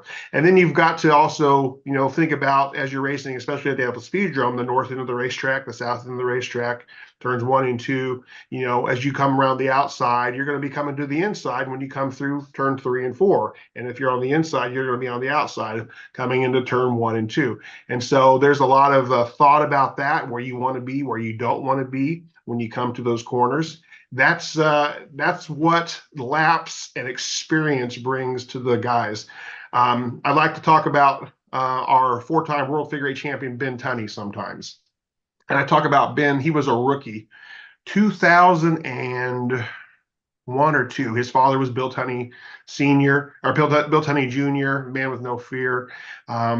Was just a heck of a race car driver. It took him a long time. But Ben did not win his first figure 8 for, I want to say, 3 or 4 years. But he'd been around the sport his entire life, helped with that as his race cars. But Ben Tunney today, he's, working his way up on the all-time wins list at figure 8 racing in Indianapolis Speedrome. Just won last week, 2 weeks ago, at the West Coast Figure 8 Championship out in San Bernardino at Orange Show Speedway. He's won multiple races, but he's been racing now 21 years in a figure 8 race car. He's in his mid to late 30s right now. 21 years he's been racing. And it took him at least 10 years, to win anything substantial and win on a consistent basis. Jack Dossie Jr., our 6-time World Figure 8 champion, now he's a late 60s. He just turned 60, getting ready to turn 60. But in the early 80s, in 1982, interestingly enough, he was a rookie at the Indianapolis Speedrome the same year my dad came on board as a car owner. And in 1982, he did not win a world championship, I believe, until 1989, 7 years. And that's when those guys were racing 50, 60, 70 times a week back in those days, because you'd race Wednesday, Friday, Saturday, sometimes Sunday. Sometimes you'd race at Jeffersonville. Sometimes you race at Louisville. Sometimes you race at Anderson. There'd be the General Tire Series. There was so much racing back then. But it took him 10,000 laps to get good at it. Doug Gregg, another multi-time champion, Legends cars, modifieds at the Speedrome, figure 8 cars. Took him 10, 15 years before he won a figure 8. I mean, these guys, it takes a lot of experience to know how to do it. And so you in oval racing, you could, start when you're in go-karts or quarter midgets or Legends cars and get that experience. And, you're going to win some races probably when you're pretty young. And you see that with, these late model guys in the sport. We just had this year a guy who's been racing 40 years win his first figure 8, finally won a figure 8. So it's exciting when those things happen at the Speedrome. So it's part, like I said, it's a lot art. And then, there's some science to it. There's some strategy to it as well. There's some moves that, as the cars have evolved and as the track has evolved at the Speedrome, that come into play a lot more than it used to be, with diving in and rounding off the corner and diamonding certain places of the racetrack as the cars have evolved, as the tracks evolved, as the suspensions have evolved. I can go on all day about how that works. And I think my love of the sport and just the appreciation, I get to be there. I see it. I've seen, races since 98, 40 some years of figure 8 racing. And there were some times through the 90s and the early 2000s where, I was in college or I was working at Jonathan Bird's cafeteria. So Fridays and Saturday nights meant working and rolling silverware till 2 a.m. and not being able to go to the Speedrome. And I miss those. I miss the fact that I got to miss a lot of those races, but I'm making up for it now. I haven't missed a figure 8 in over 7 years now. Wow, that's a good streak. Let's talk about the biggest event, the 3-hour endurance race. Yes, sir. Our biggest race, the Super Bowl, Daytona, Indy 500, all rolled into one. A figure eight racing is the World Figure Eight Championship 3-hour endurance race held every year the Saturday after Labor Day at the Indianapolis Speedrome.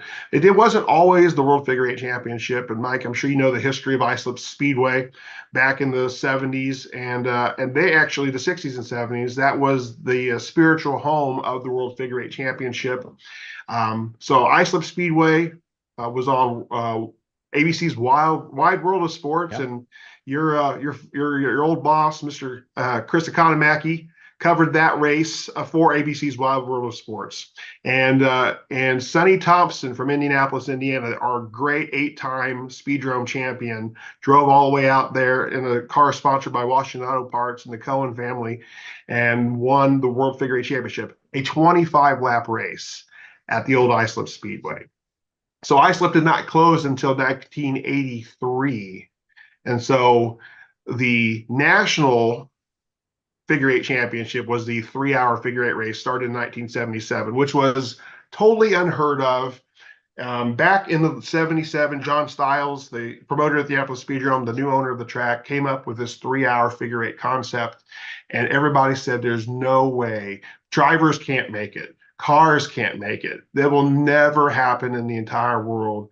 Guys will have to come in and, basically get resuscitated and then head back out to the racetrack. And a lot of that resuscitation was cigarettes and beer, but I'm not going to say anything else about that. But nonetheless, my goodness, it just did not think it was going to happen. And so Jim Fox won that first race in October, which you may not know. Mr. Paul Page was in that first race. Well, the former, the voice of the Indianapolis 500, Paul Page raced in the 3-hour race back in 1977. Then King Kenny St. John, who we just lost this past September, he held on. He was supposed to die the week of the 3-hour, and he held on because I think he wanted to make sure he made it through the race. And so he died like 2 days after this year's World Figure Eight Championship. He won 5 in a row with 5 different cars. And that was when there was pit stops and red flags and guys could take breaks. And then when Islip closed in 1982, then the mantle of the World Figure Eight Championship, got brought into the Indianapolis Speedrome, where it's been ran.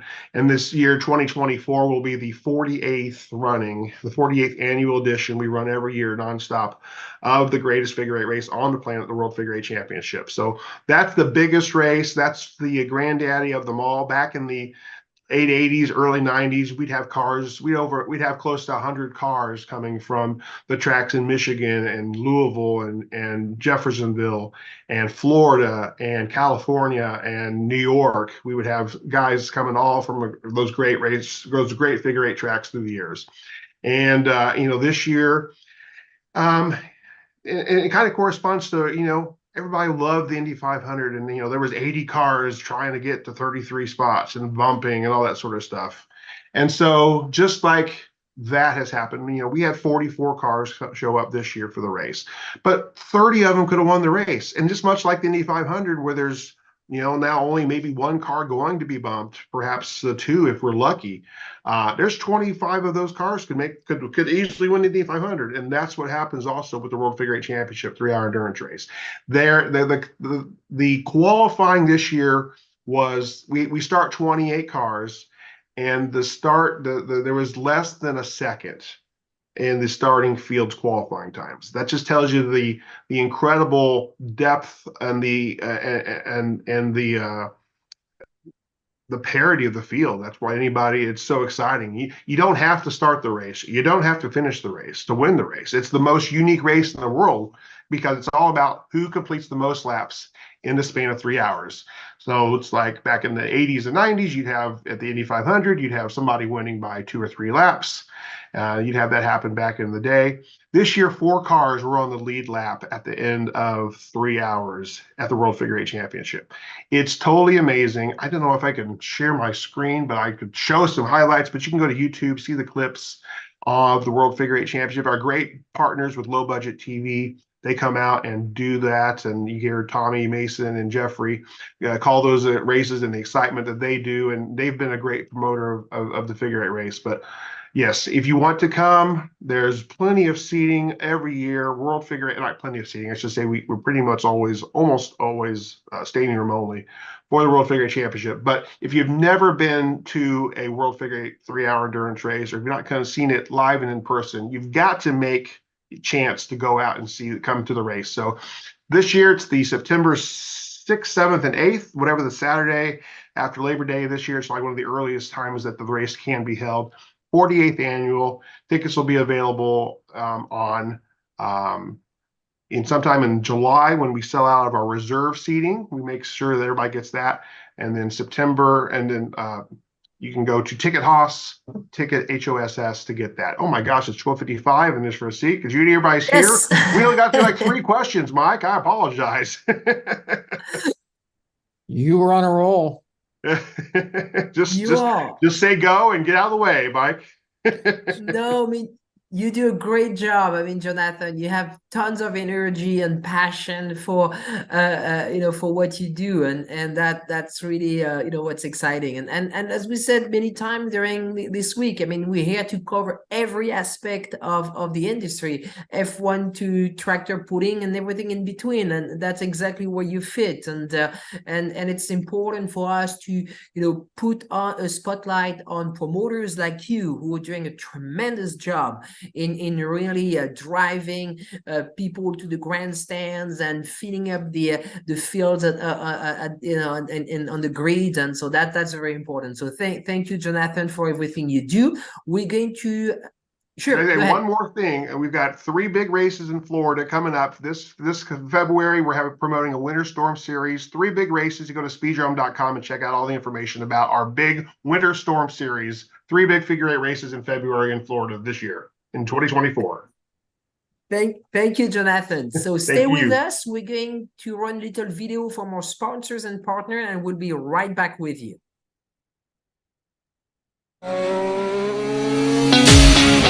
With roots in the Midwest that date back well before the Model T, Fifth Third Bank has a long history of serving the needs of automotive companies. While much has changed over the years, our passion for helping businesses put cars on the road and on the track has not. Today, we are more committed than ever as a member of SEMA, a founding member of PRI, and a sponsor of multiple race teams across several racing series. For over a decade, Fifth Third Bank has been a staunch supporter of our industry and a great partner for many companies in the motorsports field. Our business has been growing extremely fast, and really we could not be where we are today without Fifth Third. They provided amazing strategic advice, the capital we need to support our phases of growth. They are true partners for me now, and what they do with their involvement in motorsports is untouched in this community. Where can we take your business? Fifth Third Bank. You work as hard as your truck, and you have no time for downtime. That's why more truck owners trust Blue Def, America's #1 diesel exhaust fluid brand. Each batch is guaranteed pure, so you can avoid costly repairs caused by inferior DEF. Demand America's best for your truck. Blue Def at Blue Def Platinum. Put trust in your truck.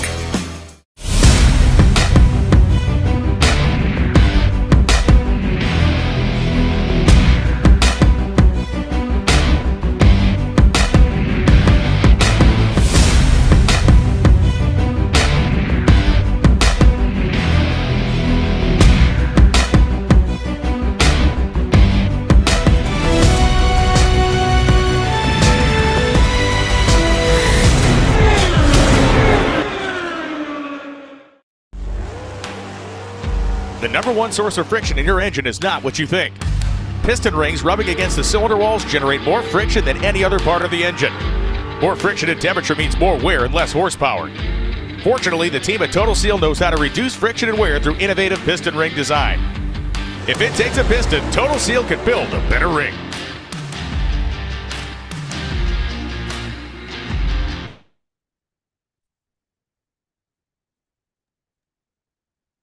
Thank you, and welcome back to Race Industry Week 2023. John is with us, and he has put together something very exciting. So good morning, John. Good afternoon to you. Thank you, Francisca. Thank you, Judy. And yeah, we do have an exciting session. My screen looks kind of blurry. Is yours? You're very blurry. I don't know what that is. Tell you, I'm gonna take off the Yeah. start it again. Well, Sure might be let's maybe your camera is you might want to clean up maybe the camera just a little bit to make sure, and we should. But anyway, so while we wait for John, we're going to bring on stage Troy and Max Lee. And Troy Lee. Yes, Troy that's a and big his deal. son Max. Exactly, and I believe they are together. So I can't wait to hear what they have to say. Yep, they are together. Excellent. Very cool. Yeah. Very cool. Cool, we're on. How's it going, guys? Yeah, look at that. That is awesome. Man, that looks like a Gen Z team manager. That's the first hat. So yeah. Well, cool. Yeah. So excellent. So we'll leave you in the hands of John. Okay.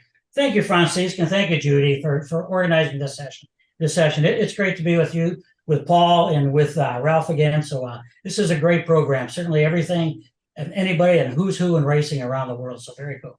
So good morning, good afternoon, everyone. Thank you for being with us today. Judy, if you could bring up that first slide, that would be great. Welcome to our session on sustainable growth and innovation through racing and design. And I am honored to be here with my friends, my good friends, Troy Lee and Max Lee, for this very cool session. I'm John Warniak. I'll be your moderator for this discussion. And we can actually take that slide down then, Judy, and I'll let you know when to bring the next one up. But design and racing have always been the gemba, what I call the gemba, or the front line, Japanese term for accelerating growth and innovation. And literally, they're the force multiplier for growth and innovation, using racing as a platform. We heard a lot of great stories of that during the week, and we're going to hear about how that's happening in super and motocross with TLD, Troy Lee Designs today.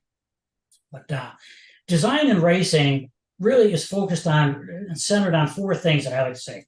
It's connected, and it's basically bringing together solving problems as a team, demonstrating technology and doing that on the world stage, inspiring the next generation of leaders like Max that we'll be talking about, and certainly the STEM and the STEAM, the science, technology, engineering, math leaders that we'll be talking about. And of course, what does Chip Ganassi always say? We're here to do one thing, one team, one goal, to win. So it's focused on winning. And racing creates new knowledge, it creates new processes. We'll be talking about that. So we can kind of get things started here, but I want to focus on some of the topics we'll talk about. We probably won't get to all of them today, but design is a competitive advantage. We'll be talking to Troy about that. Racing is a competitive and a brand differentiator. We'll be talking to Max how he does that with the team. Great design inspires other great things in a corporation. We want to talk about that, and brands and emotion.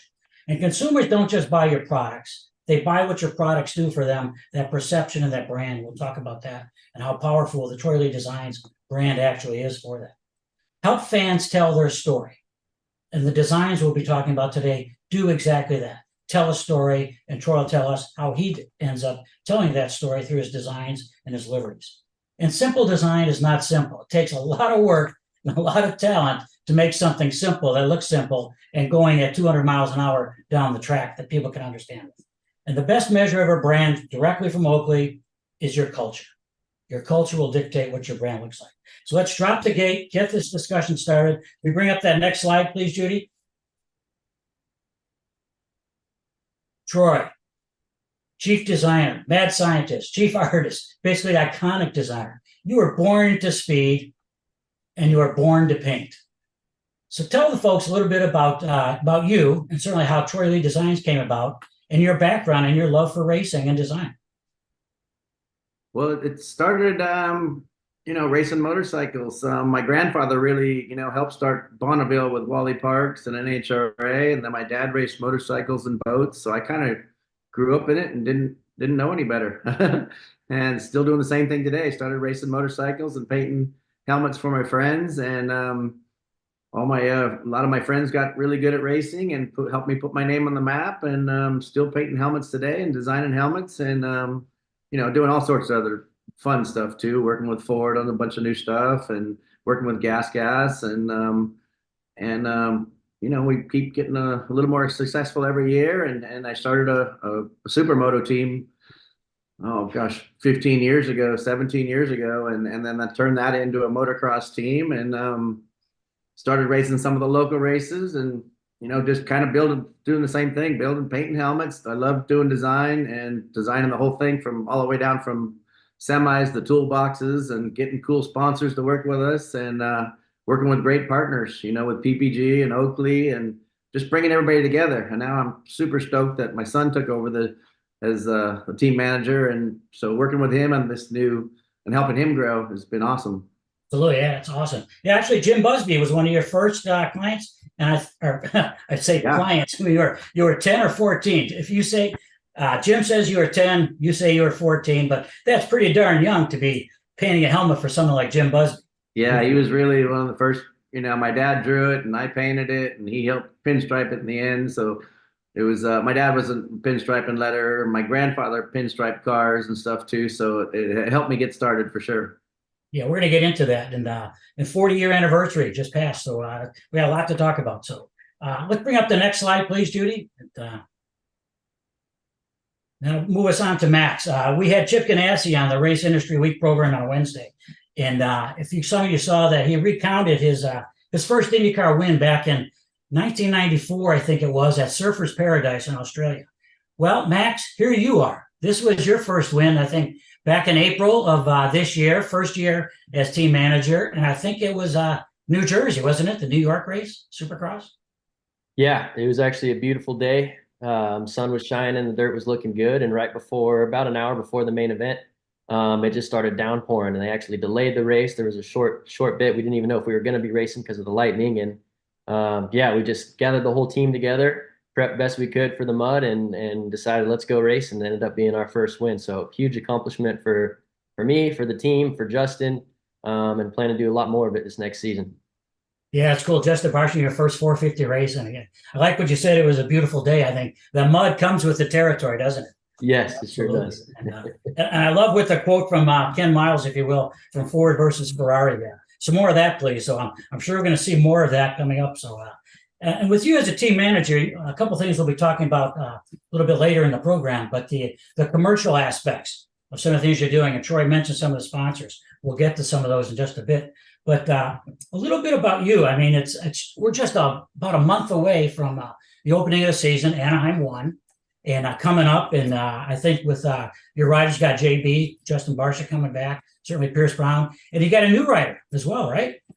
Ryder DiFrancesco. Yeah. So what can you tell us about the upcoming season? And give us a little overview of what your expectations are coming out of the gate. Things have been going really well for us. We've been training a lot. The guys have been riding 4 days a week. The whole team and group has been working well together. Justin had a little injury finishing out this season, but he's back healthy now and he's in a good spot. So we have our 450 guy, Justin Barcia, Pierce Brown, our 250 guy, and Ryder DiFrancesco is our new 250 rider. And actually today they just announced it, so I can officially say it. We will have a Spanish rider joining us for the first 3 Supercross races. He's a 3-time MXGP world champion, and it's going to be quite exciting to have him along and riding our motorcycle under our tent. Yeah, I believe his initials are JP, right? So yep, it's pretty cool. And I've heard the rumors that he's been testing out at the KTM track and at your track for Gas with in Marietta. So that's awesome. That is cool. Yeah, it's going to be awesome. He's been a lot of fun to work with, and it's good to learn the team and work with all the guys. And of course, you want to surround yourself with successful people, and being a 3-time world champion is no joke, especially at 22 years old. So overall, it's been good for the team, and I'm very excited for this season. Yeah, he's close to your age. I mean, that's amazing to see his next generation. And again, that's why, the title of this is Sustainable Growth and Innovation Through Design and Racing, because you have to have that succession plan. The great father and son team coming like this, and a dream come true for Troy starting his team roughly 10 years ago. That's amazing. And I think still one of the family-owned race teams in Supercross, right? That's awesome. Yep. Being part of the team. So this next question is for both of you. I kind of want to go back to what we talked about, some of the sponsors and your commercial responsibilities, Max, with the team. But Troy, you've got a lineup of sponsors that is to die for anywhere in the industry, whether it's 2-wheel or 4-wheel. You've got Red Bull, long-term relationship with them, Oakley, as you mentioned, certainly Sony Pictures and Puma. Those are pretty unique. I'm just going to call them non-endemic sponsors, if you will. And the idea of merchandising around them, the great phrase that Ford would be very good at is, great merchandising never goes out of fashion. So sponsors and activations with consumers at events and different things. So let's kind of jump into that question for both of you. So kind of make it very interactive. So Troy, with for example, Sony Pictures, you guys had Spider-Man out at Apollo Raceway back at the end of August with motocross, and you're getting ready to do Ghostbusters, I believe, at Anaheim 2 next year, and you're actually out at the premiere in Hollywood with Ghostbusters, right? Yeah, it's always fun working with great sponsors like Sony and kind of sitting down with their marketing team, and it just educates me so much too. It's like sitting down with Red Bull. I mean, those big companies have really great marketing people, and to bring kind of the Sony pictures, they've even wrapped themselves around it.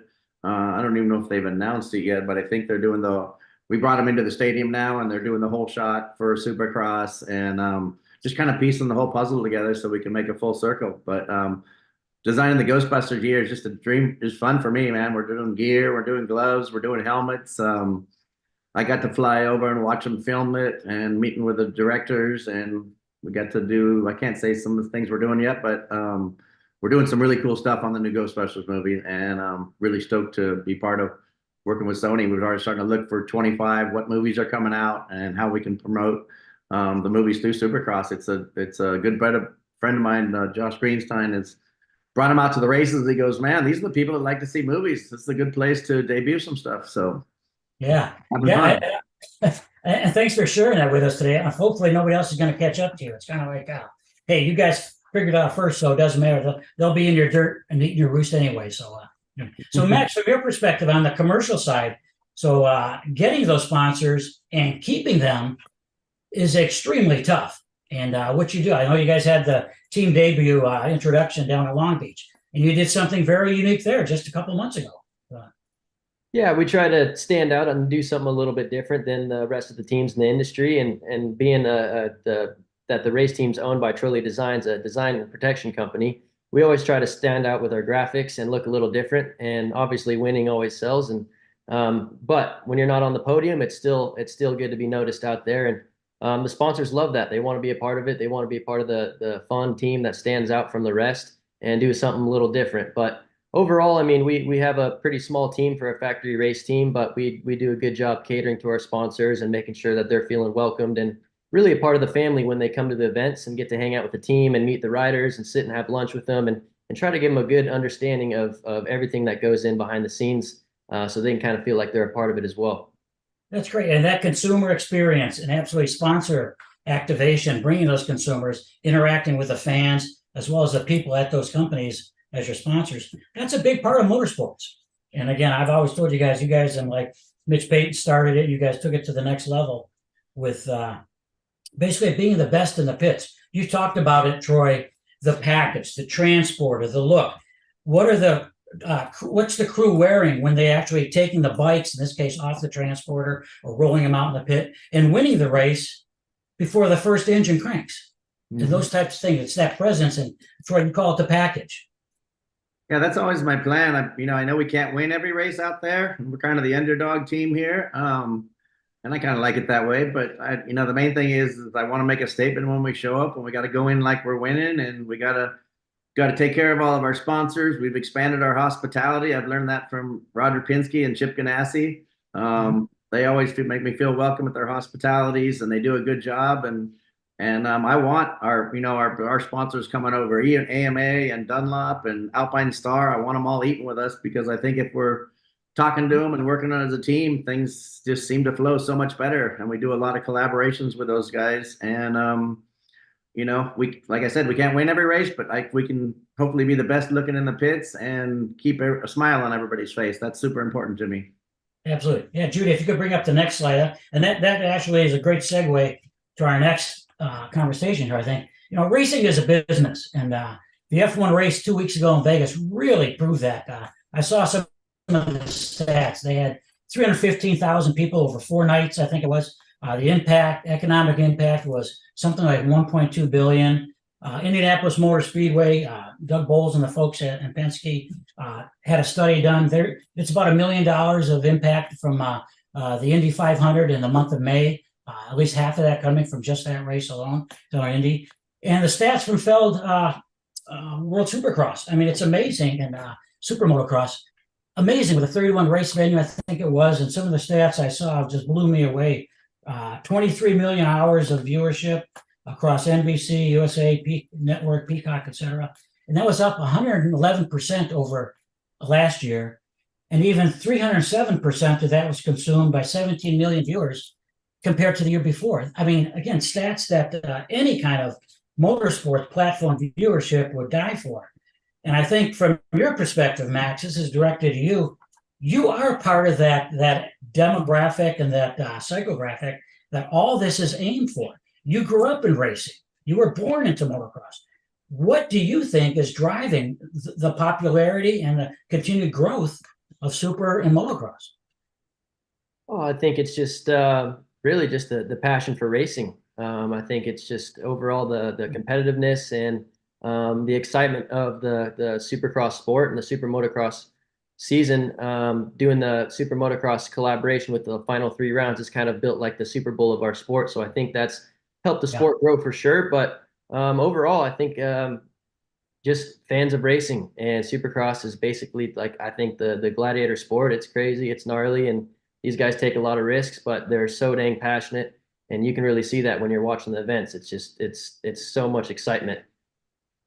Yeah, I mean, you see the quote at the bottom of that. It says, the new growth mandate, and people like Jim Farley and Jim Bombeck at Ford really believe that the new growth mandate is moving not just from building fantastic and great products at a company like Ford, but to building new businesses, services, and customer experiences. And again, we had the very fortunate opportunity to host Jim Farley, thanks to Dave Prater, Dave Mui, and Mike Mui, at the Detroit Supercross back in March. I think going back to that opportunity, Troy, again, what I'll call basically a casual collision, or one of those things that bring together like-minded people to do and explore new business. Tell us how that came about and what resulted from that. Well, yeah, I got to meet Jim Farley at the track at the Ford Stadium in Detroit, and we kind of just, a lot of times this happens, but kind of walked the track together, got to know each other, sat in the stands, and now we're doing some really cool projects together. So he's into motorcycles. I'm into motorcycles, heavy, and cars, and I think we're going to be able to do some really cool stuff. That's how I like to have. Most of my relationships are pretty organic like that. I mean, I try to. So like get back to our hospitality. I mean, I try to make our hospitality at the races and invite partners and friends out and work with good people, and things seem to fall in place. We bring a lot of our IndyCar drivers to our supercrosses, our NASCAR guys, all of our different mountain bike racers around the world come to our supercrosses, and to our race shop, to our shop in Corona. So basically we have a museum there, and I still sit down and try to do that personal touch, draw their helmets. And that's something that I feel super gifted to do for these guys, because I just sit down and draw. The helmet is like the last thing that they can have a little bit of say so in. You got to take care of the sponsors, but you can really have some fun and kind of dig into their soul a little bit. And that's really fun to get to know. We have so many top racers around the world. It's really fun. Yeah, it truly is. The personality of the driver shows through a helmet and the sponsors and placement, et cetera. And again, Jim is a very qualified racer himself, loves motocross and anything with 4 wheels as well. Going to put up our next slide, if you would, Judy. This is very interesting how that came about. And again, that was thanks to our friends at Feld, as well as Roger DeCoster and Sel Narayana at KTM. So it was very cool. One of the things that came out of that, and this was very quick, I think, came out of the gate and off the line, was the GT3 Mustang that you ended up designing the livery for, that was part of the Mustang program that Jim Farley launched at Le Mans back in June. Yeah, it was a super fun project. I go to enough races, and I mean, the theme was I want to be sitting up in the stands watching it and going, hey, let's see this Ford coming down the straightaway. So we end up talking them into running Ford from the front hood all the way to the back. And then we had Ford Performance on there. We went with FP on there just as I mean, I want cars to look really good in the pits, but I also want them, like you said earlier, I want them to look really good at going 200 miles an hour, So kind of did something totally different with some new flashy colors and, just, basically trying to make a statement. Absolutely. And it did make a statement. I think it pushed the limits of a lot of the liveries. You've done liveries for Porsche and others, certainly for Le Mans, but this really, I think, is really part of the Mustang movement that's coming out with the 60th anniversary of Mustang next April, and the whole year of things that both Jim B and Jim Farley are doing at Ford. So it's fantastic to be part of something like that. As I mentioned, Roger DeCoster has a great mindset about doing, racers do, and winners and leaders do things one step better and one step beyond everybody else. And your liveries actually show that by kind of transcending that and telling that story.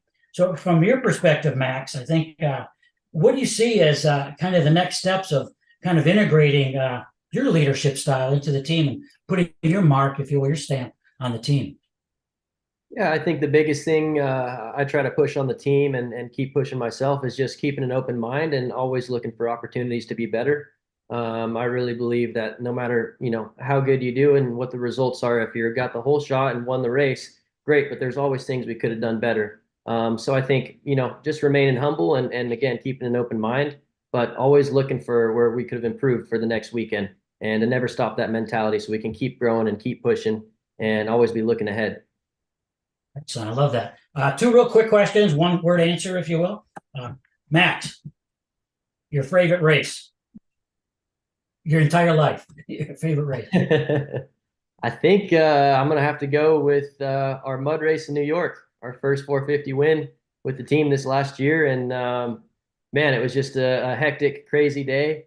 Things started off smooth. Like I said, it was beautiful. And then out of nowhere, it just curveball came in and a huge storm came in and flooded the place. And again, we didn't know if we were going to go racing, and we ended up walking away that night with the win. So it was cool to see the whole team get together and stay focused and the preparation and not so much the panic, but a little bit of panic, but it caused the focus that everyone, needed to lock in and do their part. And we ended up walking away with the win. So I'm real proud of the team. And I think so far that's my number one. Okay, cool. Troy, same thing. Your favorite design or race throughout your entire life? My favorite what? Favorite design or your favorite race? Either one.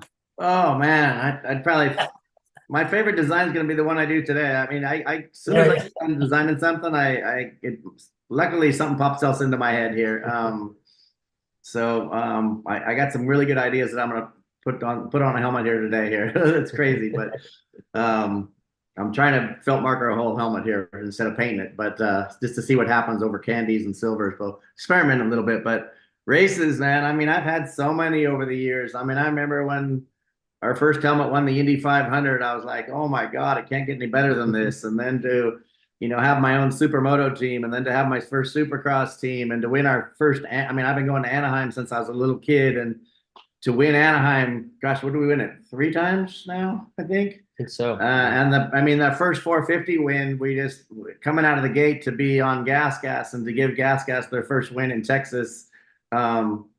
That I lost my voice that night, and it was just crazy. And then to talking with Max, looks like the race is going to be canceled in New York. And for the 450 race, it's raining, lightning, everything else. I'm like, what? And then, I was at home screaming behind the TV here, and really proud of Max. So stoked that he's got his first 450 win, and now to have, a 450 guys. I mean, I never thought just things to just keep. I don't know. It's amazing. We're working with MotoGP guys now. It's really cool. I don't know. I'm just going to keep dreaming and try to do some great stuff. Okay, Judy, you can take that last slide down, put us up. This is the last question. And this is what I call our white flag question. I ask this every time we have a session anywhere I do a program like this. So what's the most important thing that you want the audience to take away from our discussion today? It could be anything that you want to talk about. Could be like your toolbox for leadership, whatever it may be. And if you were having a dinner meeting tonight, who would be at that meeting with you? And they could be living or dead. So we're going to start with you, Troy. What's the most important thing we talk about today? Who to have at dinner? Oh, at dinner first. Okay. Oh, I mean, you've asked this before, and I think I said last time, Steve McQueen and Peter Fonda. I mean, those are guys that I idolize all the old guys that pushed the envelopes in what they did. And but I don't know. Now I think right now I just thought about it because I knew you were going to ask me this. I'm like, I would love to have dinner because I just watched Playboys Rule the World. James Hunt and Barry Sheen. Oh, wow. I think that'd be a wild dinner. Interesting. So Max, the most important thing we talked about today, and who would you have at dinner? Good. I think the main takeaway I would give the audience would just be, like I said, with the team leadership I've been trying to push and implement throughout the group is just always be focusing on where we can improve. We can always be better. I think it's important to be humble enough to know that there's always room for growth and improvement. And that's something that you need to have as a champion. And then as far as dinner goes, man, I think I have to go with Steve McQueen. I think he would be an insane person to join for dinner. That'd be cool. That's a good one. I would have Chip Ganassi, my good friends Mark Royce, certainly Jim Farley there as well. And it's Bruce Brown's birthday today, so I'd have Bruce Brown. Bruce Brown for sure. As well. And of course, I'd have you two there.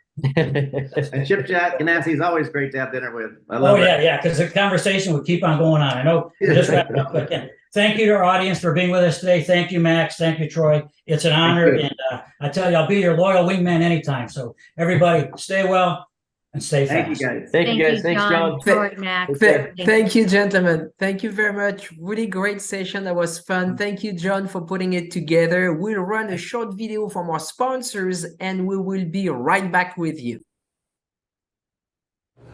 Epartrade is a digital platform that we've created basically to make life easier in the business community of auto racing.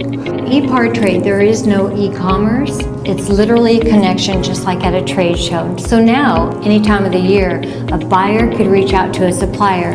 When you see a product that you're interested in, all you need to do is click on request more information, and then from there it is forwarded directly to the buyer or to the supplier. Epartrade really eliminates having to travel, closing down your shop. Now you have a place to showcase globally your racing product and technology.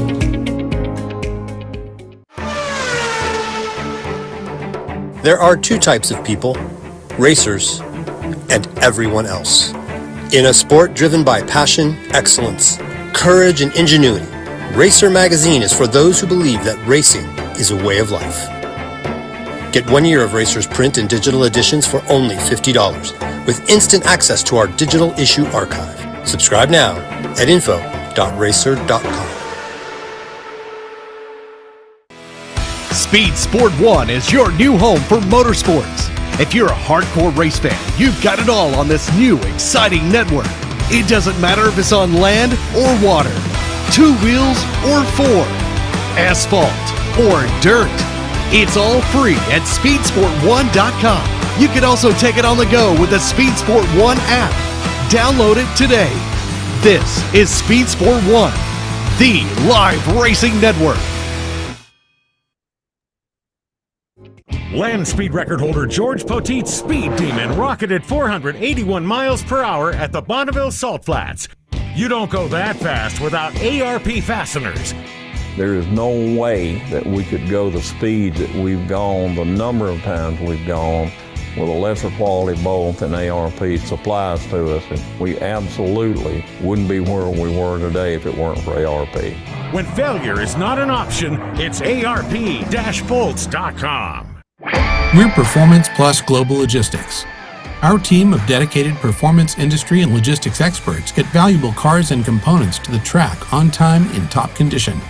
We provide expedited logistics solutions for the performance industry using direct routes instead of deferred options, and communicate all necessary information to the appropriate resources to meet regulations and ensure a smooth transit and secure delivery, both domestically and internationally. And we exceed customer expectations by providing best-in-class service with an efficient and cost-effective system in place.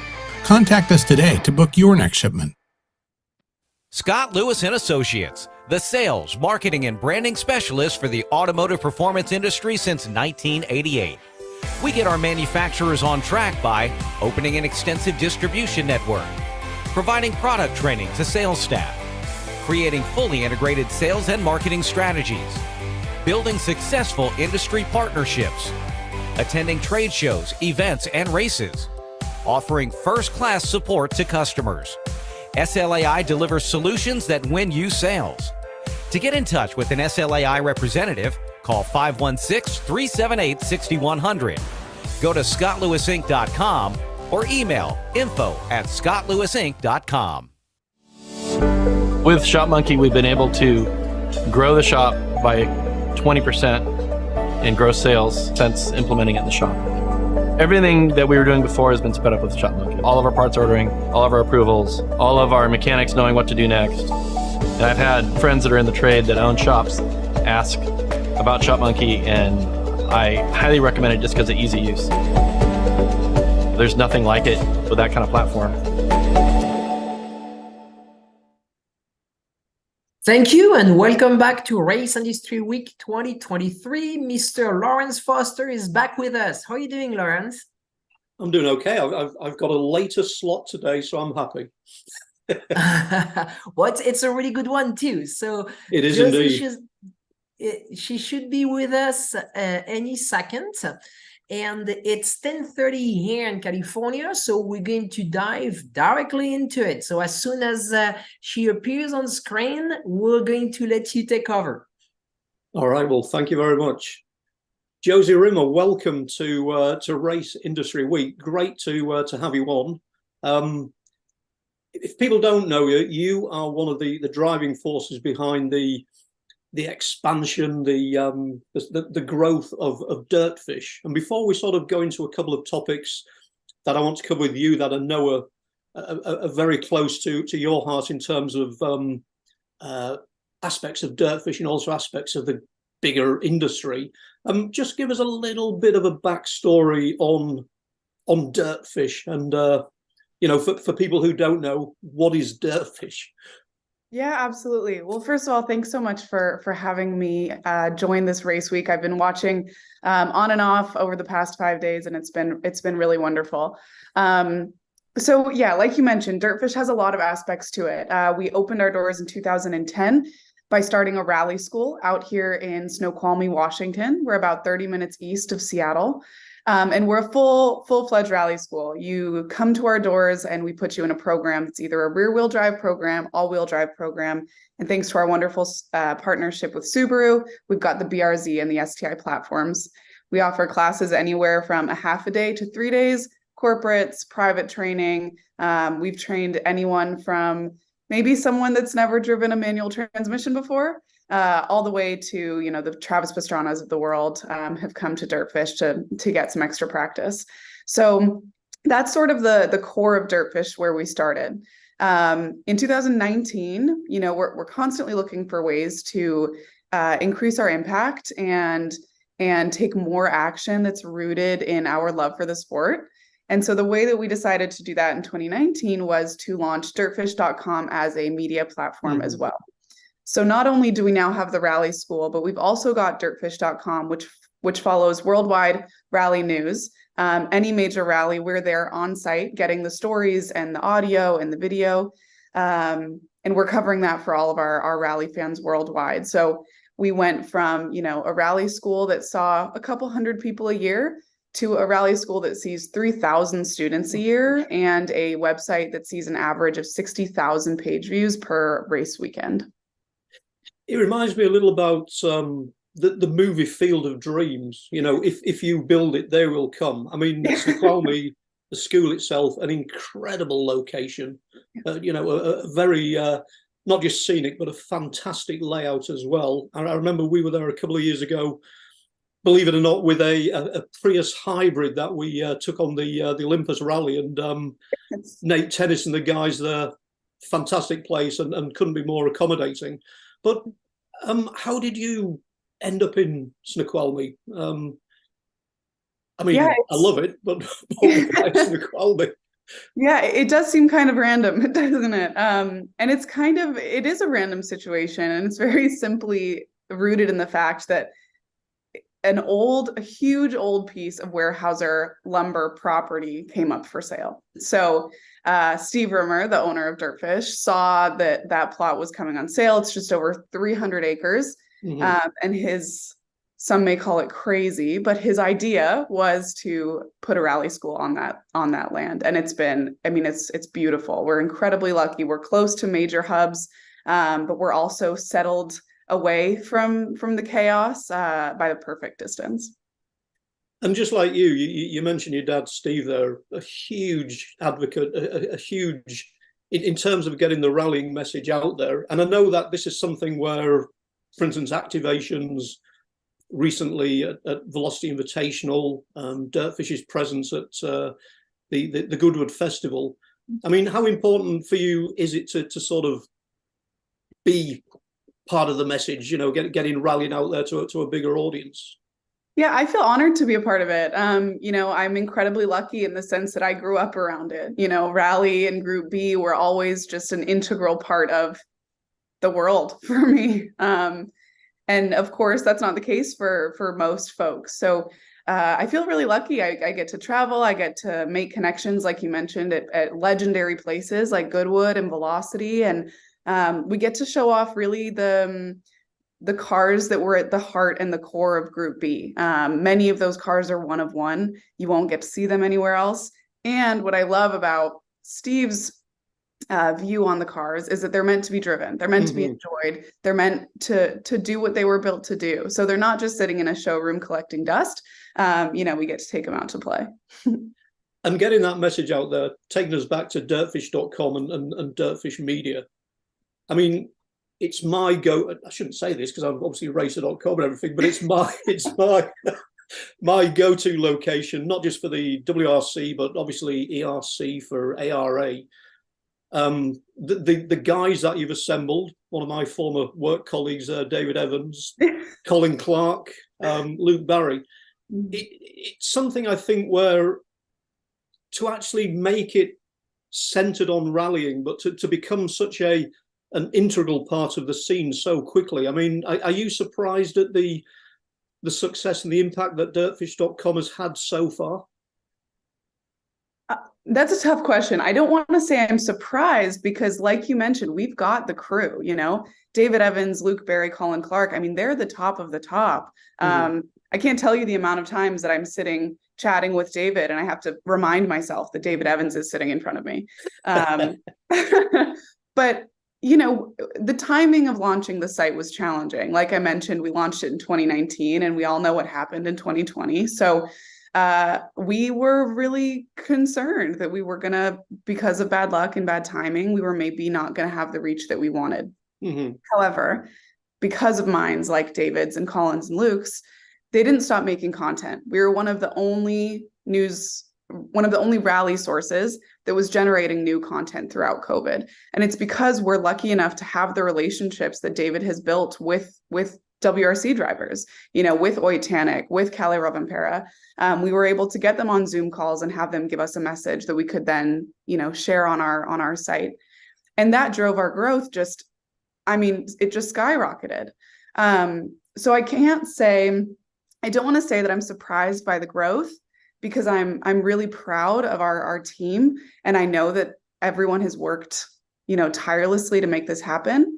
I will say the part that is surprising to me in a really, really great way is that we're uncovering more and more and more rally fans. We're either uncovering the ones that already existed or we're converting maybe some track fans over to our dirt side of the world, which is great. And that would be my next point, the fact that it isn't preaching to the converted, but the fact that it is actually taking rallying. And a lot of this, I think, is because it brings you inside. It doesn't sort of it isn't talking to you, it's talking with you. Yeah. And I love the fact as well that it's giving an elevated platform, for instance, to championships like ARA. If WRC is the centerpiece, the fact that ARA is able to actually grow as well. I mean, how important is that for you and for Dirtfish to be seen to be looking after the national scene as well? Absolutely. It's incredibly important. Our mission is to grow the sport. And there's no way to do that without promoting A, the grassroots, and B, the local competition series. When ARA, now American Rally Association, had been through a few different names, a few different entities. But ARA, when they first took hold of the championship, we were we were at the gates. We were ready to be involved. We were the sole promoter for the first 3 years of the series. And now they've actually been able to bring on more sponsors like Green APU. And that's huge. We all know wherever we are in the motorsport world that we don't exist without sponsors, and how much validity that brings to the sport. When our goal is to grow the sport, encourage participants to get involved, lower the barrier to entry, it's absolutely vital that we be as involved as possible with our local competition series.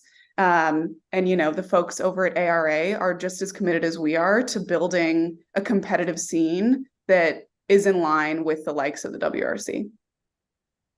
And one thing since the launch of dirtfish.com is that there has been a constant evolution. And I think the big thing for this year, and just talk us through this in terms of not just the logistics, but basically from scratch, the live center on WRC rounds. I've got my Rally TV, I've got my live center. My Rally TV is giving me the pictures. My live center is giving me the nuances. I mean, just talk about that as a process and how you've set it up.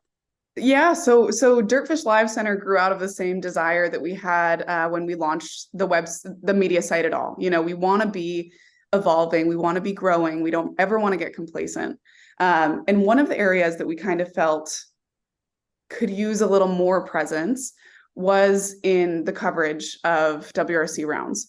I am not speaking badly about Rally TV at all, or about WRC Plus. They've got great coverage. But we were wondering, if you're sitting at your office in the middle of the day and maybe you can't have the live stream on full volume the way you'd want to, how do you stay up to date? And how do you get some more of the information that maybe, the end of stage interview just doesn't have the time to gather? Drivers have to get out of time control, they need to get back, they've got a service, et cetera, et cetera. We wanted to get deeper, and to have it be multimedia. So now when you go to dirtfish.com on a WRC weekend, you click the Live Center tab, and all day, every day, you've got folks like David and Colin and Luke running around WRC rounds, getting interviews with the drivers when they're back at service, getting interviews with the engineers that are actively fixing the car, maybe on the side of the road. We're getting audio clips, we're getting podcasts, we're also writing articles, we're also getting videos. I was lucky enough to travel with the media crew to go to Monty this past year, and they never stop. We're running from place to place, and every once in a while I was like, are we getting a little bit too in their faces? Because they're like, Oit Tanik is on the side of the road trying to figure out what's wrong with his car, and Colin's in there with a microphone. But the beauty is that David and Colin have put so much work and so much time into their relationships with these drivers that the drivers look forward to seeing them. So we have access in a way that a lot of folks don't. And we're constantly just trying to provide information at the deepest level, as often as we can. I think as well, the one of the services that dirtfish.com does that, for instance, WRC.com isn't able to do as well is a lot of this sport is speculation. A lot of this sport is actually, an official site can basically say when something has happened. But, the fact that we can get the leads, the fact that we can actually, get the speculation from your team as well, I think is crucial to that, giving it an insider feel as well. Yeah, agreed. And I think, that's the line of journalism that is challenging to navigate sometimes. But again, I can't give our crew enough kudos. They work incredibly hard and they deliver information and, in the most elegant and graceful way they can. And I think Cherry Nouvel owes them a favor as well for giving them a lift in Japan. But those are the best stories. Like my other favorite one was when Colin was trying to find Lappy, and he ended up like in the back of a truck, and then, I kid you not, on a donkey to get to the crash, right? And that's something that no other news crew is doing. Colin was the only one out there. So no, Colin's ability to find wrecked cars in the middle of nowhere is it is totally a special insane. talent. Yeah.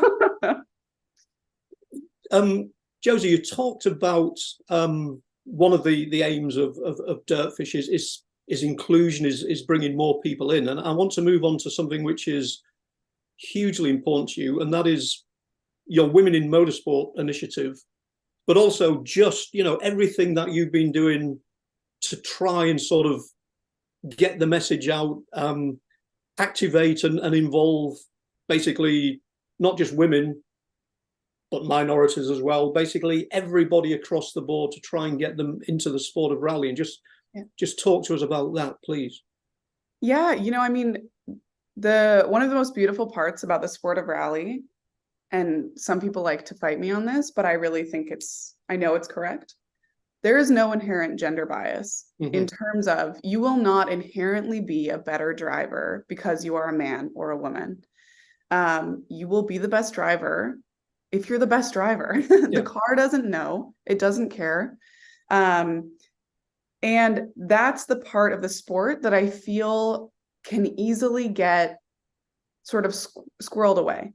It's easy to look at the world of motorsport, see a male-dominated field, and just assume that that's the norm, assume that that's the way it's going to keep going. I think in a lot of ways, it's easy to just forget. We're so conditioned to look at a field and create conclusions about it. And that stops us in a lot of ways.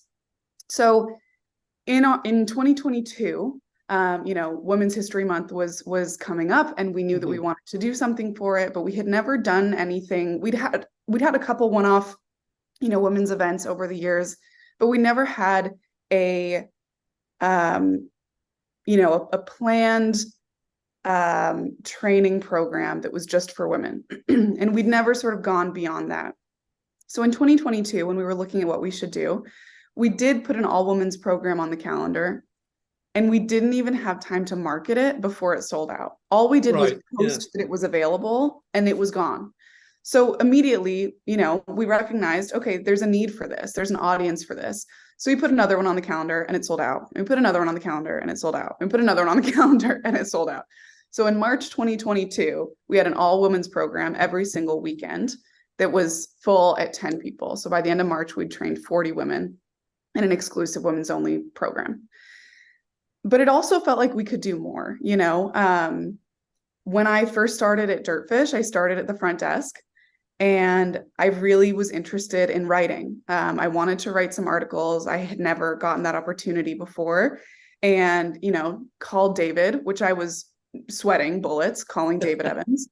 But he said, yes, write articles. And so I started looking at what I wanted to write, and I suddenly realized that I wasn't seeing any stories about women. I couldn't find articles, podcasts, videos. The only thing on the internet was about Michelle Mouton, who I want to read about. But growing up around rally, I had seen women everywhere. I knew that there were women in the sport, and why weren't they being written about? So for our Women's Month 2022, we committed to putting out a brand new piece of women in motorsport focused content every single day for the month of March. So 31 pieces. And the response was incredible. From there, we decided to launch our first Women in Motorsport Summit, where we had 9 panelists. We had a lunch with the pros, and then we had a big celebration where everything was female owned. Food trucks, we had a female fronted band. Myself and Michelle Miller were giving thrill rides. Everything at that event was female owned, female run. And we had about 100 people in attendance that year. Last year, we ran the event only for the second time, the full month, but also the summit. And last year, we were able to get Michelle Mouton in person to Dirtfish, which was, out of this world. But we also had Pernilla Solberg, huge name in the rally world, Rhiannon Gelsomino, Heather Haller, who's one of the only female mechanics in the WRC. She worked for Hyundai last season. Leanne Junilla, FIA Women in Motorsport Commissioner for Canada. and Michelle Miller, one of our senior instructors who also co-drove for Lucy Block last season. So, we had this incredible panel, again, did the same thing, panel, and then big celebration. We were estimating about 250 people in attendance. We had 500 people in attendance. It was wild. And this year, we're doing it again. We're planning our Women in Motorsport Summit will take place on March 2nd at Dirtfish. I'm currently actively reaching out to sponsors, to partners. We've got incredible panelists already. We've got Jess Hawkins of Aston Martin joining us this year. We've got Vanessa Ruck, Harley Davidson rider, who actually was hit by a car on her bicycle and has had to train back up from there. We're working to get Hannah Schmitz of Red Bull. The lineup is going to be massive, but all of that sort of glitz and glamour aside, what we're trying to do is very simply elevate the women that are doing this. When we don't get to see them in the spotlight, when we don't see them represented, when we hardly ever hear about them, we forget that they're there, and it tells young women subliminally that there's not a space for them in motorsport. So our entire goal is to say, hey, look at all these women that are doing it, and we're going to be your platform to get you into the space. If you want to write articles, be a videographer, do social media, be a driver, be a co-driver, be a team medic, there's a role for you, and the motorsport world will be better for it. And it's time that the motorsport world sort of opens its eyes up to that and listens to us when we say that the door needs to be opened a little wider. And I think, Josie, very good point there, that to be inspired, what you're being inspired by has to be visible. Yes. Way back in the day, obviously, me knowing Michelle Mouton, knowing Louise Aitken-Walker, I mean, who do you see coming through the ranks as maybe being the next highest profile role model, the one who will inspire? I mean, I'm kind of sad that, Leah Block, fantastic opportunity, for instance, with F1 Academy, but that we temporarily, maybe permanently, have lost her to rallying. But where do you see the next inspirational role model coming? I think that we are so fortunate right now in the fact that it's so much easier to be connected to people. Leah, we have to acknowledge Leah. And yes, she's moving on to Formula One, maybe. David's already written an article about it that says, is this rallying's loss? But you know what? Our goal at Dirtfish Women in Motorsport is not to say we want women in motorsport only in rally. We want women in every rank of motorsport, right? Yeah. To have Leah going into that role, to have Susie Wolf running this F1 Academy, period. Oh my God, it's so exciting. I want to scream from the rooftops about what a big deal it is. And I also think that's not getting enough coverage, just by the way.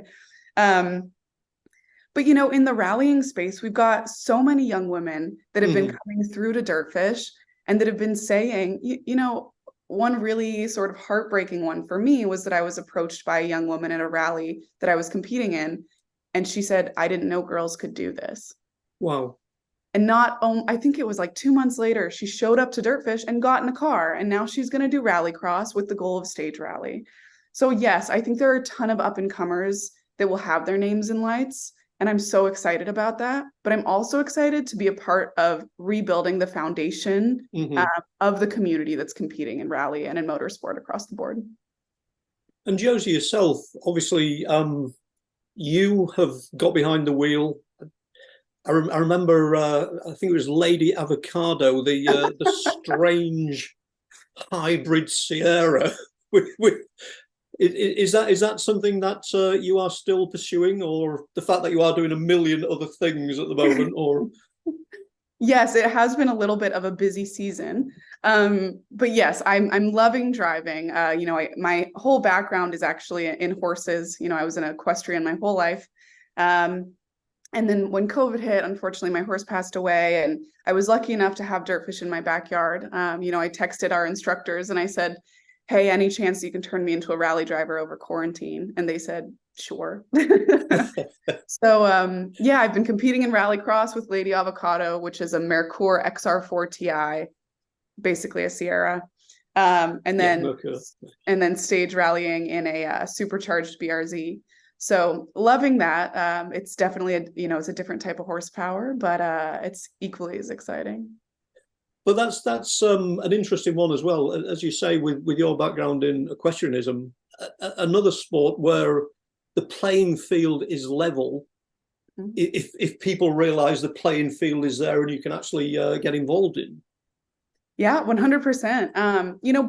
Both, there's no point in beating around the bush. Both equestrianism and driving are incredibly expensive. Mm-hmm. And the challenge is that when the only media that you're seeing about either sport is the very top level, again, there's a subliminal messaging that the ability to enter the sport is unattainable. But either way, there's always an entry, right? Whether it's even if a dirtfish class is a little bit too pricey, we're partnered with Northwest Rally Association. We run rally crosses where you can run any car as long as you have a seatbelt and a helmet, essentially. There are ways to get into the sport, and I think it's our responsibility to show that those are options.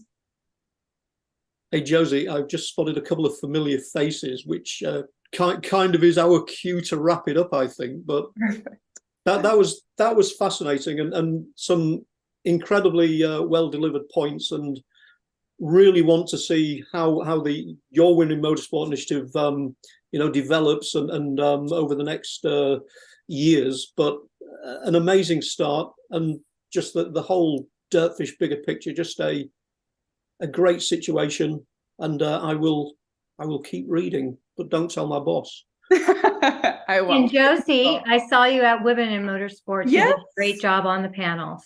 So did you. Thank you guys so much for having me. I really appreciate it. Thank you. Thank you. Stay with us. We are going to run a little video from our sponsors, and we will go back into drag racing with the 2023 NHRA Top Fuel champion, Mr. Doug Kalitta. So excited to have Doug, and I am so happy he won. I think everybody is. So we'll run a short video from our sponsors, and we will be right back with you.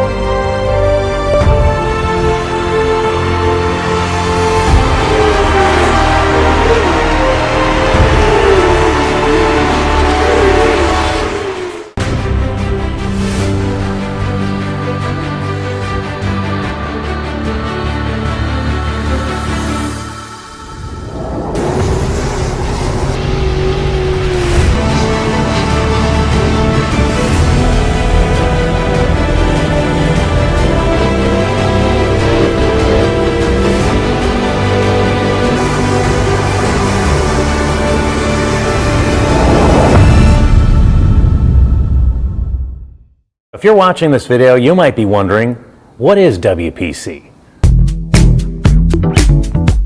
WPC is a surface treatment designed to reduce friction and increase the strength of metal parts. As much as it might seem like a coating, WPC is actually a surface treatment. Think of it like shot painting, but the media is much, much finer, like talc. So what you're left with is a super hard, smooth surface that actually has some proprietary dry lubricants embedded within it. For more information, visit WPCtreatment.com. Epartrade is a digital platform that we've created basically to make life easier in the business community of auto racing. Epartrade, there is no e-commerce. It's literally a connection just like at a trade show. So now, any time of the year, a buyer could reach out to a supplier. When you see a product that you're interested in, all you need to do is click on request more information, and then from there it is forwarded directly to the buyer or to the supplier. Epartrade really eliminates having to travel, closing down your shop. Now you have a place to showcase globally your racing product and technology. Pull your visor down, strap in. Racer is about to take you deep inside an exotic and high-speed world. From the start, Racer in all its forms has shared the passion, beauty, ingenuity, and commitment that make racing a way of life.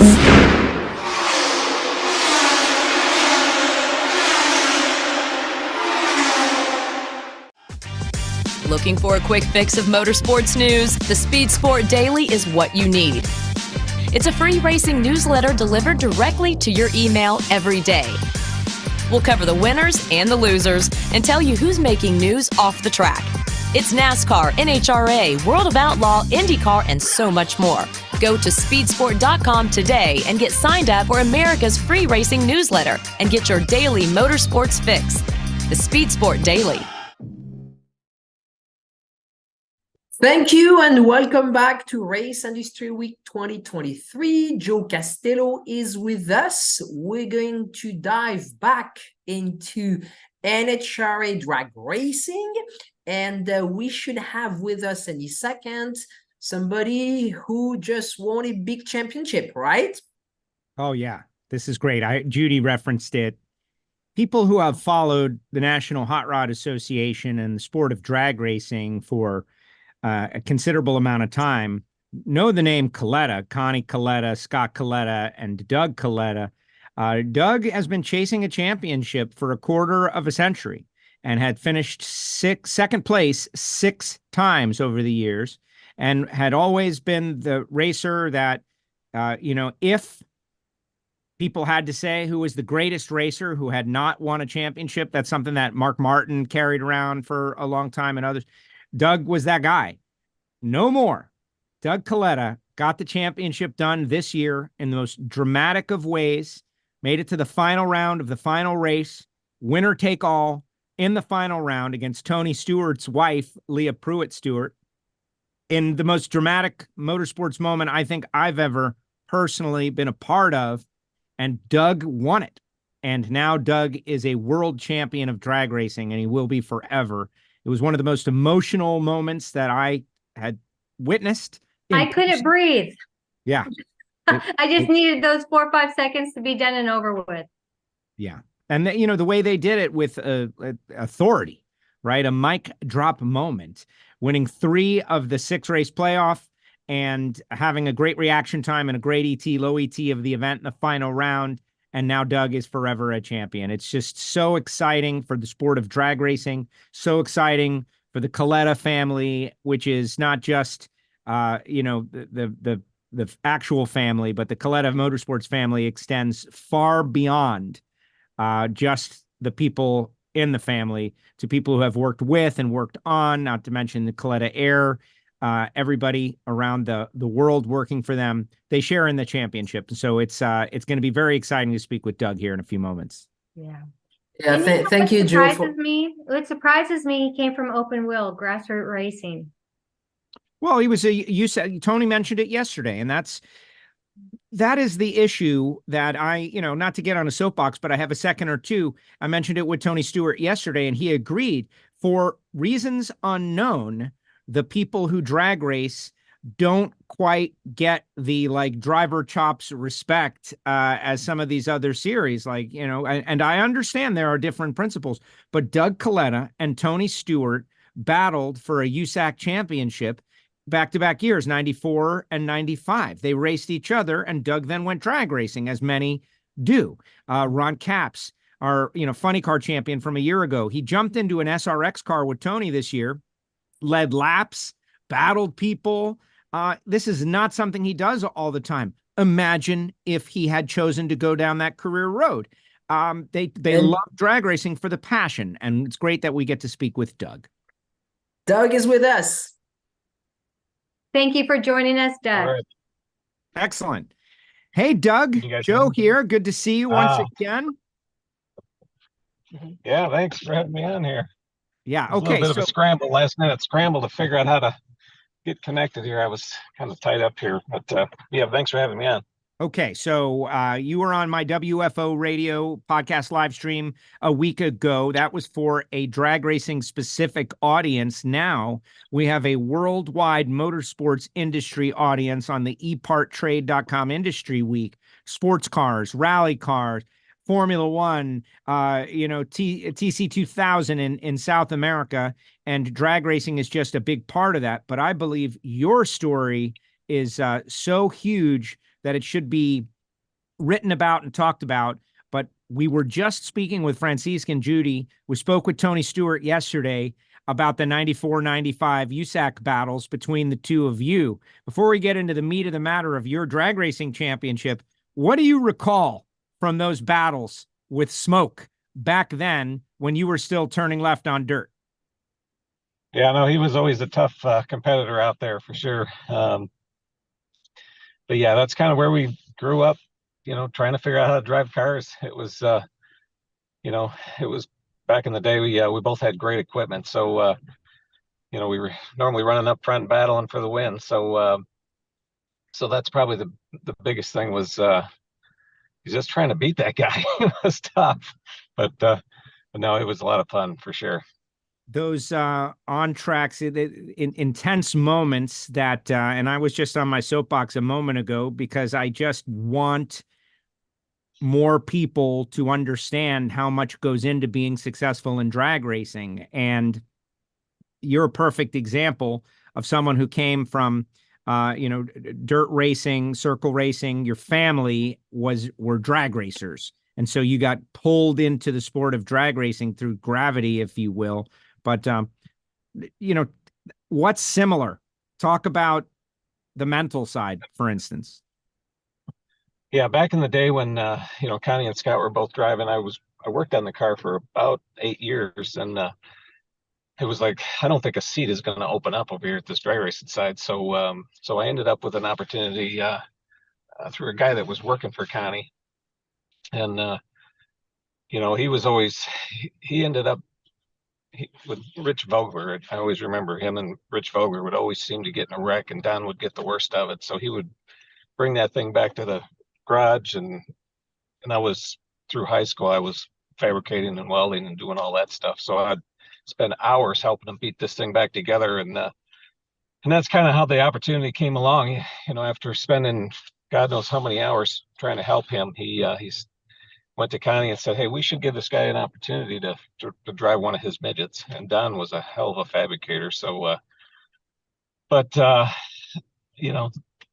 so that's kind of how the whole opportunity started for me. And then really with my cousin retiring and a seat opening up, I had Ed the Ace McCullough as my crew chief when I first started, and a really good team. So that was a hell of an opportunity. But I have to admit, the first time I drove that thing, because I ran an alcohol car for it was a Frank Holly program. I ran it for about a day, I think, and then we switched over to the Top Fuel car, and it's just one of those deals. You're not sure what to expect in comparison, but fortunately with running the sprint cars and the midgets and sliding around and doing all that stuff and those things, I kind of figured it out rather pretty quickly. So, but no, it's been a hell of an opportunity that I've gotten from Connie over the years, really doing both, because he supported Don back in the day with the midgets. So I kind of rolled right into that deal. And, but yeah, it was super cool this year having Connie there at the banquet, and, and Sunday, and just all the fans, and it was a special moment for sure to have a part of the whole Sunday and the banquet. And obviously he's had a number of different guys win the championship over the years, so that was really cool to become part of that group.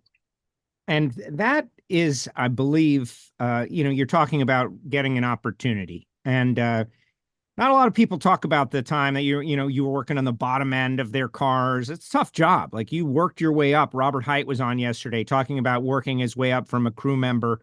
And I don't want to say drag racing is the only motorsport where that is possible. It's certainly not, but it happens on a pretty regular basis. Many of our stars, Ron Capps, Robert Height, yourself, did the tough jobs. But then you get the opportunity and you wanted to deliver. But how did that, being a crew member, turning wrenches, diving under that thing while it's hot, getting covered in oil, how did that help form you as a driver, as a racer? Yeah, the one thing about drag racing, is even sprint car stuff too. I mean, sometimes you just have to get it done. It's not going to be perfect. You just got a limited amount of time. Just make it safe and get the thing either on the track or back up to the starting line. So, but yeah, just mechanically, just working with your hands, it's a good trait. And, it's, I've got my son now working on the car and he's figuring things out pretty well. And, he's super coordinated. He was a soccer player and he's done that his whole life. So it's been kind of fun to have him working on my car, and he's starting to learn how to fly now. So get him kind of going with that stuff. And but yeah, it was growing up with Connie. He's always been a fix it, figure it out kind of guy. Even with the technology of the Top Fuel cars and figuring out how to fix the weakest link is kind of what drag racing seems to be all about, with particularly the engine, and just trying to figure out how to make more power and keep the engine to where it would live going down the track. So and the same thing with just building a lot of the stuff on the car. So that was back in the day something I spent a lot of time building the ideas that Connie would come up with on things that he wanted to improve on with the car. So fortunately, my dad, he had a welding supply business. Him and Connie were brothers. So my dad we had all his welding machines and he would sell all this stuff. We had a shop that, we would fix, all kinds of, mostly he was into motorcycle racing. So we were usually fixing and building stuff, that had just two wheels on it. So, but I think I probably got off the subject here of what the question was. So that's a very John Force. See, the guy wins a championship and he's turning into John Force already. Hey, David Morton is out there in the chat section, says everyone at Fifth Third Bank is super proud of you and they're proud of their partnership with Kalitta Motorsports. And that has to be the ultimate prize, is the adoration and just the congratulations from all of these people who have supported you over the years and are part of the team, helping fund the team, and making this actually happen. What has that been like for you? David is out there, but there's has to be plenty more. Yeah, no, that's the thing that that I was so happy to be able to pull this off for, was all the people that have supported me and continue to support me. It was an overwhelming. Yeah, it was just kind of overwhelming with everybody. And obviously the Fifth Third Bank folks have been a big part of our team and our business with the airline stuff. So yeah, they're great partners, and certainly appreciate them and really everybody else that has supported me and gotten me to this point here. So, but no, the banquet was super cool. It was just really overwhelming, the support that I got from all my competitors and the folks that I've been racing against. They finally, it was nice to be able to pull it off for everybody that has had my back over the years. On that note, in this, was it a little weird? Did you understand how everyone looked at you within the sport? Like, did that prior to the moments. And for those out there at the NHRA Awards banquet, and you can go online and watch this on NHRA's YouTube channel, Doug got multiple standing ovations from everyone in the sport. I would liken it to a Dale Earnhardt Daytona 500 kind of moment where everybody acknowledged that this was something that was well-deserved, well-earned, and they just wanted to show Doug how much they appreciated him. Being the person to receive that moment, Doug, did you understand that's how everybody thought of you? No, I was just relieved, and I still am relieved that we. But yeah, we're obviously we're all out there competing against one another, hoping their cars don't start and whatever else happens. But no, it was. I've been out there for. I always say it's 22 years, this and that, but 26 years. I was actually reminded that it was that many years, and then being second 6 times, so it was one of those moments that just you get the win light, and it's just a huge relief really for me and my family particularly, because they've been putting up with me for all these years trying to accomplish this goal. So but yeah, couldn't have done it without them for sure. And yeah, no, it was a proud moment. So let's talk about that moment for the people around the world, fans of rally, Formula One, stock cars, just everything that they all have their dream scenario. And, maybe you're going into the final lap and the white flag is out and you're in second place and you got to make a pass. Like everybody has their own moment. For Doug, it was the final round of the final race against his closest competitor, and whoever won would be the world champion. You knew that going to the starting line. You had one of the best that there's ever been, Alan Johnson, as your tuner. He was brought on by Connie for this moment. You'd finished second 6 times in your career, winner take all final. Take everybody into that moment as you prepared to make that run. Yeah, definitely. With the way our NHRA point system is, that was, it played out perfectly for, to build the excitement of of how that point system is designed. And that's certainly what happened. But really, I was pretty confident, obviously, it was a big moment, but I was actually felt as comfortable as I was, pretty much throughout the day. So, just needed to go up there, rely on my guys. And like you say, I've got the best team, Alan Johnson, Brian Houston, all these guys that, been racing against forever and competing against, finally in my corner. And but no, it was a proud moment for sure to be able to pull off the win with those with my guys. And it really, we had been kind of struggling for the last early part of the season, and kind of got hot right there at the end. So yeah, getting the 3 wins at the last 6 races, we were building confidence as the year was, as the season was finishing. And yeah, it was really a thing of beauty for me and my team to be able to pull it off.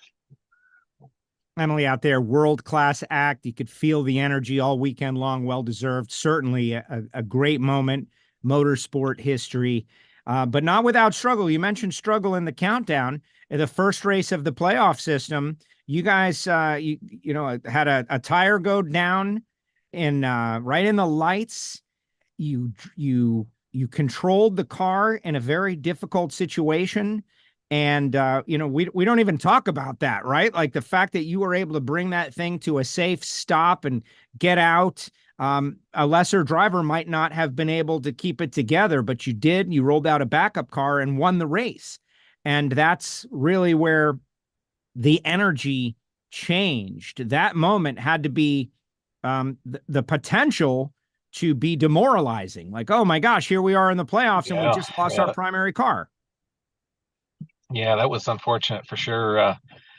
And that was pretty lucky on my part, really, with just how it all played out with, I had to shoot. I usually get one shootout a little earlier than the second one. And yeah, it was felt real fortunate because usually when you have a tire issue, it just doesn't normally end well. And especially right there in the lights. But yeah, so we got back to the trailer.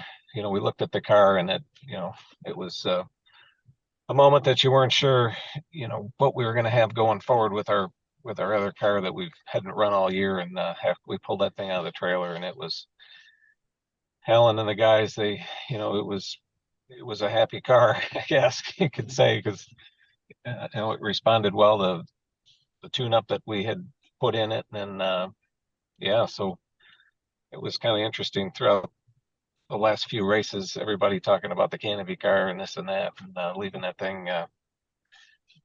in the trailer. But I have to admit, the one thing about that canopy car, it was almost like a Cadillac. That thing was quieter. It would just being inside the thing was kind of interesting. But as far as I'm concerned, really whatever works for my guys. And it'll be interesting to see what they come up with for next year and what we're going to start the year with, either a canopy car or not. So that's open. You're not demanding one or the other. You're open to either. And a lot of speculation on that. People have said you'll never drive a canopy car ever again, but you sound open to it. Yeah, I'm usually, I wheel in there a couple hours before qualifying starts on Fridays, and they don't, as far as making changes on the tune-up and all that stuff, I just show up and drive that thing.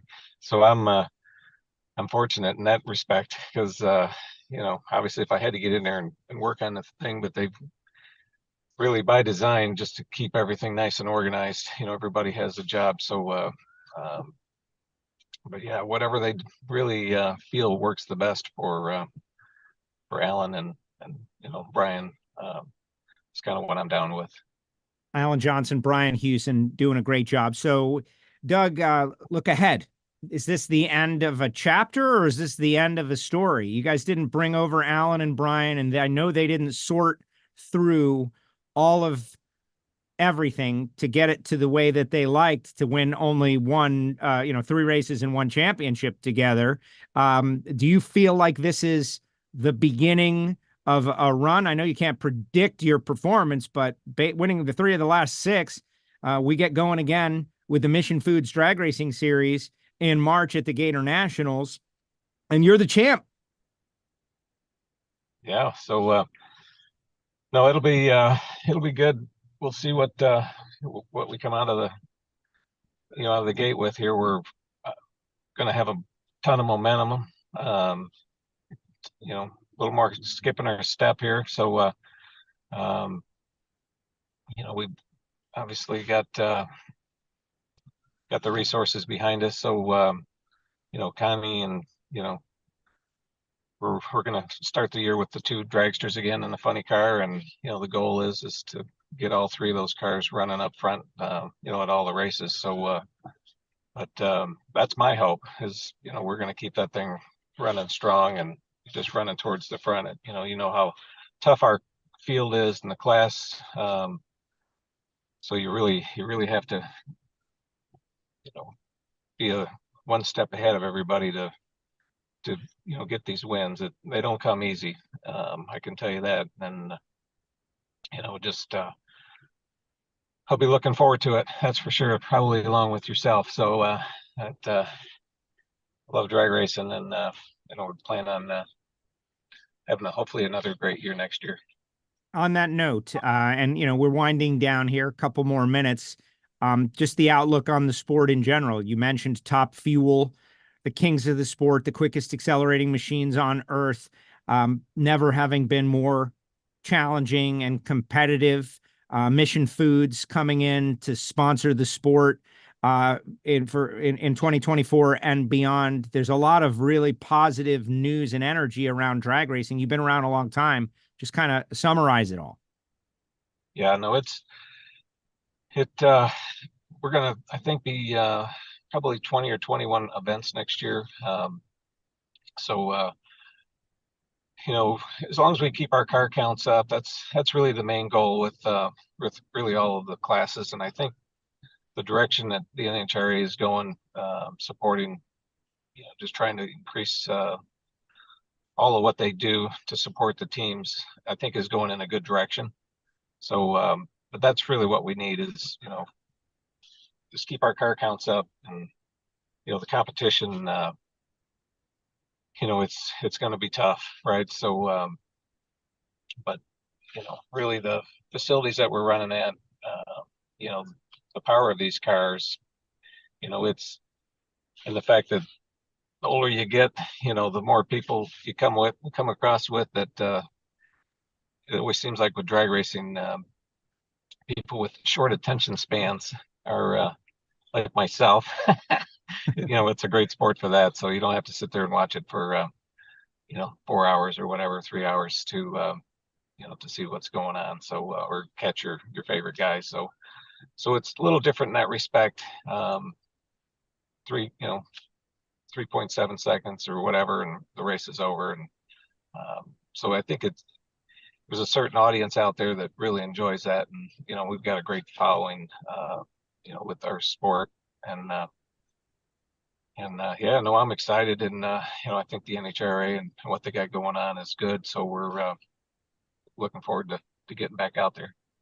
Well, Doug, I appreciate it. This has been, you know, it's history. It's drag racing history. Connie made his, Scott made his, and now you have made yours as a Top Fuel World Champion. But I'm really excited to see what you do with it as you go into 2024 and beyond. And I see Francisque and Judy are on. Judy said she couldn't breathe for the whole final round, that she was unable to. And I felt that too. It was amazing. It was drag racing history, and you lived it. And congratulations. Well, thank you guys. Appreciate all the support, and thanks for having me on today. So excited. And thank you for joining us this year, Doug. It's been a pleasure. Thank you. Yeah, no, thank you. Thank you. You guys are doing a great job. I was watching it a little bit yesterday with what you have going on, and it looks like a heck of an effort you put together with all of what you're doing. Thank you. You know, Doug, out of a pandemic, we just created this, and it just keeps getting better every single year. So thank you for doing a great job. Yeah, for sure. Thank you. Thank you Thanks, very Doug. much. And we still have, you know, a lot of sessions in the coming up, and we're going to run a little video from our sponsors. We'll be right back with Formula G, then with the Formula One Las Vegas Grand Prix, and a lot more. So stay with us. We will be right back. With roots in the Midwest that date back well before the Model T, Fifth Third Bank has a long history of serving the needs of automotive companies. While much has changed over the years, our passion for helping businesses put cars on the road and on the track has not. Today, we are more committed than ever as a member of SEMA, a founding member of PRI, and a sponsor of multiple race teams across several racing series. For over a decade, Fifth Third Bank has been a staunch supporter of our industry and a great partner for many companies in the motorsports field. Our business has been growing extremely fast, and really we could not be where we are today without Fifth Third. They provided amazing strategic advice, the capital we need to support our phases of growth. They are true partners for me now, and what they do with their involvement in motorsports is untouched in this community. Where can we take your business? Fifth Third Bank.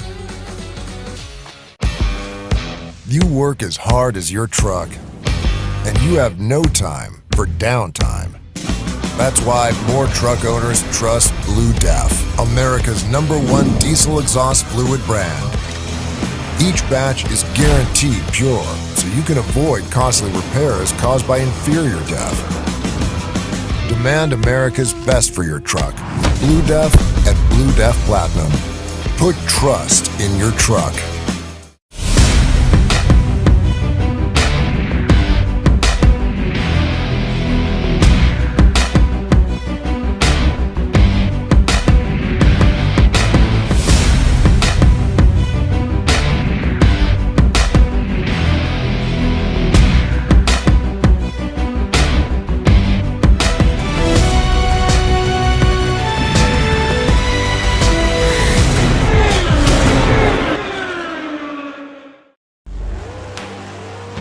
The number one source of friction in your engine is not what you think. Piston rings rubbing against the cylinder walls generate more friction than any other part of the engine. More friction and temperature means more wear and less horsepower. Fortunately, the team at Total Seal knows how to reduce friction and wear through innovative piston ring design. If it takes a piston, Total Seal can build a better ring.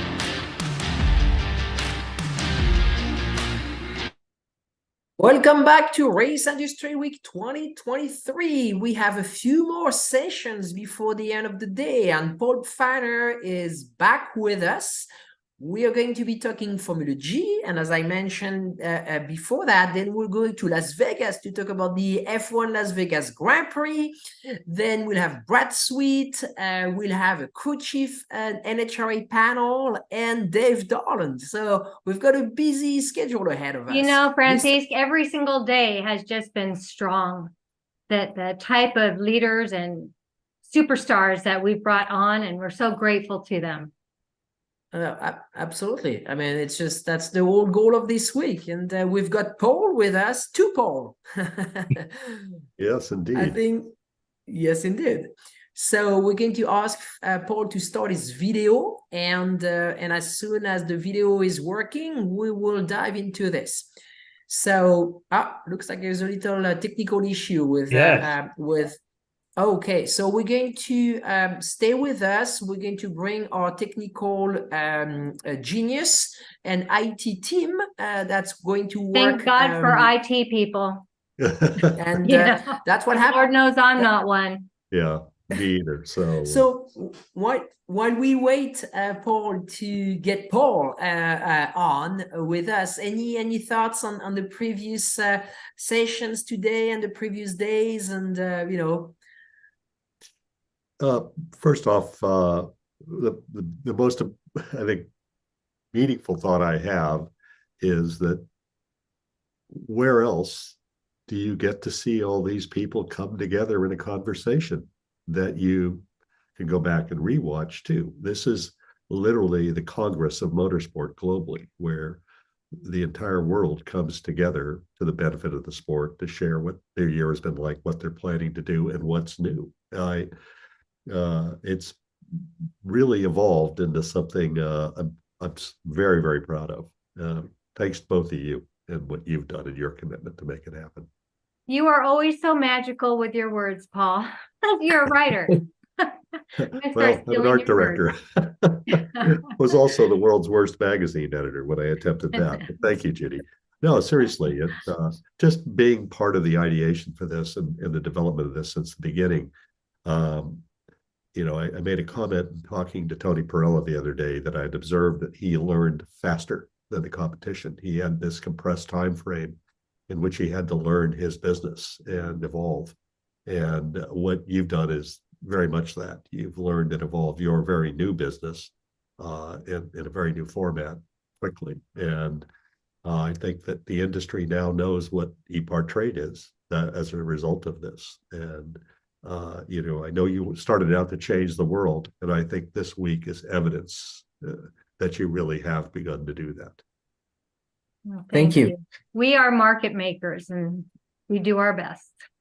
I mean, yeah, it's just, you know, we did it with trade shows and trade publications for 20 years, and today we do it through a platform, an online platform, and the creation of content. But the job is the same. The tools have changed, as simple as that. And talking about tools, we have a little technical challenge with Paul, and our IT team is working with Paul. We should, you know, get this fixed, and that's what happened when you're live. So we can hear Paul, but we can't see him. So we're just going to wait to make sure everything works out, and then we'll bring him on. Anything you want to say, Paul Fanner, about Formula G, because it's going to be interesting. It's I think Paul, no, still a little challenge. So we're going to wait to get this sorted out. But do you want to say a few words, maybe, Paul? Yeah, just before we begin, first, I've known Paul for 15 years. We were well acquainted. We had the privilege of working together on another project, and I have a lot of respect for Paul and his intelligence and his tenacity. And I will tell you, he understands the media business probably better than I do, given his background.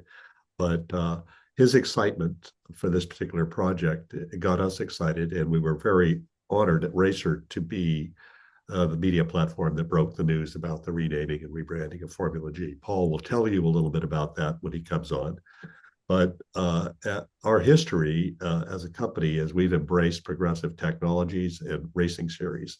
We believe that racing has got to learn faster than the competition and evolve with changing times. And so having the ability to announce this and Dominic Wilde, our correspondent based in the UK, broke these stories and worked with the team at Formula G to reveal their plans. And we're probably going to learn more today when Paul comes on. But make no mistake, this is the shape of the future, and some of the things Paul is going to talk about today, I believe, are the right things that need to be done to expand the audience and participant base for progressive forms of motorsport that have new technologies and new formats. No, I mean, absolutely. And that's and I'm hearing I know our team is trying to reach out to Paul to resolve this little technical challenge, and if not, we're going to bring Paul without the video, but we're just trying to make sure we can produce a show of great value for you. And here he comes. He had to change computers. There he is. There we go. Thank you, Paul. Hey, I really apologize for that. I just wanted to make a big appearance. Well, you certainly built the suspense, Paul, before you came on. Great to see you. And I could hear you building me up, so thank you, Paul. That's all right. Don't let everybody down now. First off, great to see you. And again, thank you to the team at Formula G for allowing Racer to break the news of the name change and work with you in rolling this forward. We're enthusiastic supporters of what you're doing, and I think that I'd just like to start with you providing some background to how you became involved in Formula G, what your racing background, because I don't think people may realize that are not deep into the world of racing where you came from and what you were doing related to motorsport here until recently, and now you're at the front line of it. Absolutely. Well, thank you, Paul. Yeah, so I was very fortunate to meet up with Jay Penske back in 2003. And I worked for him on the media side of the business of what is now Penske Media Corporation. I was EVP and ran most of the mergers, acquisitions, and operations for 14, 15 years. As a part of that, I got involved with Steve Lusso and Jay when they did the first attempt at the Indy 500, as you may remember, when we had Ryan Briscoe driving, and that led through to us going till 2014 in IndyCar, going up to a 2-car team at one point, and then back down to one.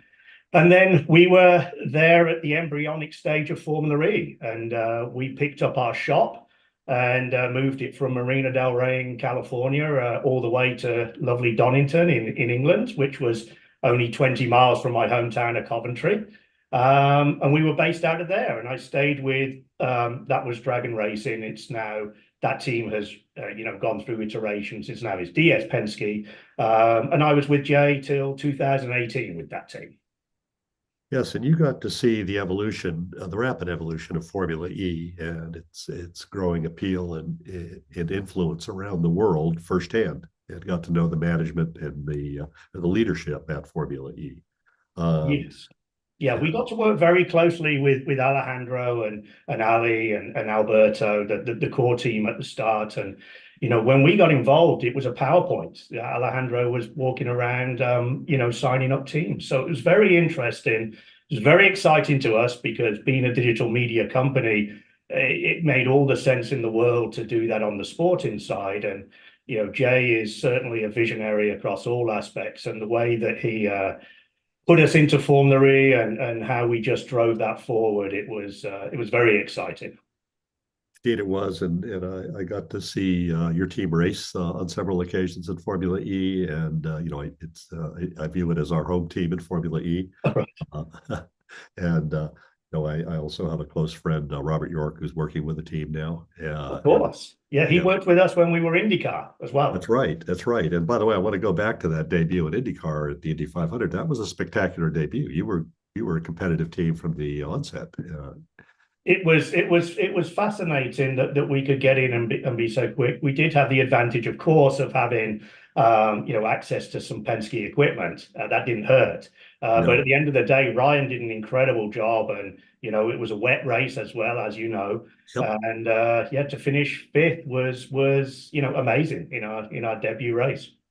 Yes, indeed, and I think that sets a tone for high expectations across the board. I think for anything you're involved with, and I've seen you succeed at an amazing level of success in the things you've touched. I have great respect for you and your tenacity. Thank you. And I think that, to me, with you being involved with this, that's what had me at hello. I knew if you were committed to it and you had the energy and excitement about it, that this was a well-reasoned and a thoughtful approach to filling a need in the motorsport space. So, I'm trying to set you up here to roll out what Formula G is, and why you think it's time for Formula G, rather. No, it's great, and I've been talking to Dilbag about this for ever since he came up with the concept a couple of years ago while he was still with Mahindra. It's doing exactly what you said. It's filling a hole in the sport. We're not trying to compete with anybody. We're not trying to be a series that runs against major motorsports events. We're there to be a support series and to bring affordable, accessible, green racing to any type of motorsports event. It can be an ICE powered, or it can be electric, or it can be hydrogen, it can be alternative fuel. We're here to support. And the way that we're doing it is very different to how anyone else has done it, because we're breaking it off regionally. Yeah. So there's an Americas series, there's a Latin America series, there's a European series, and then there's a GCC/India series. As you know, Dilbag Gill, who's the CEO and founder or co-founder along with Nick Heidfeld, is Indian. And so his drive behind this was about creating affordable and accessible racing. And we feel that by breaking it off into being 4 regional championships, you're making that affordability already be scalable, because you're not talking about international travel necessarily. I mean, within Europe, yes, but not within America and not within Latin America. You're staying regional. And so from the driver aspect of being able to enter a series that's affordable, through to promoters that are looking for space, looking for content, looking to have a green aspect come to their race event or weekend, we're there to plug in. It's a plug and play series from the start to the finish. We have all the equipment. We effectively lease it to the teams, so they have no of the maintenance, R&D, upkeep of the vehicles. That all is our responsibility. We hand deliver it to the track. The team take it over, they run their races, and then they pack it up, and then we take it away. Well, that sounds like about the easiest way to get into a professional racing series that I've ever heard. Right. Yes. And I first off, with heavy hitters like Dilbag and Nick involved in this, along with yourself, obviously this is well thought through, great experience on all sides.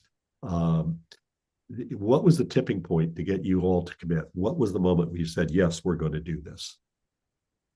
So I can't speak for Dilbag and Nick, because they'd been in this for a while longer. But for myself, when I realized that everybody talks about inclusion and equality and accessibility in motorsports, and it's very hard to follow through on it. And Dilbag had put so much thought into this. And, you know, in some ways it was experience from our early days at Formula E, all of us, we went in at a fixed cost series. There were certain elements of delivering a turnkey package. But then it turned into something different.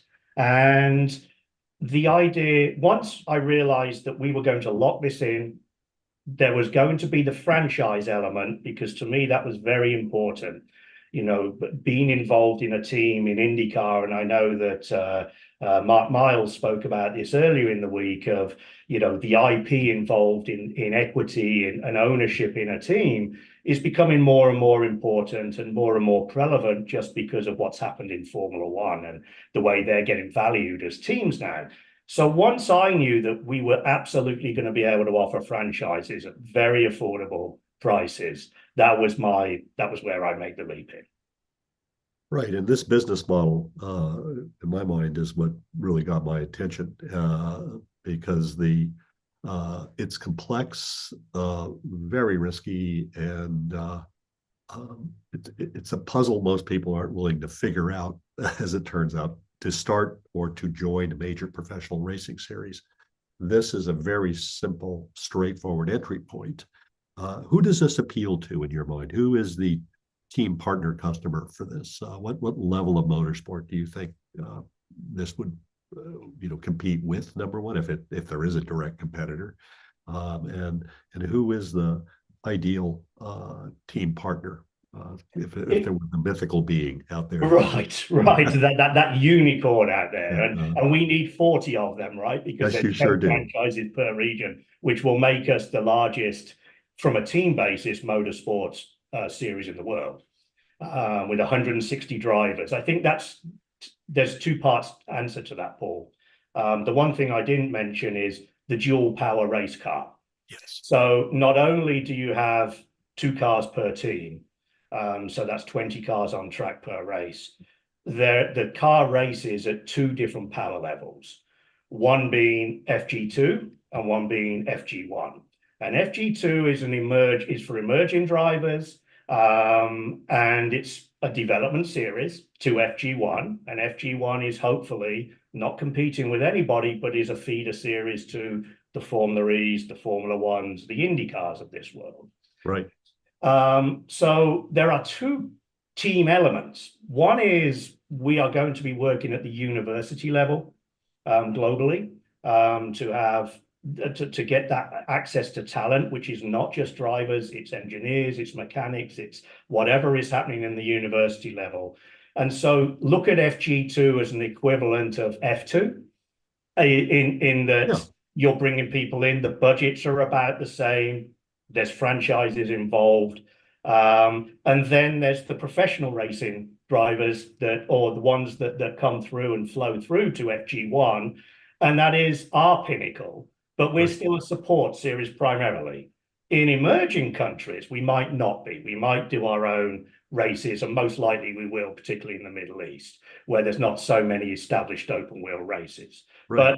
But a team is a professional team that's either in one of those one of those disciplines I mentioned. It could be anything from an F3 through to an IndyCar, through to a Formula One, a Formula E team. It really is someone that's committed to long term. That's why we're doing franchises, and wants to develop the future talent.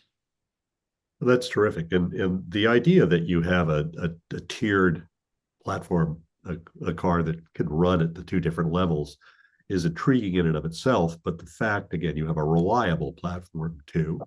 I have to ask you, how many cars are you going to have in service, by the way? What's the total number of cars? It's pretty significant. So there's going to be 25 for Europe, that then will switch across to GCC in India. And then there's going to be 25 here in the Americas that will do North America and then go down to Latin America. So you're talking 50 out the gate when we go racing in very late 24, but really full season in 25. And then eventually each of those regions will have their own cars. So it will be 100 cars being maintained and transported around the world. That's ambitious and impressive at the same time. And when I think about this, it occurs to me that we already have seen, teams like Andretti and Ganassi embrace these progressive forms of racing. With Ganassi, they have an Extreme E team. Andretti is obviously involved in Formula E. You mentioned IndyCar teams. We've got basically a lot of racing teams in North America and down into Latin America. Yeah. How do you recruit, or how does a team work in developing an entry with you and a alignment with you? What is the process? So it's really just started. The one thing that I thought was really important is not trying to run before we could walk. So we wanted to make sure we got the core elements in place, meaning we actually have ordered the chassis, we have the battery supplier, we have the powertrain suppliers, all of that being in place and ready to go. There were discussions that had taken place over the last 6 months. We've got 8 MOUs from professional teams, from professional series. But as we're approaching this now from a regional basis, where originally it wasn't that case, right? Yeah, those discussions are going to change. So the simple answer is, Paul, is contact us. We have people in the paddocks who are having conversations with teams. Again, the one thing I want to be, very clear on is we're not going to try to compete with anybody. We're there to bring value, bring extra racing, and bring a stepping stone, an additional new type of stepping stone into professional motorsports. So the conversations we've been having with, the principals of series and teams has been really, honestly, very, very comfortable and very easy to have. But I think that part of this is that you do have people that are known and experienced involved in this, which helps. But more importantly, you don't have to go build a racetrack everywhere you go. That is absolutely what I believe the support series really does for us. We're clearly bringing an asset and a value to an entertainment weekend and adding to a ticket price. We're also hopefully bringing in a younger demographic of fan just by starting in that development of having the FG2 and the FG1. We are also doing sim racing. We are in process of working with one of the most influential people in gaming who came from EA Games and created some of the most impressive and well-performed games in the world to this day. So we want to create this complete path through. So it's not building those tracks is absolutely key. I have, absolute utmost respect for what Alejandro and the Formula E team and Liberty have done. It's incredible to go into a city center and do what they do. That's not our forte. That wouldn't make us affordable for a promoter, for a team, for a driver, or for fans. So, you're absolutely right. And what Roger Penske and Penske Entertainment are doing on the IndyCar side is also incredible as to how they're expanding that and doing more road courses. So we want to be on those same tracks. We want to be there and provide 30 minutes, 35 minutes of entertainment per race. And, have a space in the corner that they give us. We'll come racing. We'll give you the content. And hopefully teams see those drivers and it's a pass through for them going to, a professional career in motorsports. Again, that's smart. And again, fills another need there. The thing, though, I noticed here, let's say in North America, we have some very crowded race weekends in some instances, not all. So do you think this is a series that will be best suited to temporary circuit or to the really amazing permanent circuits we have in North America? I think it's a combination of both, Paul. I think that the way that we design it, the infrastructure, the way things are delivered, the way that we're doing the charging, etc., we can plug in. We're not necessarily, if we can't fit in on a Sunday necessarily, or a Saturday, maybe we can fit it on a Friday. We have the flexibility the way we're going to be doing broadcasting, the way we're going to be digital focused and platform agnostic means we're not necessarily tied to TV scheduling as well. So we really are trying to make ourselves as flexible as possible so we can fit in and squeeze in between sometimes those, very crowded weekends, or be extended on weekends that have more space. Got it. And I think the digital forward stance aligns with your focus on younger audiences, of course. And I have to ask you too, is the development of the driver identities and I think team narrative is going to be controlled centrally, or is that going to be up to the teams to do that through independent ER research? So it's a very good question, and there isn't a single answer there. Our idea is that we want drivers and all team members, be it their engineer, be it a mechanic, be it the PR person, to become influencers for themselves and for the teams, and then ultimately for us. Because we're not reliant on TV revenue, the way our model works is as long as we have the set of teams and we have the races, the series is automatically profitable. Right. So it's more about how do we engage and build a huge audience globally. So we want drivers to become influencers. We don't want to control that narrative. Authenticity is absolutely key. And we need them, in order to have true authenticity, you have to allow them to do whatever they're going to do. And, I harken back to when Will Power, when IndyCar did this with Will Power, and he did that particular sign on the track when something happened. Yeah. And from then they realized that people follow drivers. And we all knew that. And of course, the industry is built around that, but he became a personality. So we want everybody to be a personality. It's not necessarily the driver. It could be the guy that changes the tire. He might be the funniest guy on the planet. So let him be an influencer. And that's why we won't do any platform exclusivity. We want people to be able to view this wherever they want. And so if a fan sees something, they can click a link and they can watch the race on Facebook Live, on Instagram, on YouTube, on, whatever it is. We want this just to reach people that, will follow those influencers.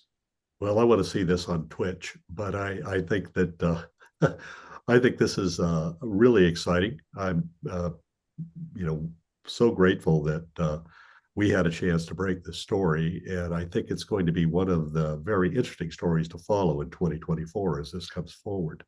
I wish you and your colleagues only success in this. I think that you're going to help everyone understand maybe a new and progressive business model as well for motorsport.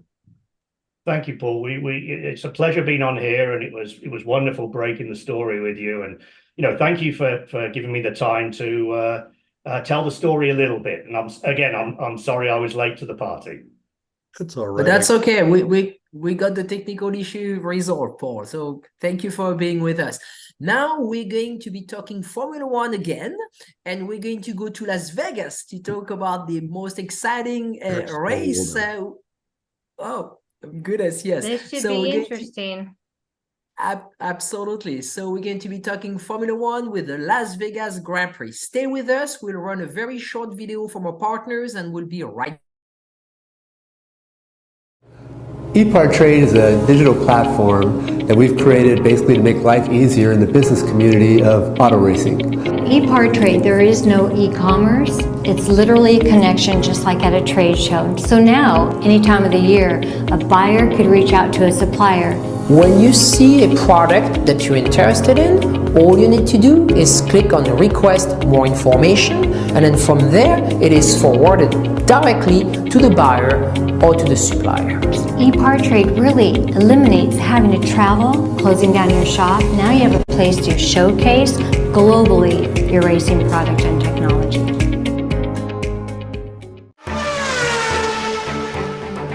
There are two types of people, racers and everyone else. In a sport driven by passion, excellence, courage, and ingenuity, Racer Magazine is for those who believe that racing is a way of life. Get 1 year of Racer's print and digital editions for only $50, with instant access to our digital issue archive. Subscribe now at info.racer.com. Speed Sport 1 is your new home for motorsports. If you're a hardcore race fan, you've got it all on this new, exciting network. It doesn't matter if it's on land or water, 2 wheels or 4, asphalt or dirt. It's all free at speedsport1.com. You can also take it on the go with the Speed Sport 1 app. Download it today. This is Speed Sport 1, the live racing network. Thank you and welcome back to Race Industry Week 2023. If you're watching us on Speed Sport 1, as we just saw their little video, thank you. And thank you for watching us on Zoom, on racer.com, on speedsport.com, our different YouTube channel. And Mark, welcome to the program. Thank you. We are going to bring any second Silvia Bello from the Las Vegas Formula One Grand Prix. She has a very impressive resume, and my understanding is she's the first woman ever to be a steward. So Silvia is with us, and here she is. Good afternoon. Good afternoon. How are you guys? Welcome to the program.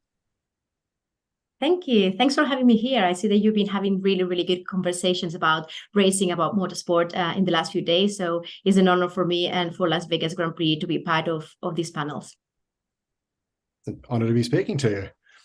So I'm assuming that for you, the last few weeks have just been about mostly catching up on sleep. It's probably been a fairly epic few months. Now that you've had a little bit of time to recover, how do you reflect on the first ever Formula One Grand Prix on the Las Vegas Strip? It's been a great experience. It was the biggest challenge for all of us, not necessarily just for the team where I work for, the race operation team, also for the event operations, commercial. It was the biggest race and probably the biggest sporting event in 2023. So as you can imagine, as you already mentioned, there was a lot of thought put into it. There's a lot of efforts, a lot of work behind the scenes, but we are very, very happy and very proud of the product that they delivered. It was 100% entertainment. It was a lot of entertainment off track, but as we could see also on Saturday night, there was a lot of entertainment on track as well that for some skeptics was a bit unexpected, but we knew that we will deliver a really, really good race. And as you could see from the comments from the F1 teams and drivers, they are very, very happy and looking forward to come back to Vegas next year in 2024. I would like to follow up on all of that, but before we do, I'd like to go into your background a little bit, because your biography is a story in itself. Can you just talk us a little bit through your path that took you to the Las Vegas Grand Prix? Of course, motorsport has always been part of my family. My dad was involved in European rallies all his life. He was also a race official.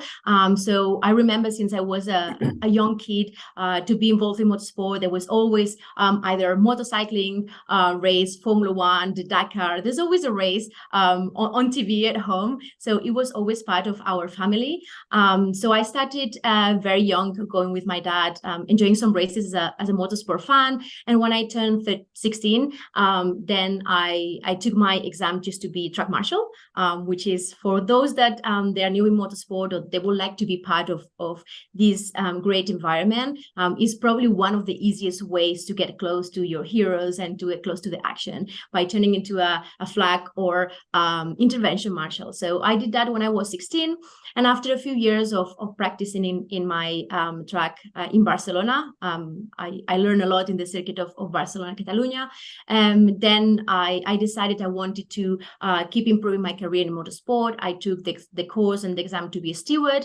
And in 2011, it was the first time a woman was a steward for an F1 race. Luckily, that was me. It was a great experience. I've been stewarding for Formula One for 11 years. That's how I got into the F1 world, but before of that, there was a lot of work in the lower categories, in the national level in Spain, but also on the European level.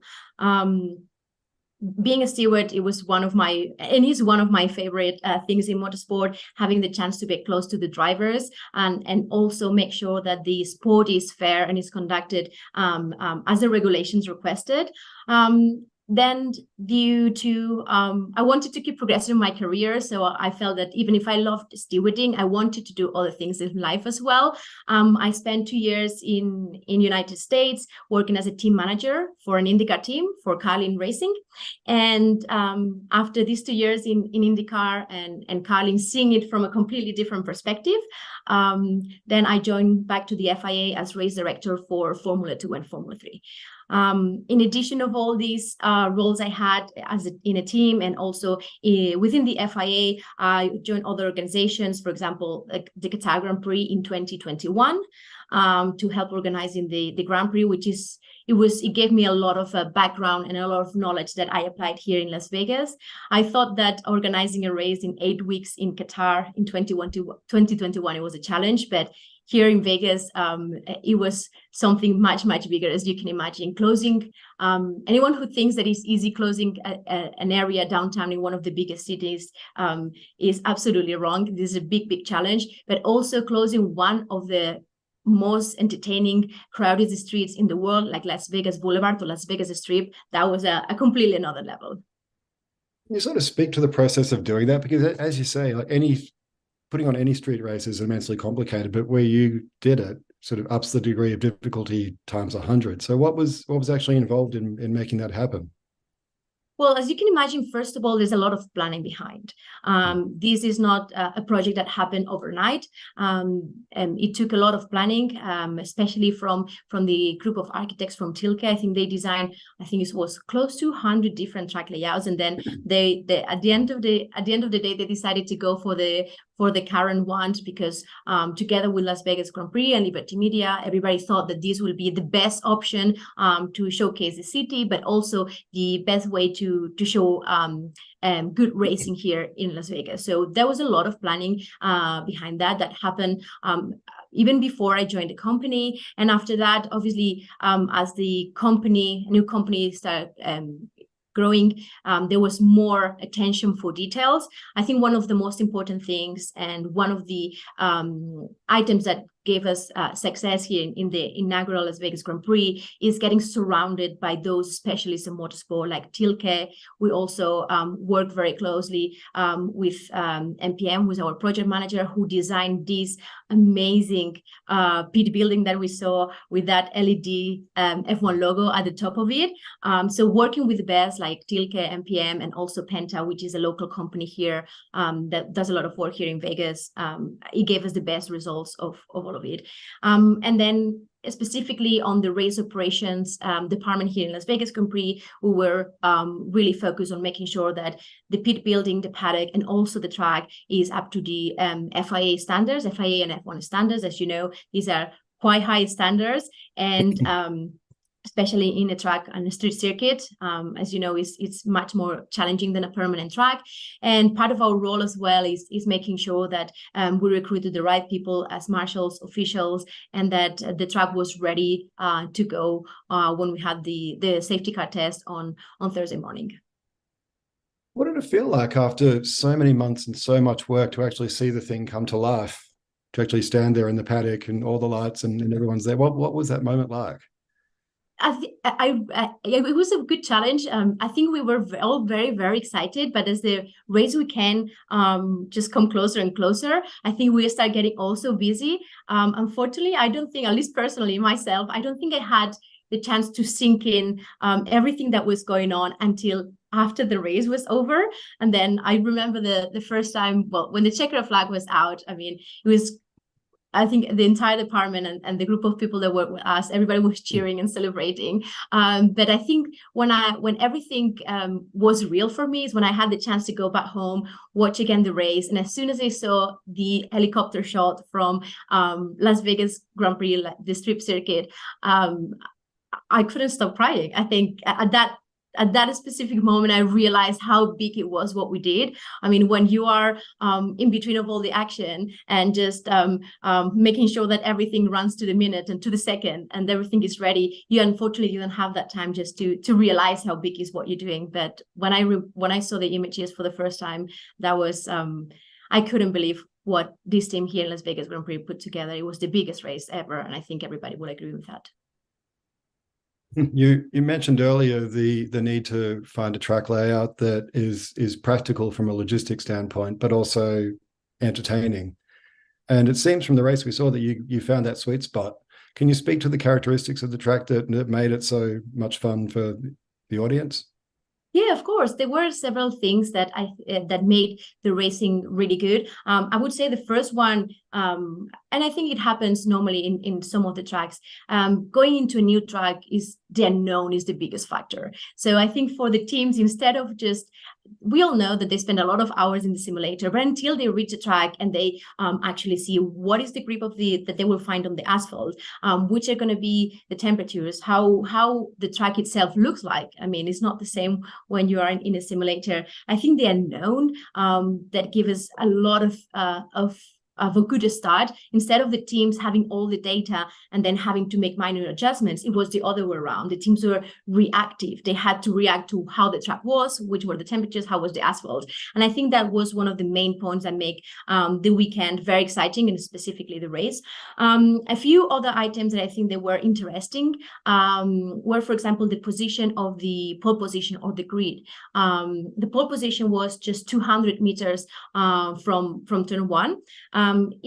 In a normal track, normally this is 250 meters, but due to the layout that we have here in Vegas, then the leader or the pole position was closer to turn one. That allowed also for mistakes, as we could see from Max Verstappen getting into turn one and forcing Charles off track. Also, we saw other very experienced drivers like Fernando Alonso just unexpecting the corner that early and then just making a mistake there. So I think for the start of the race, having the grid closer to turn one definitely was a plus. I would say, I'm sure you guys will agree, the ones that you've watched the race, the DRS zones, they helped a lot. And especially the one that we had two DRS zones, one from turn 4 to turn 5, and the second one on the Las Vegas Boulevard towards the end from turn 13 to 14. Specifically, the later one, the second DRS zone, I think it was perfectly designed. Sometimes when you watch racing, those DRS zones are either too long or too short. I think it had the perfect length in order to allow the brave drivers, the ones that they really felt they could do it, to overtake in that turn 14, 15 corner. So I think that made very, very exciting. That's how we could see Charles Leclerc overtaking Sergio Perez in the last lap, and I think was one of the highest moments during the race weekend.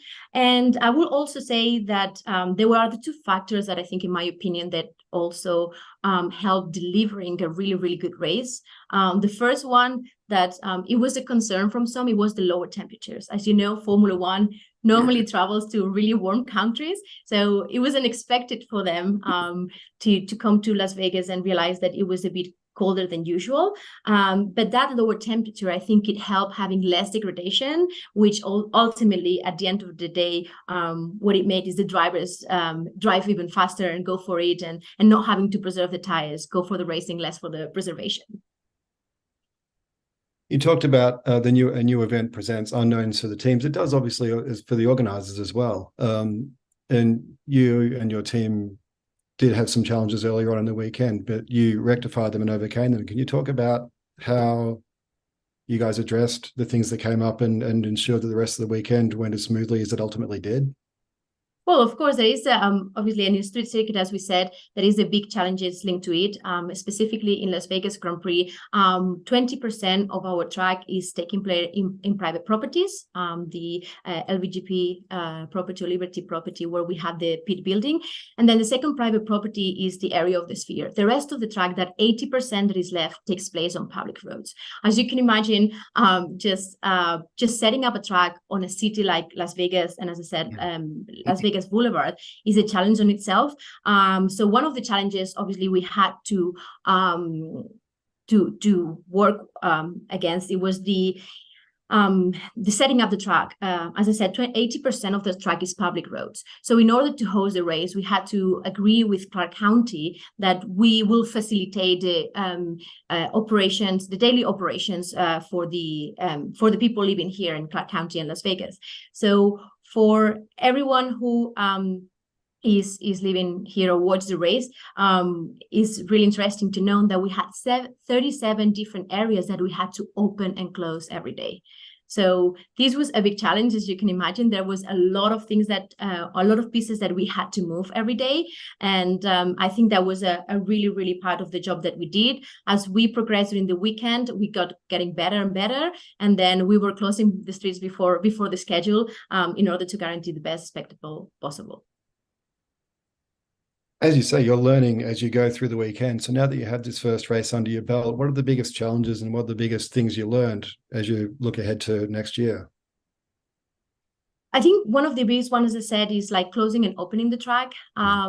We've been practicing for months, but until Wednesday night or Wednesday morning, excuse me, we didn't have the chance to put together all these 200 crews, 200 people that took care of closing the track every day. I think we had a really, really good result, but obviously that we wouldn't have to go back in the next few weeks and see how we can increase the efficiency of those processes. I think year 2 is probably a challenging one. Everybody thinks that year 1 is the difficult one because everything is new, but in year 2 everybody expects perfection. So I think in the next few months what we're going to have to do here in Las Vegas Grand Prix is to do a lot of debrief, work with all our partners and make sure that we deliver even a better event for 2024. You work under Las Vegas Grand Prix CEO Renee Wilm, and also alongside a number of other females in senior roles. How much have you seen a change in motorsport over the past decades in terms of female representation? Like, has there been enough progress for women in those sorts of positions? I love that question. I think it's a really, really important one. Yeah, there's been many more women part of the sport, and not necessarily just part of the sport, but also in senior roles. I mean, we could see there is a lot of women that they've been fans of the sport, that they've been in the sport for many, many years. But I think that we were lacking this representation in senior roles and also in more visible roles, not just necessarily on the management area, but also in the teams, having engineers, mechanics, and hopefully soon we'll have a female Formula 1 driver. So I think there's a lot of work that has been done. I think it's been great, the allyship we had from some of the men, just helping to promote the women that they were already in the sport and that deserve to be in those positions, but there's still a lot of work to be done. As you know, Formula 1 is working very hard to have the first Formula 1 driver. They created a Formula 1 F1 Academy series, which looking forward to promote more women into the sport. We know there's still a lot of work to do, but I think we're in the right direction. I think the next steps will be making sure that this base, we increase the base of women that are fans of the sport. And as you know as well, in that sense, Drive to Survive help a lot, increasing the female fans or the women that love the sport, and also reduce also the age of our fans, which I think is a really, really good progress, and we're gonna have a really good years ahead. You kind of preempted my next question there, because as you say, things like Drive to Survive have brought a younger and newer and more diverse audience to Formula 1. Do you think that'll eventually filter through to more people from different backgrounds pursuing jobs within the sport somewhere? I hope so. I really do so. From our experience here in race operations, unfortunately, we're seeing that some of the marshals involved in the racetracks, they're getting older and older, and we need to find a way that we can include younger people, and also we need to be much more diverse with the people we've got within the sport. We need more women. We've got other groups represented as well, and I think Drive to Survive and F1 together with the FIA doing a very, very good job on extending the motorsport and making it more accessible for all of these groups of people. Again, as I said, there is still a lot of work to do, but I think in the next few years, we're going to see a big, big change. We've seen it also in other series. I could see it also in IndyCar. When I was working there a few years ago, I was barely one of the only women that they were in the pit stand, and then you can see that it's more and more women around. So I have no doubt that all of these initiatives that F1 and other promoters are taking, they will help just to improve our sport and make it more diverse. Is it so that's not just, I mean, obviously having clearly visible examples, people who are already doing these jobs is massively important, but there needs to be specific programs or initiatives. Like the sport needs to work to get these people. They're not just going to come in. Correct. I think there are two things that are important. The first one is getting role models, giving visibility. So if someone, a girl is seeing that I'm in a position, on a senior position in a Grand Prix, Las Vegas Grand Prix, they think that this is an option for her in the future. Unfortunately, when I joined the sport, there were not many female role models who I can look at and said, oh, I want to be like this woman, you know what I mean? And I would the fact that we've got more and more role models and in all the different areas in engineering, mechanics, in the senior roles in the promoter side, I think is making it giving more visibility and giving more options to women to think that's an option for me. I would love to be part of the sport. I can do it as well. But I agree with you, we also still need support, not just to have more females in the sport, but also to be a much more diverse sport. We need to have different programs set up for the different organizations. And in that sense, Formula One, FIA, and also I know that other organizations like IndyCar are doing a really, really good job in order to do that. I know the teams also, for example, there's a lot of Formula One teams that they have engineering programs to bring new engineers on board. And I think all these programs are going to be very, very necessary in order to diversify the sport, as I already said. More generally, you've been part of motorsport during a time when Formula One in particular has enjoyed just explosive growth, like it's just massive, especially in the United States. How has it changed for the better in your eyes during that time and through that growth? Yeah, that was, from my side, I think it was great to see when I joined Formula One in 2011. Obviously, it was a well-known sport in Europe, but here in the United States had a smaller fan base. Since Liberty Media joined the sport, definitely it really helped to update the sport to what it is today. It make it much more accessible to different groups and communities that they were not so used to our sport.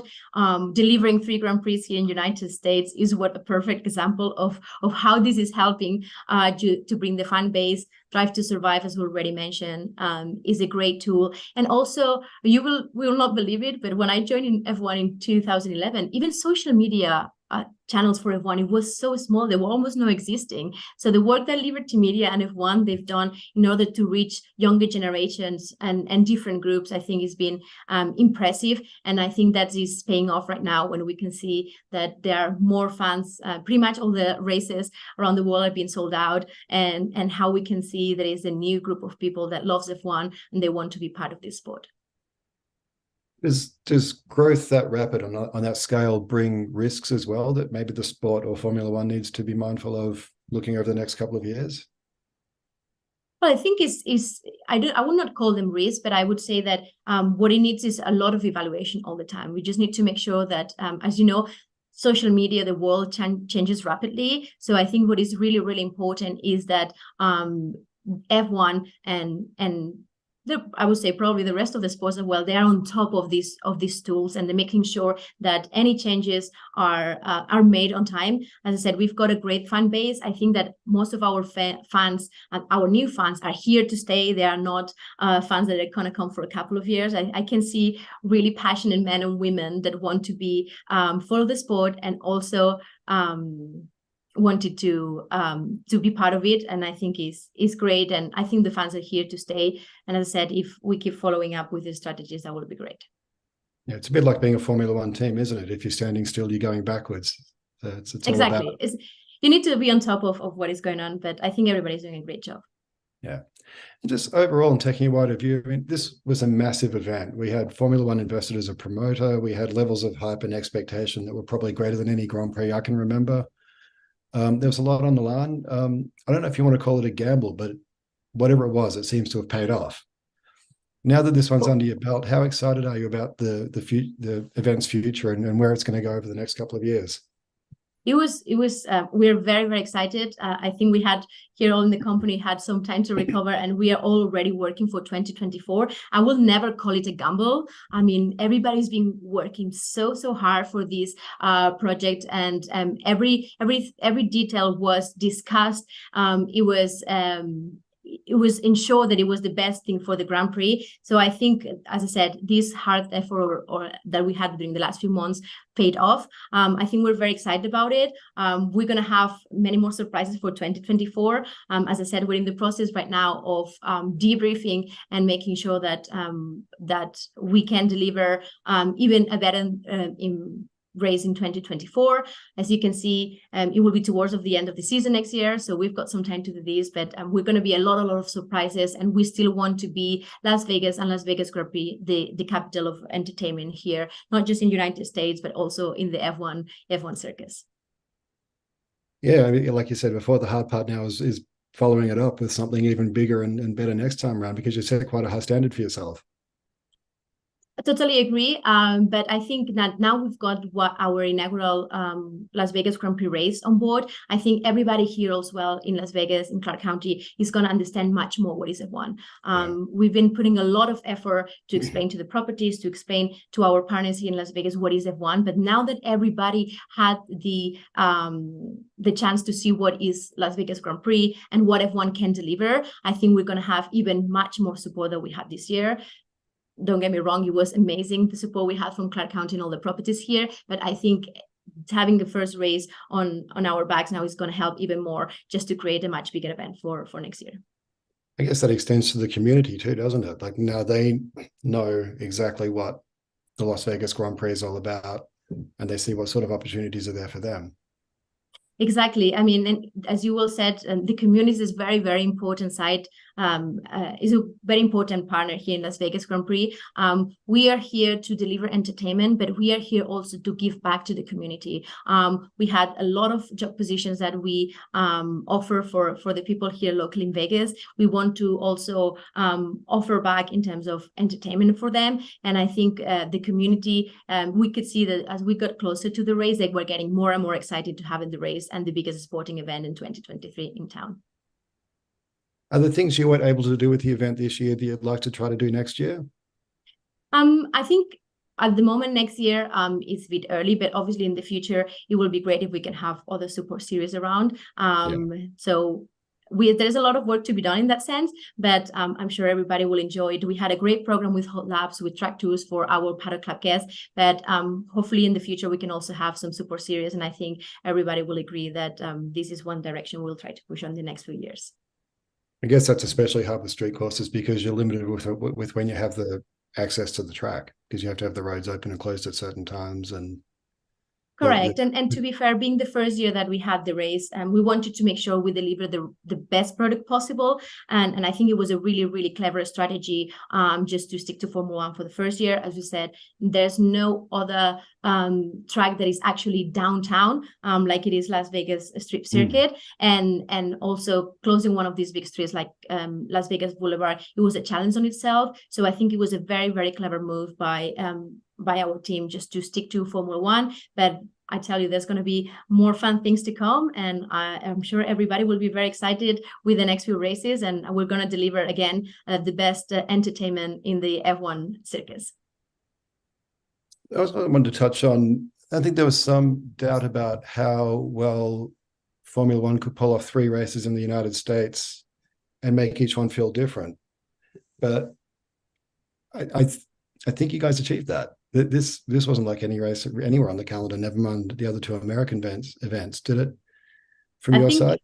I think Las Vegas Grand Prix is one of a kind, not just here in the States, it's one of a kind here in the F1 calendar. So I think that's the purpose why Las Vegas Grand Prix was created. And I think we achieved what we wanted. I think it's really important that each racetrack keeps their specificities. And I think the 3 promoters here in the United States, Miami, Austin, and here also Las Vegas, we're doing a great job. And I think it's great for the F1 fans here in the United States that they've got 3 different options where they can attend, and they can live different types of races and products as well. Do you work much? How involved are you with the other promoters? Do work with them? So from our side here in Las Vegas Grand Prix, we just focus on Las Vegas itself. Obviously, Liberty Media had other involvement with the other races and together with the one. But here in Las Vegas, we are fully focused on Las Vegas Grand Prix and making sure that we deliver the best spectacle possible. Thank you, Sylvia. I hate to be the timekeeper here, but we've got to wrap the session. You did a brilliant job. Congratulations on the terrific event. You know, it's great to see what you achieved and amazing background on your end, Sylvia. And I think well, anyway, so thank you very much. I'm getting the signal from our producer that we need to. So stay with us. We are going to run a very quick video from our sponsors, and we'll be right back for our next session. Epartrade is a digital platform that we've created basically to make life easier in the business community of auto racing. Epartrade, there is no e-commerce. It's literally a connection just like at a trade show. So now, any time of the year, a buyer could reach out to a supplier. When you see a product that you're interested in, all you need to do is click on Request More Information, and then from there, it is forwarded directly to the buyer or to the supplier. Epartrade really eliminates having to travel, closing down your shop. Now you have a place to showcase globally your racing product and technology. Pull your visor down, strap in. Racer is about to take you deep inside an exotic and high-speed world. From the start, Racer, in all its forms, has shared the passion, beauty, ingenuity, and commitment that make racing a way of life.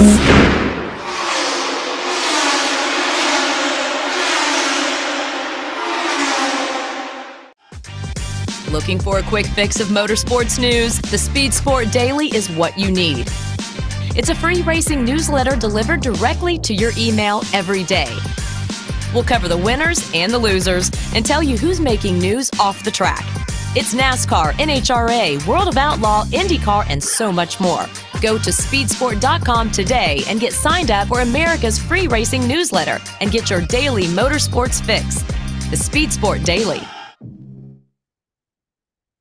Thank you and welcome back to Race Industry Week 2023. Mr. Mike Kirshner is back with us. We're going to bring Brad Sweet on, and we've got 3 more exciting sessions before the end of Race Industry 2023. So Brad is Francis, with this us. is a perfect example. We go from F1 to grassroots racing and hearing what Brad Sweet's going on. Yeah, I'm trying to get absolutely. my video up here. Sorry about this, guys. Oh, start my video. I'm getting it. Okay. We can hear you. There you go. Sorry about that. All good. Yeah. Thank you for joining us. Yeah, thanks for having me on. I really appreciate it. All right, we'll roll into it. Big day already for Brad today in high limit racing. Brad, for those of you who don't know, is a 5-time World of Outlaws champion, and he's the co-owner and promoter of the High Limit Racing Series along with Kyle Larson. And a couple hours ago, High Limit dropped a 60-race schedule for next season that begins in February and ends in October. Brad, how you feeling now that that schedule's out in the public and everybody can see it? Yeah, I feel good. I mean, it's a lot of work.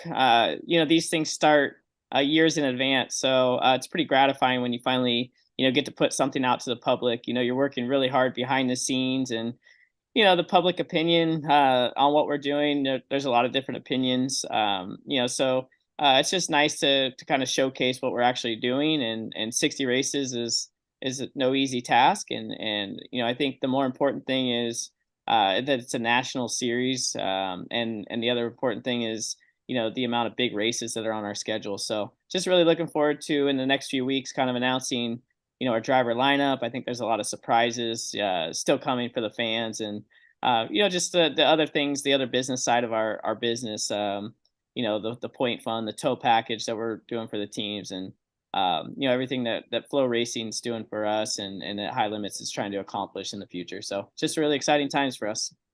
What kind of reaction and feedback have you had over the last couple of hours? It just depends on who you ask.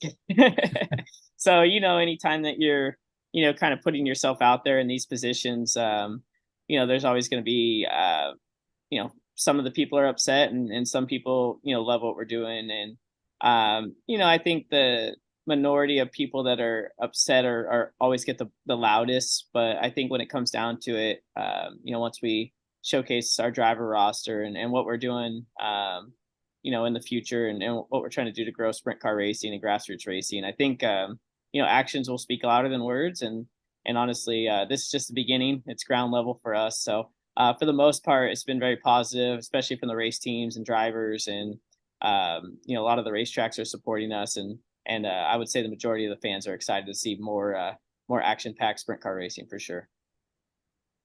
One more question about the schedule before we move on. You mentioned big races. One of them is the Gold Cup at Silver Dollar Speedway, and that moved up a couple weeks on the schedule from its traditional date. What led to that happening? Yeah, I mean, when we acquired kind of the All-Stars and we're trying to build the best possible schedule for high limits. Obviously, we looked at all the assets that were across both portfolios, and the Tuscarora 50 is a massive event, and Port Royal Speedway in Pennsylvania, and then obviously the Gold Cup's a massive event for us in California. So to try to make both things work and stay on the schedule, I think their date's a little bit more firm because it's around a fair and things at Port Royal. So we're trying it this year to move the Gold Cup forward a few weeks, and it still worked well with the logistics of the travel schedule. To kind of start in Central California and then go to Northern California with the Gold Cup, and then up into Oregon, Washington, and then there is a long trek back east. But I think when we're going from big event to big event, and still having another big event in Pennsylvania, I think it makes those drives a little easier. It was the first season for High Limit this year. You had 11 midweek races. This year, you're going to run not only a midweek mini series of another 11 races, but the full schedule's 60, including weekends. What does it take in a change in resources in order to expand that much? Yeah, I mean, I think the 12 race idea was a good idea to try to fill a void, and we had a lot of success. And obviously streaming is a big part of this growth of this sport, and obviously with Flow as our kind of partner and Flow Racing, and they didn't want to just settle. I think the 12 races was a nice sample for them, but I think they saw what they wanted to see, and they saw our growth potential and how much passion we had to try to grow sprint car racing. So I think with our interests aligned so well, I think and Flow's commitment to us, we were able to create a partnership that was beneficial for both parties. And we were able to kind of acquire the All-Stars, which had a footprint on probably 3/4 of the country, and then take that footprint and grow it into something bigger, with a West Coast swing and being a national series. So yeah, just a lot of different things came together to kind of make it all happen. What did you learn last year that's going to benefit High Limit Racing this season? I think we learned a lot about the business side of things and working with promoters, and just trying to put on really efficient shows. I think some of the old traditions are maybe holding sprint car racing back a little bit from going to the next level. So we started to see that last year with some of the things that we did. Were really positively taken or received, I guess, by the fans. And we saw our viewership rising and kind of understanding some of the things we did just on the efficiency side. So there's a lot of room for innovation, I think, in sprint car racing. There's a lot of growth potential if we can keep getting more and more subscribers on these streaming services to be more engaged and tune in more often. I think our product's really good. It's just how we showcase it. So I think those are the things that we learned and obviously want to improve upon as we move forward. You've talked a lot over the last year or so about your vision for sprint car racing. Define that vision. Exactly what is that?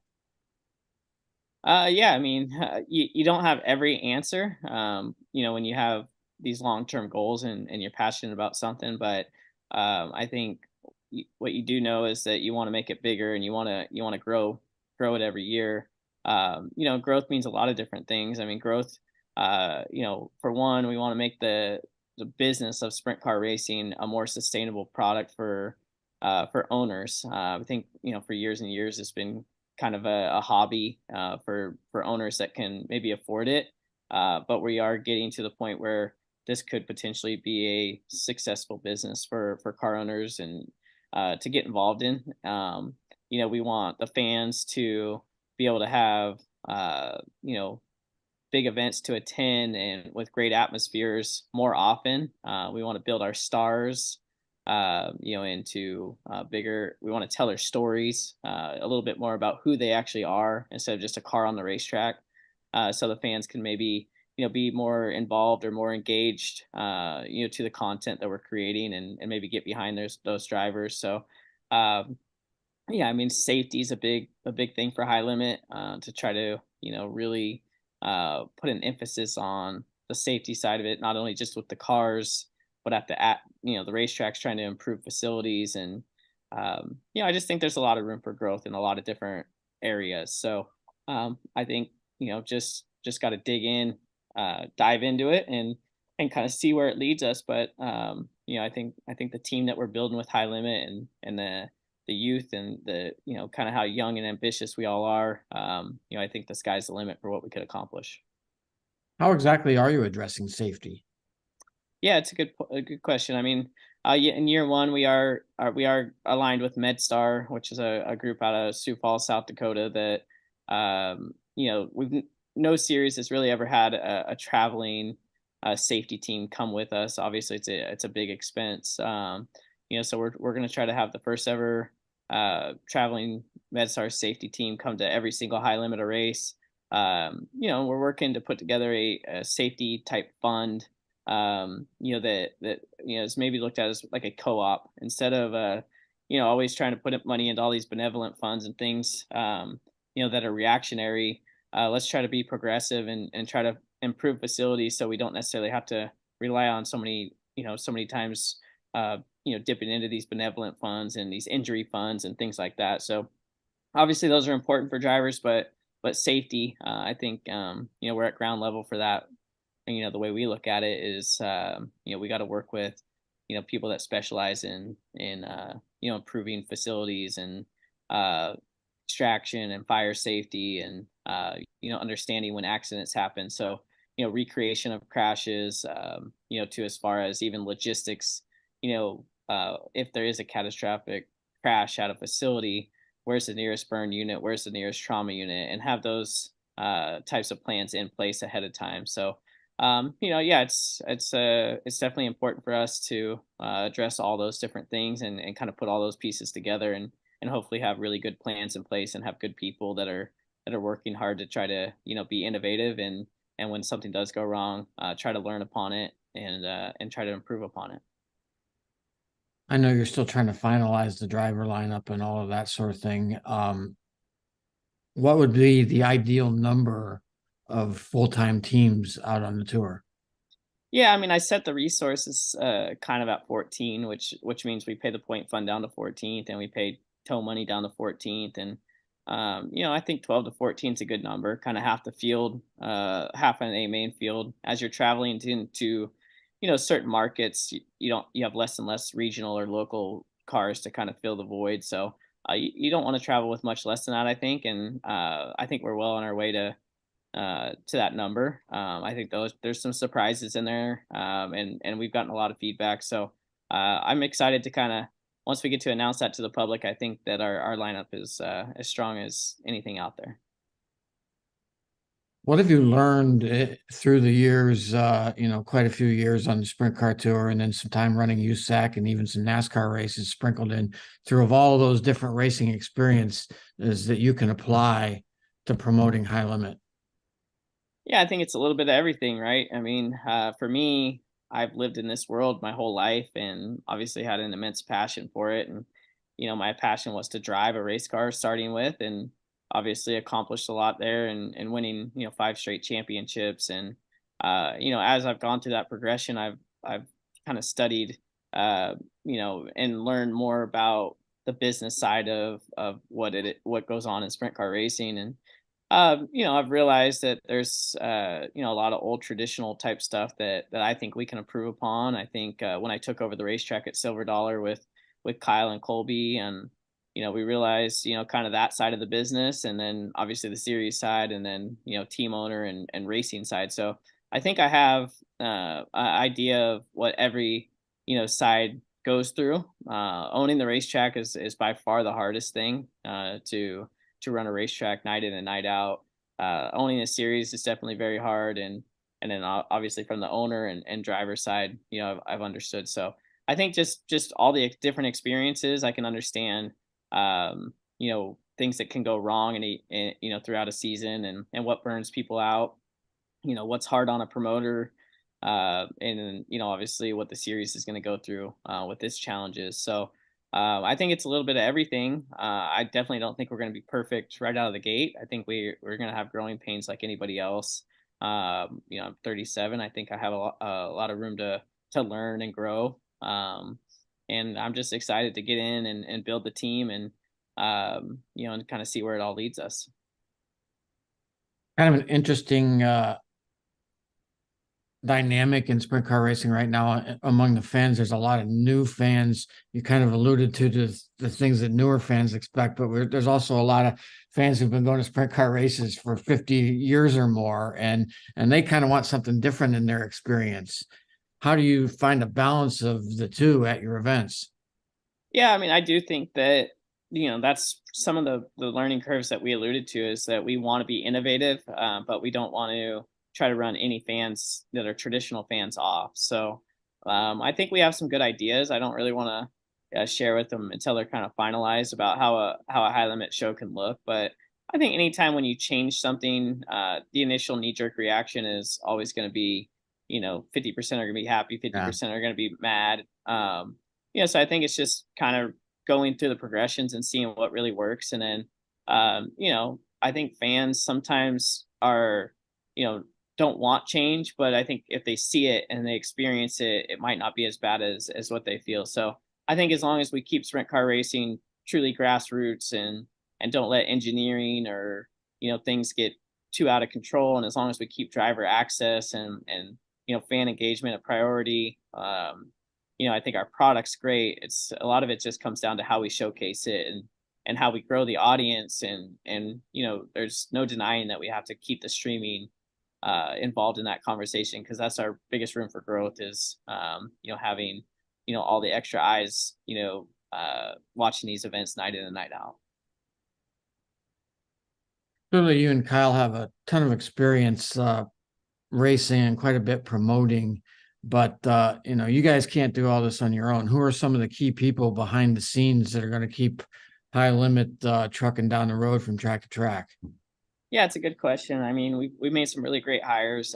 Flow Racing, they do all the production, and they handle all the people that are, producing and running these shows. And then Mike Hess was a great hire. He had been with the Outlaws previously as a race director, and really aligns with my vision for sprint car racing and safety and just the efficiency of the show. So he's kind of in charge of hiring all the stuff on the competition side. I try to stay as much out of that as I can, and he's made some great hires. We're excited to announce the team once it's all the way done. And then we've been able to hire Kendra Jacobs, who's been a great ambassador to the sport. She did a lot of great things for Knoxville and the Knoxville Nationals, and she's going to help on the marketing and event coordination side, and she's hiring some people to kind of support her. So it's a great group. A lot of young, ambitious, a lot of knowledge, a lot of experience, and also me and Kyle, are a really big part of it. People probably don't realize how involved we really are into the day-to-day, to scheduling the races, to, setting this all in motion. So it's been a lot of work, but it's definitely gratifying. How many people do you think you talk to in the process of setting your schedule? I was probably doing 30 or 40 phone calls a day for probably the last, few weeks. And some days were less than others. But if I'm not talking the schedule or high limits, I was working on the Silver Dollar schedule. And I mean, even as far as booking, the AMA flat track motorcycles at Silver Dollar. So I mean, we definitely are involved in a lot of different things, and so it definitely takes hundreds and hundreds of phone calls and things that you think are going to happen don't happen, and then you got to always be able to pivot and create a solution. And it's a big challenge to create a big schedule like that. Obviously, you'll be racing in the high limit racing series too. How do you separate the two things, racing and promoting? When does one hat come off and the helmet goes on? Yeah, honestly, that's why I think it's so important to have a great team. And for integrity purposes, I mean, I'll be, really, really outside of the competition side of the business, which I have 100% faith that Mike and the team are going to be able to go in and put great events on night in and night out and make great calls and do all the tech processes and keep the racing 100% legit. And from my standpoint, what I bring to the table is a vision for the business and building the team and using relationships and just kind of my knowledge of different racetracks and different regions and just have ideas and have a passion for it also. I'll be focused on the business side, the event side with Kendra probably more than anything. And then, if there's anything that comes up with Mike, I mean, it's more of just, how can we be more efficient, or how can we get the show to look a little bit better or more consistently professional? Those are all important things for high limit. From a racing aspect, you had your hand in putting the schedule together. Are there any events or tracks on that schedule that you're really looking forward to racing at? Maybe places you've only been to a couple of times or maybe never been to? I think the biggest thing for me is just kind of having a different schedule, with a little bit of freedom. When you run 10 straight years, doing kind of the same thing, very similar schedule, 90 nights, kind of every weekend, it's really refreshing to look at a 60 race schedule with some off weekends or, with some room to choose what you want to do, so to speak. So, very excited that we were able to make the Gold Cup Race of Champions 100,000 to win. That's something that means a really lot to Kyle and I and Colby. We really wanted to improve 410 sprint car racing on the West Coast, and I think with this high limit move, I think we've added a ton of big shows on the West Coast. Skagit's 100,000 to win, so extra excited about the West Coast swing, but excited for a lot of the events on the high limit schedule. I mean, Kevin Rudine does a lot with us. We're gonna have his Rudine race at I-70. We're gonna have the Tuscarora 50 and the Whitecurt at Port Royal. We're going to do a couple of things with Lucas Oil late models, with Golden Isles and with Atomic. I don't know, just so many great things. Texas Motor Speedway, 50,000 to win at Lakeside. I mean, it's pretty crazy to me to think in the first year of a startup kind of, national series that we were able to put so many great races on our schedule, and just really looking forward to it. You mentioned it, and I was going to ask you about it eventually. How is your partnership with the Lucas Late Model Series going to work? Yeah, it's just more of a strategic friendship more than anything, or just we're going to communicate, and work on our scheduling together and try to support each other. The other group has sprint cars and late models, and sometimes they leverage one event for another event. So we think it was important to kind of work together to make sure that we're working together to get the best events for both of our groups. What ultimately would you like to see happen, or I guess the perfect scenario for this coming season? What would that be when it's all said and done come October? Well, I think just execute night in and night out, show the people what we're trying to accomplish. And, I think we had a small sample version last year, but, I just want to have a successful year. I want people to talk positively about what they see with high limits. I want them to get used to seeing, some of the best racing they've seen, in some of the most professional shows. And I want the fans that come to the racetrack talk about, how efficient, how great the atmosphere was, how accessible the drivers were, how much emphasis we're putting on fan engagement and alternate entertainment. So I think just it's a lot of different things. I think, I always look at each night as, is it brand positive or brand negative? So throughout a year, I want to say that the majority of our races, we're brand positive. And I think that would be important that we gain on it throughout the season, and that there's not a lot of negativity that comes back our way. In addition to the excellent purse money, what does High Limit offer car owners that helps their operations keep going up and down the road and running a 60 race schedule? Yeah, we have some exciting things that we're definitely being innovative on that front. That we'll be able to talk about more as far as what we're going to implement in the next few years. But just right out of the gate, we do have tow money. It's in the $400,000 range spread between those 14 teams, and they're paid in monthly installments based off where they're running in points. So if you're higher up, you get a little bit more. If you're down at the bottom, you get a little bit less. And then we have a $1 million point fund, which is no easy task to kind of put that together, but it's going to pay $250,000 to win, and obviously it kind of goes down from there. I think it's $125,000 for second, $100,000 for third. So it's only 60 races, so we think the money for that amount of races is really good for these teams. And obviously we know behind the scenes with the feedback we've gotten and the teams that are signing up that obviously it was well received. You got just a little over 2 months before the first race at East Bay Raceway Park in February, and you've been working on this schedule, and you have a lot of things to come together in those 2 months. Is that more stressful, or is racing for $1 million to win at Eldora more stressful? This is definitely more stressful. The $1 million to win race was obviously you're just excited for the opportunity to try to do that. But once you're in the car, you're going to give it your all, whether you're racing for 10,000 or 1 million. So I wouldn't say I wasn't stressed. I was just probably more excited than anything. That we actually had the opportunity to compete for $1 million. But I think putting this all together and kind of doing what we're trying to do for the sport is definitely not easy. And it's no easy task, and we're not taking it lightly. But there's certainly days that are stressful for sure. Thank you for joining us today, Brad. I enjoyed our conversation. Best of luck to you. Yeah, thanks, guys. Thanks for having me on. Of course. Thank you, Brad. And, it's been fun to watch, him progress with the sports and win again the championship this year and being a promoter and all that. So thank you very much. Stay with us. We're going to be transitioning to our next session. We'll run a little video from our sponsors, and we will be Land speed record holder George Poteet's Speed Demon rocketed 481 miles per hour at the Bonneville Salt Flats. You don't go that fast without ARP fasteners.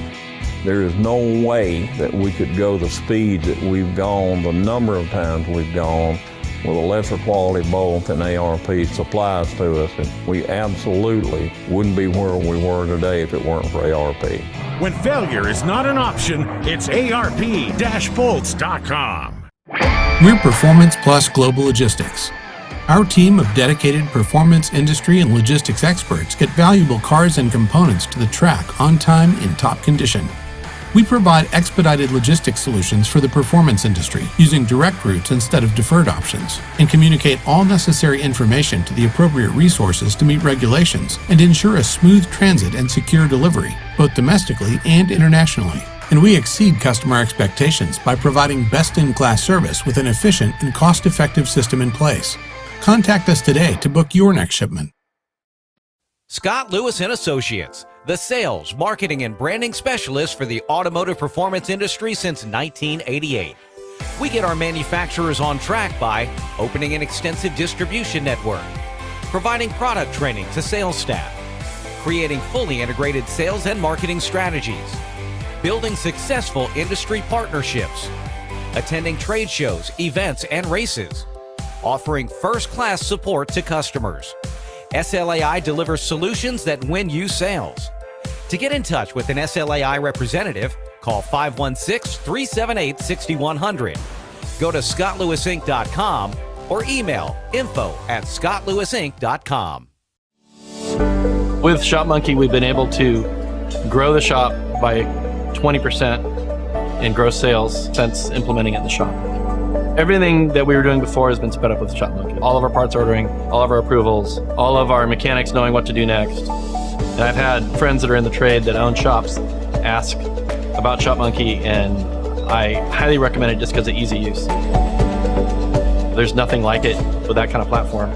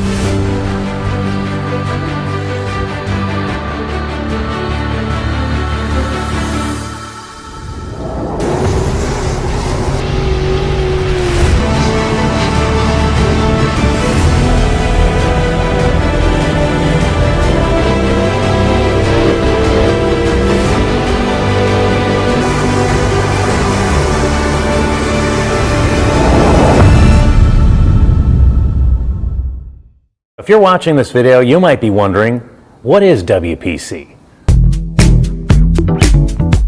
WPC is a surface treatment designed to reduce friction and increase the strength of metal parts.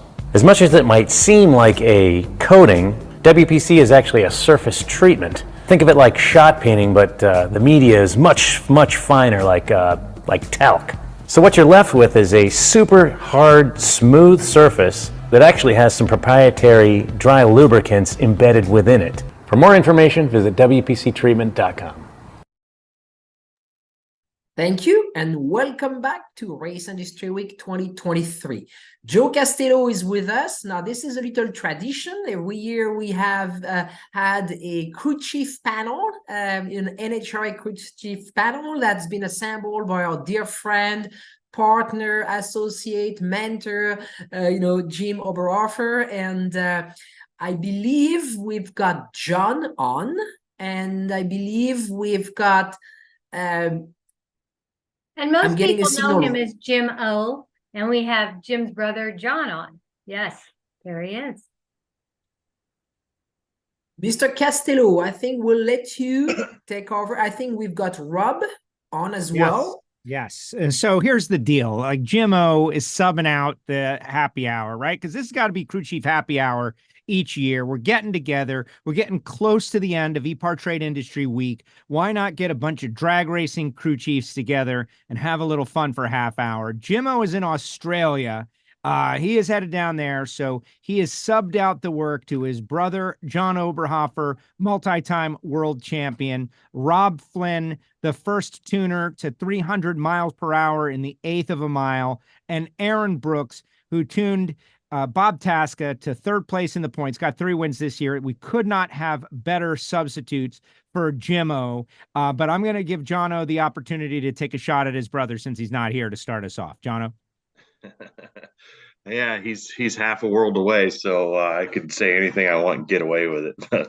But no, he's always been pretty good to me, so I can't say much bad about him or any bad. No, got it. Now, Rob, I see Rob is muted. Everybody's mic's on, and let's just welcome you all in. Aaron as well. Congratulations on a great season with Bob Tasca. We'll talk a little bit about that story. How are you doing, Aaron? Oh, good. Just, wrapping up, getting ready for, PRI next week. So it's a busy time, but almost a standstill because everybody's gearing up for that. And you're trying to get everything done, but everybody else is busy. So every year, same thing. Exactly. And Rob, how are you? Congratulations on a tremendous season and a one of the last great milestones within drag racing, 300 miles per hour to the 8th mile mark. Amazing. And you are still muted. Still muted. I can't hear you. Someone help out Rob. He's muted. Unmute him. Bottom left, Rob. Bottom left. Bottom left, Rob. Bottom left on the screen. You hover the mouse, unmute yourself. We'll get him squared away. Okay, so while Rob is there, I would love John and Aaron to tell everyone. Remember, guys, like this is a broad audience of motorsports enthusiasts from rally to Formula One to sports cars to stock cars and everything in between. So we're speaking outside of the bubble of NHRA drag racing. That milestone that we just talked about, 300 miles per hour to the 8th mile mark. Jono first. How significant is that? How big a deal is that? They're numbers to a lot of people, but to accelerate a machine 0 to 300 miles per hour in an eighth of a mile, how big a deal was that accomplishment that Rob had? Oh, I think it was real big. You know, it's one of the last milestones. Certainly for my lifetime. But Rob he was the first one to get it going. And first one to do it. So it's a pretty big milestone. I think I can't speak for Aaron or Rob, but to me, it judges horsepower. The fastest we've been, in a funny car for us was 291 miles an hour to the half track. So it just denotes horsepower and getting away with it, because that's where a lot of things are happening. By half track is like where everything's you're doing the most, I guess I should say. What about you, Aaron? How do you think, when we talk about that milestone, we made a really big deal of it. They got paid by Phillips Connect, got like 30 grand to do it, to be the first. When you think about that, I know you're tuning a funny car, which is a little different, but you've tuned fuelers as well. What say you? Yeah, I mean, John was right. It's, I remember, it seems like a long time ago, I guess it was, when Bernstein did it in the quarter mile. And, if you put it, like you said, people that aren't that familiar with drag racing, that, 660 feet from a standing start to, 300 miles an hour is pretty impressive. Obviously I've been in funny car now, back in funny cars a few years ago when I was at Lucas with, Morgan Lucas, Richie Crampton. That was, I told Rob this, I'm kind of jealous because we tried hard. I mean, we pushed and we tried, we hadn't got there yet. Guys started going 295, 296. And, that was like probably one of the last huge milestones. And, hats off to him, because I know I tried. It's just really difficult to get a car to do that. And hey, no one can ever take it away from them. And it's only happened once. No one else was able to get there. We'll see as we move into 2024. Francisque and Judy are working on Rob's deal. Apparently it was not going off mute. So I got the two of you guys as funny car racers. So here's the deal. I want everyone out there to understand what's going on with an NHRA fuel crew chief and how challenging it is and how much you're all dealing with. And, you think you set it up right, but you send your driver out there and you don't really know until it goes down the racetrack, and you've got all this intense pressure on you, not only performance, but the safety of your driver, of your person in there. What is the best way to get to those answers, Aaron and John? Like, what, if you were asking yourselves a question, or you just wanted to share something with everyone out there about what it takes to be successful, what would you say? Let's start off with Aaron first. Yeah, I mean, it's like I said, until you've, from the outside looking in, you may not realize the difference from, other racing, oval track or road course or any of those is, maybe they have a race that lasts 2 hours or 3 hours, and maybe you get off to a rough start. Maybe you have tire issues, but you have that whole time to kind of jockey for position, work your way up. Our deal, it's run to run, which is, less than 4 seconds. And to get to the performance we're at is just the tiniest little details make or break. We're chasing hundreds, everybody's chasing hundredths of a second, but we get down to like thousandths of a second, can separate 5 or 6 positions in qualifying. And we make such minor changes, 1 gram of counterweight on the clutch, or we change head gaskets in 1,000 thickness from run to run to try and we try and basically put these things right on that edge of smoking the tires, because that's the only way you're going to get to run like what Rob did. Going 300, you had to get every last bit of everything. So there you go. Jono, what about you? Crew chiefing for dummies. How do we talk about this position and all that it takes to be successful, so that people understand? People, Ray Evernham, we know, Chad Knaus, we think about what goes on in Formula One. There's pretty understanding. It's kind of mysterious in the world of drag racing, the tuner, the crew chief position, maybe the most vital of all. Well, for me, it's preparation. I've been blessed to work with a lot of good guys, working a little bit with Aaron, working a little bit with Rob, but then being around guys like Dicko, Dick LaHaye and Ed McCullough, and then Connie Kalitta. I mean, Connie Kalitta to me is a big part of it. He taught me the most about having no fear and being not afraid of change, and then you talk to, you think of Dicko, and he was more like a guy of like preparation, and then, rip their heart out, and then, Ed McCullough, he was one of the first guys to give me a chance, and he's brings a lot of wisdom. He brings, a lot of firepower and, wanting to be prepared as well, but to me, it's like, I don't know. I've been around it all my life, so, since before I was born, my mom brought me to the racetrack. So, my dad raced and stuff. So, I mean, I love it, what to do. And, it is a lot of pressure, and it's a lot of, everybody will give you their, well, you should have done this. And my dad's famous for that. Why'd your car smoke the tires? Oh, you should have done this. Well, where were you when we were making all these decisions?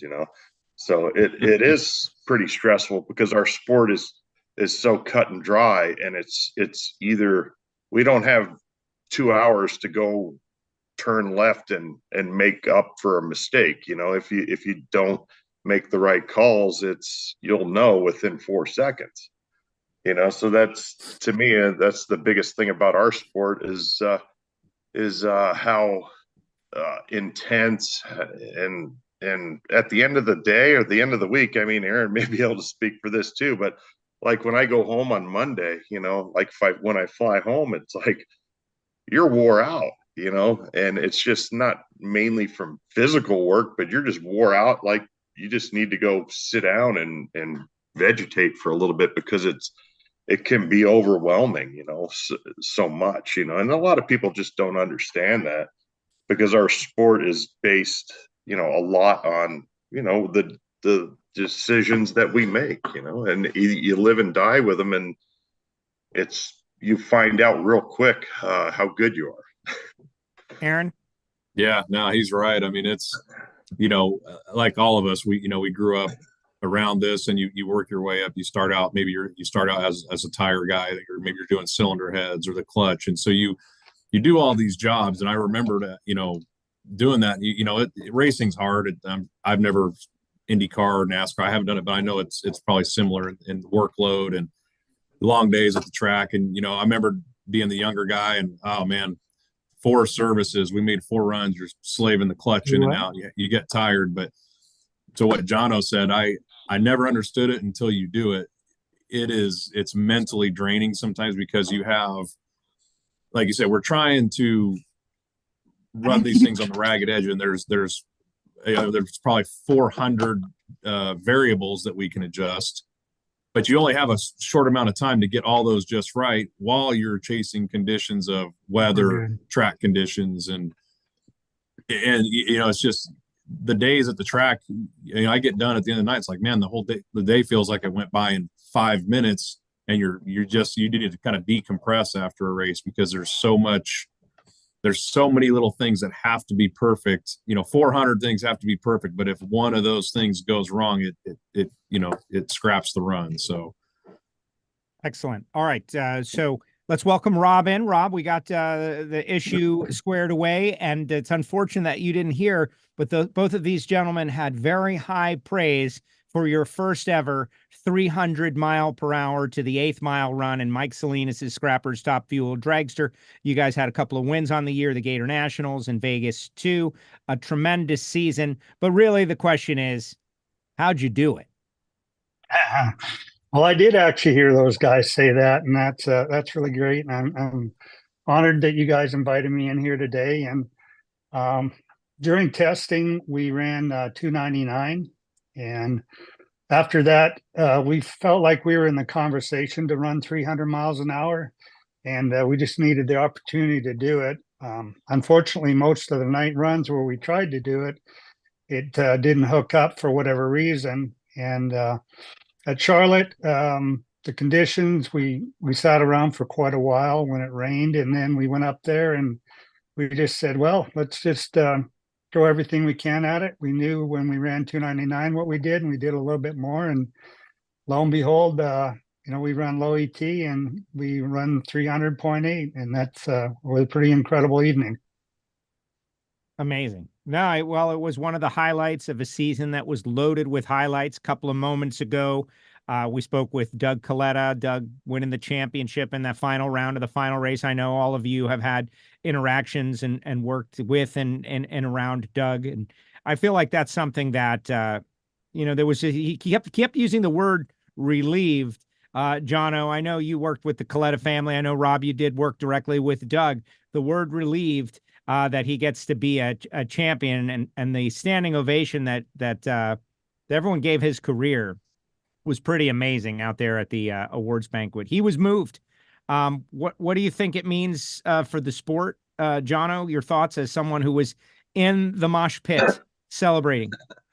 I actually wasn't, there's so many people with all the teams that we have, the 3 teams. So I decided to go hang out with Connie by his golf cart, and they went by us, and I thought Doug was ahead, and then the right lane, it didn't show the wind light, and we're like, did he win? Did he win?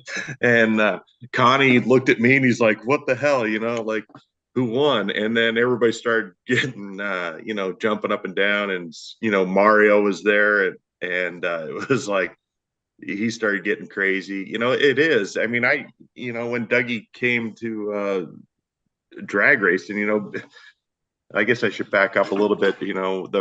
One of the first times I met Dougie is obviously when I first came to work here. And then one of my first years here, I was, we're done with the end of our year, and I went sprint car racing for a month and worked on his car. So I have the only thing I did was scrape mud and torque wheels, but the guy puts in an effort that, like, a lot of people just don't understand. He's real quiet, and there was a relief, and then when he came drag racing, I worked on his car for a number of years, and then I had the opportunity to go work with Grubnick and Connie on Grubnick's car.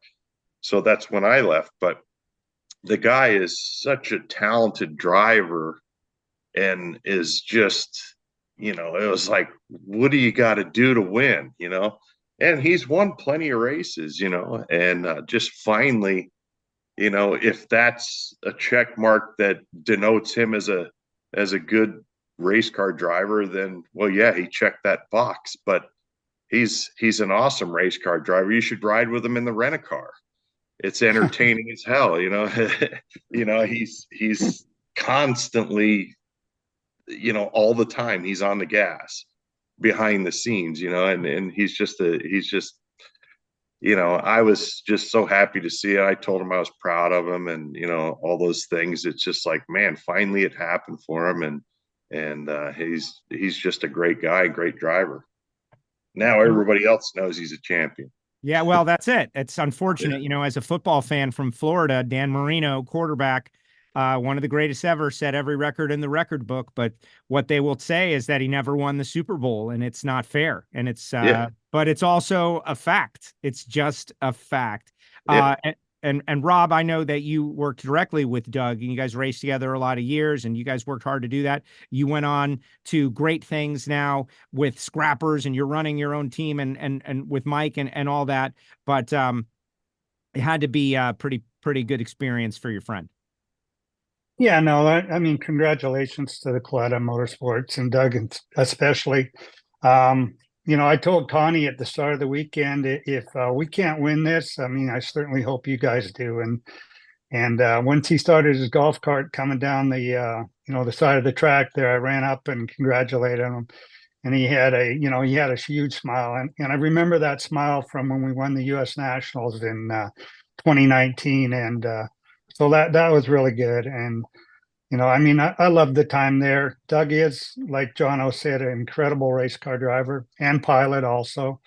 And, you know, he certainly paid his dues. And like he said at the banquet, I mean, the perseverance after all these years and all the, you know, the number 2 finishing and that, you know, finally he was able to, you know, get that championship. Excellent. Aaron, I want to talk a little bit about your season. Hopefully everybody out there on Epartrade who's watching this now and in the future knows, and we could talk the whole time about these guys' careers. You know, Jono and Todd Smith and J.R. Todd, like an unbelievable race car driver. And Rob has got a laundry list of great successes, going back to working with Daryl Gwynn, and has just made such a great career. His son is now involved in the sport as well and carving his own success. And Aaron, you have had success, but the way this year came together, I think propelled you to the highest heights of your career so far. Bob Tasca, who is the face of Ford Motorsports and drag racing, was out there for several years, and his team decided to, his crew chief, his team, most of the team decided to switch to another team, and he was left with nobody. He had 2 guys on the team, and through, however, and you know the story better than I do because you lived it, you and Todd Okahara came together, kind of an odd couple. I don't think most people would have picked that combination as one, although since then you revealed that you had been talking about this for years. You worked together, the team, you put together 3 wins, and you are less than 1 round of racing out of the World Championship down to the final race. What an amazing season. And you told me at the start of the season, you only had maybe 30 runs tuning a funny car. What a season. I just want to congratulate you on that incredible accomplishment for your career, for Aaron Brooks, not just as a racer. Well, thanks. I mean, I appreciate it. It was, you know, it kind of all came together in a weird way, you know, just over a year ago. You know, those guys, you know, went left to go to Schumacher's, as you know, that kind of goes on in the sport. Guys kind of move around. And, you know, Bob, you know, we talked after that, and he said, "Hey, I got an idea." He says, you know, obviously he didn't know Todd and I had actually, Todd Okahara and I actually had worked together. I gave him I had to get a photograph. It wasn't even like on my phone. It was a literal photograph from, I think, 1998, you know, of us, you know, we're just crew guys in there, you know, less gray hair and, you know, probably a little slightly better looking back then, but, you know, us working together. I said, "Hey, we did work together. Been a while, but it, you know, like you said, maybe odd couple a little bit, but I think we complemented each other as far as just our personality types. And, yeah, we just came in and, you know, he had a good program. You know, they'd run well, they'd won races. And so we looked at it and we just, you know, tried to take everything one step further. We just tried to, you know, we just changed stuff all year long, keep trying different things. And, but, you know, that's the nature of this sport. Probably any racing, you're always trying to get that little edge. And, you know, I told him, I said, "Hey, you know, you give us everything we need. We have all the right parts. We have, you know, we have a good budget. Bob did a hell of a job driving." So sometimes you do all that and it might take a year, 2 years, 3 years to get to where you're in that real competitive, zone. And, things just kind of worked out. We kind of got onto a few things that worked out good. And we just tried to like zero in on that. And yeah, I mean, obviously everybody, your goal is to win the championship. We came close, but, for a first year as essentially a new team, a lot of new guys and, we're really happy.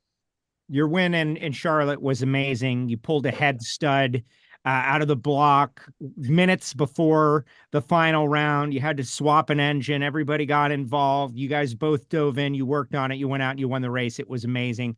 I got to be close to that and feel it. All right, we're limited on time, guys. We've got a couple of minutes left, and we could go for hours with each one of you about the nuances of the sport. So I'm going to go rapid fire. This is just a quick question for, news and information, because you mentioned people move around. Jono, you got everybody back? What's the state of the team for 24? Yeah, we're all good. We're all fully staffed and just getting ready to try and butt heads with Aaron again and, see and make our year better. We had an okay year. Pomona didn't justify what we did, I think, this year, but we're ready to go. You won Sonoma. You had more than your fair share of unfortunate adversity that was not your own doing. It's just it was just one of those. Some guy from California drove over a car. Listen, it's an afterthought on the whole season, but for you guys, that changed the direction. The way you guys tested at the start of the year was unbelievable. But you rallied back and you demonstrated, like an amazing attitude. What about you, Aaron? You guys got everybody back? Are you ready for this 24 campaign with Mission Foods on board?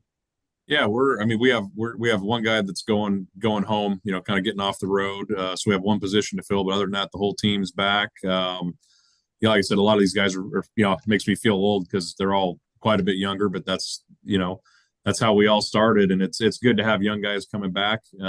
We are just always seems like the off season never long enough, so we're going to hammer down. And how it is out there. It's brutal, dragsters and funny cars, so we're just trying to do everything we can to kind of keep up with what we've been doing. Excellent. Now, you guys both did great. I appreciate you guys both on the starting line. For those that don't know, I'm a starting line reporter for the NHRA, so it's my job to go after these guys right after the car has gone down the racetrack and try to extract some sort of worthwhile information. I do my best, guys, but I'm always trying to do better. Thank you for that. And Rob, we'll give you the final word here since we lost you at the very beginning. First off, tell us a little bit about the team for 2024. I spoke with Mike Salinas himself at the SEMA show, and he was very, very bullish about the future. He believes that there's more performance in the car. Do you have everybody back, and what's your preview for 24? Yeah, Joe, everybody from Scrappers Racing Team will be back next year. Aaron Cave, Troy Fashing, our whole group. And so, we intend to be running even better next year. I mean, that's our goal. That was our goal at the start of this year. And, that's our goal again next year is to, have a stronger running car. At the end of the year, we were running really good, but I think we were giving up some time there that we can work on this winter and pick up even more performance. And are you bringing out the second car for Jasmine? Is that at the Gator Nationals full season deal happening? That's to be determined. I don't believe that'll be a full year unless we get a lot of funding for it. But, we do plan to have that out next year with Jasmine, and, we'll be having to, find crew guys to staff that. But, we had both of our race cars that she even drove last year that was really strong. So we feel like when she comes out, her car will be really strong also. Exactly. And, while we have a final second, let me ask Jono, Aaron, you can chime in too until Francisca and Judy get on here. We need talent in the NHRA, right, guys? Like crew guys, the next level of crew chiefs coming up. Like, we need to keep that pipeline going. Jono, what makes a good and strong and teachable crew member? The ability to be quiet and listen. and then learn. That's how I did it, and you gotta be willing to travel. You gotta be willing to, basically it's like being in the Army, and being married. You gotta deal with other people all the time, and and be willing to work. That's a big thing.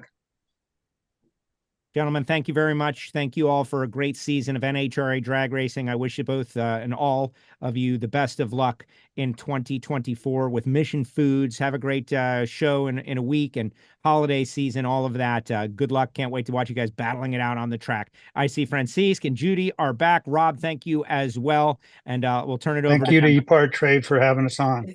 Yeah, thank you. Absolutely. Thank you for joining us. It's a tradition every year, and we're delighted to have you on. So now, without any transition, we're going to roll into our last session of the week, a celebration of the one and only Dave Darland. And here we go, Francis, going from big drag racing again. We're going to grassroots open wheel racing, honoring Dave Darland. Absolutely, and what a legend! And then you and I have known Dave for a very long time, from our Yes, Steve Lewis when I days, first started at PRI 25 years ago with Steve Lewis, Dave was probably the first racer I've ever met. I'm all, oh my God, he's a real racer. So it's an honor to have him on today. So, and to celebrate Dave, we are going to bring some of his friends. So I see on the screen Mike Kirshner, who's been with us many times this week. And now this is the grand finale, Mike. Yes, it is. The end of 5 days of outstanding content about motorsports, the leaders of the sport, the racers, and so many others. Absolutely. And I see that Dave is with us. Mark is with us. I believe Pat will be with us as well. And when everybody is on, we'll let you carry on. So we're going to ask Dave, Mark, and Pat to start their video, and we should be rolling. Share video and share screen. Good to see you, Pat, Mark, and then the legend himself, Mr. Darland. So we need Dave to start his video, and hopefully we're going to get this happen anytime soon. Pat, I think There you he can is. probably lead the way. Right. I think Dave Argerbright's going to join us at some point. I do not believe Dave is. Dave had a sudden conflict come up. Okay. I think Bones and I can handle this. Bones Buescher and I will certainly be more than happy to be involved in this celebration of Dave. I mean, let's set the stage. Sometimes when you're in the middle, and Bones has obviously written a book on Dave, the People's Champ. I've covered so many of Dave's races over the years, both as an announcer and a writer. Have watched his growth as a racer and as a human being and a man and a spokesperson for the sport. When you're in the middle of these things, sometimes you have a sense that you're in the presence of greatness, but there are times when you can pause and reflect. And we're talking about a man who spent 52 years in racing, 42 years in a sprint car, approached nearly 900 USAC national starts, multiple track championships at Lincoln Park, Kokomo Speedway, etc. His 62 USAC wins are number one all time. His 106 combined USAC national wins, I think this is, to me, what is the most striking. It's fourth all time, and it's fourth all time behind names like AJ Foyt, Rich Vogler, and Mel Kenyon. That's what we're talking about here. 24 straight years with a USAC national win. And I think Bones would chime in on this. Beyond all of those numbers and all of the greatness, and the third member of the USAC Triple Crown Club was the relationship that he built with fans and officials and peers across the spectrum. I don't know of any individual driver who won more sportsmanship awards, more awards that were built as much on his character as well as his driving. The Pat O'Connor Award, he was recognized by the Hoosier on Racing Fan Club, multiple time Hall of Fame winner, Sprint Car Hall of Fame, Harp Hall of Fame, recognized by DARF over in Dayton. Bones, this is one of the most celebrated drivers of our time. I think you would agree. And I think you would agree for all the reasons I mentioned. That's why he is so worthy of a moment in the sun that we're offering him here. Pat, I think Bones might have dropped off there. Did he drop off on me? I don't see his picture up there in the rail anymore. Well, I hope he comes back and joins us. But I'll then turn to you, Mike, as someone who's been in the end of documenting this guy's career. I think you would agree it's been remarkable. Oh, there's no doubt about that. And, you know, you get a little jaded after 30 years and of covering the sport, but still, you know, certain guys are in a class of their own, are that, oh my God, I can't believe I saw that guy race so many times, you know, and Dave Darland is one of those guys. And he'll always be in my top 5 or 10 racers of all time. You know, I can't believe the time went so fast. And I'm sure Dave can't either. Right. I see a red spot. Bones, are you with us? We'll keep an eye on Bones when he gets back in. Dave, I was speaking to you directly. I think one of the things that gave me the greatest joy this year was what I think all of us had hoped was that you would go out as a winner. And by gosh, you went out and you won yourself a race in 2023. That had to feel great. Unmute. I think he's on mute. Yeah.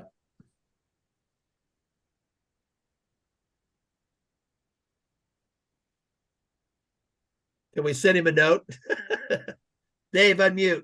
Dave, you're on mute. I guess we have a little technical challenge, and yeah, Mark is having a little technical challenge. And it looks like Dave, we can't hear him either. So this Hi, is Pat. How are you? There he goes. Oh, We got there Dave. you are. There we go. You heard what I said. You were I able did. to go out a winner. Yeah. Yep, I was, and I was able to win in Kokomo at some point last summer. So it was great to get a win at Kokomo again on my last career, my last year of starts. You know, Dave, for you, to me, the fact that you started out at the Kokomo Quarter Midget Club, obviously this was a quest between you and your dad, Bob, Yeah. who we all enjoyed so much, and just his whole approach and attitude. I mean, it's one thing to win, but you won at your hometown track where you've been such a fan favorite for some time. What did it feel like when you crossed underneath the checkered flag and you had told me earlier in the year, I don't know if I can win a USAC race again, but I think I can win a local show again. And by gosh, you did it. What did that feel like? It certainly was great. You know, if it's always great to win, and it felt good to get the victory. And you know, like you said, at Kokomo, that's where I won my first race ever at Kokomo in sprint cars back in 1986. Wow. I won Kokomo, and so here I won again. I won my last sprint car race at Kokomo Speedway on 2023. So it was great. 5 decades, 5 different decades. Man, that's crazy. Yeah. It is 5 crazy. decades of sprint car racing. Right. You know, Mike, it's interesting because we have followed the sport long enough, and we know the situation. And there's no use, kicking this can further down the road. But, there was a time when a guy like Dave Darland from right in Indiana came to USAC and excelled. He would get the chance in Indianapolis. And very few people have had careers this long. I mean, the close to 900 starts. He laid it on the 900 times with USAC, not just not a sprint car. I mean, to have had that sort of longevity. Mike, that's something that's just truly special to me.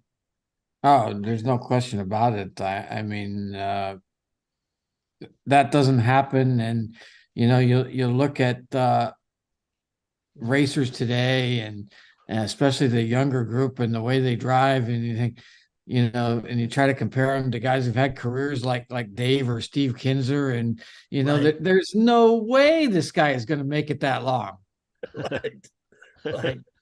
Right. Is Bones It is crazy. Yeah. Way too much equipment to have a career that long. Right. Yeah. Right. Yeah. Yeah.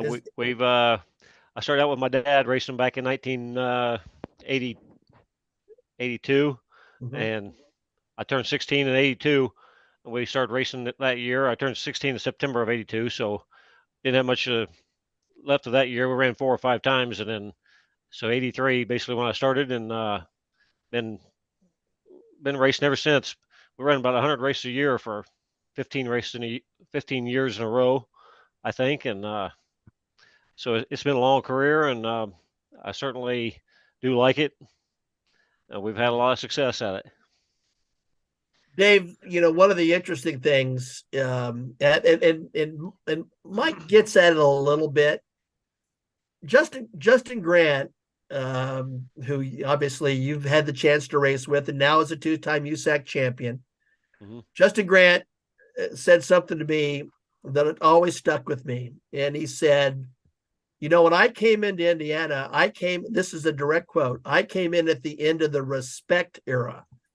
And he said very specifically, I would get myself in trouble and a guy like Dave Darland would let me out of it. In other words, you knew he was in trouble, and instead of running him up into the wall or down in the track, you gave him a little bit of room, a little bit of respect for him to get the ship righted. And I always had the sense that was the way that your dad taught you to race. Yeah, it is. He, my dad was more aggressive than I was, really, but I knew that you just had to take things and give things and ask for forgiveness, at a later date. So it's just the way it goes, and I knew that people make mistakes, really, and it's just the way it goes, and so I knew that Pat or Justin, he made a little mistake, but it was something we was going to deal with at some other time. But right. But yeah, he's a good race car driver for sure, and he learned from it, and he did. He learns well. Right. He did good. Bones, is Bones with us now? Can you guys see me and hear me? We can. Yes. Bones, Bones, obviously you wrote. I can't believe that I'm lower tech than Dave Darland is. This is really bothering me. Well, you may want to talk to Dory. She can provide some emotional support. Yeah.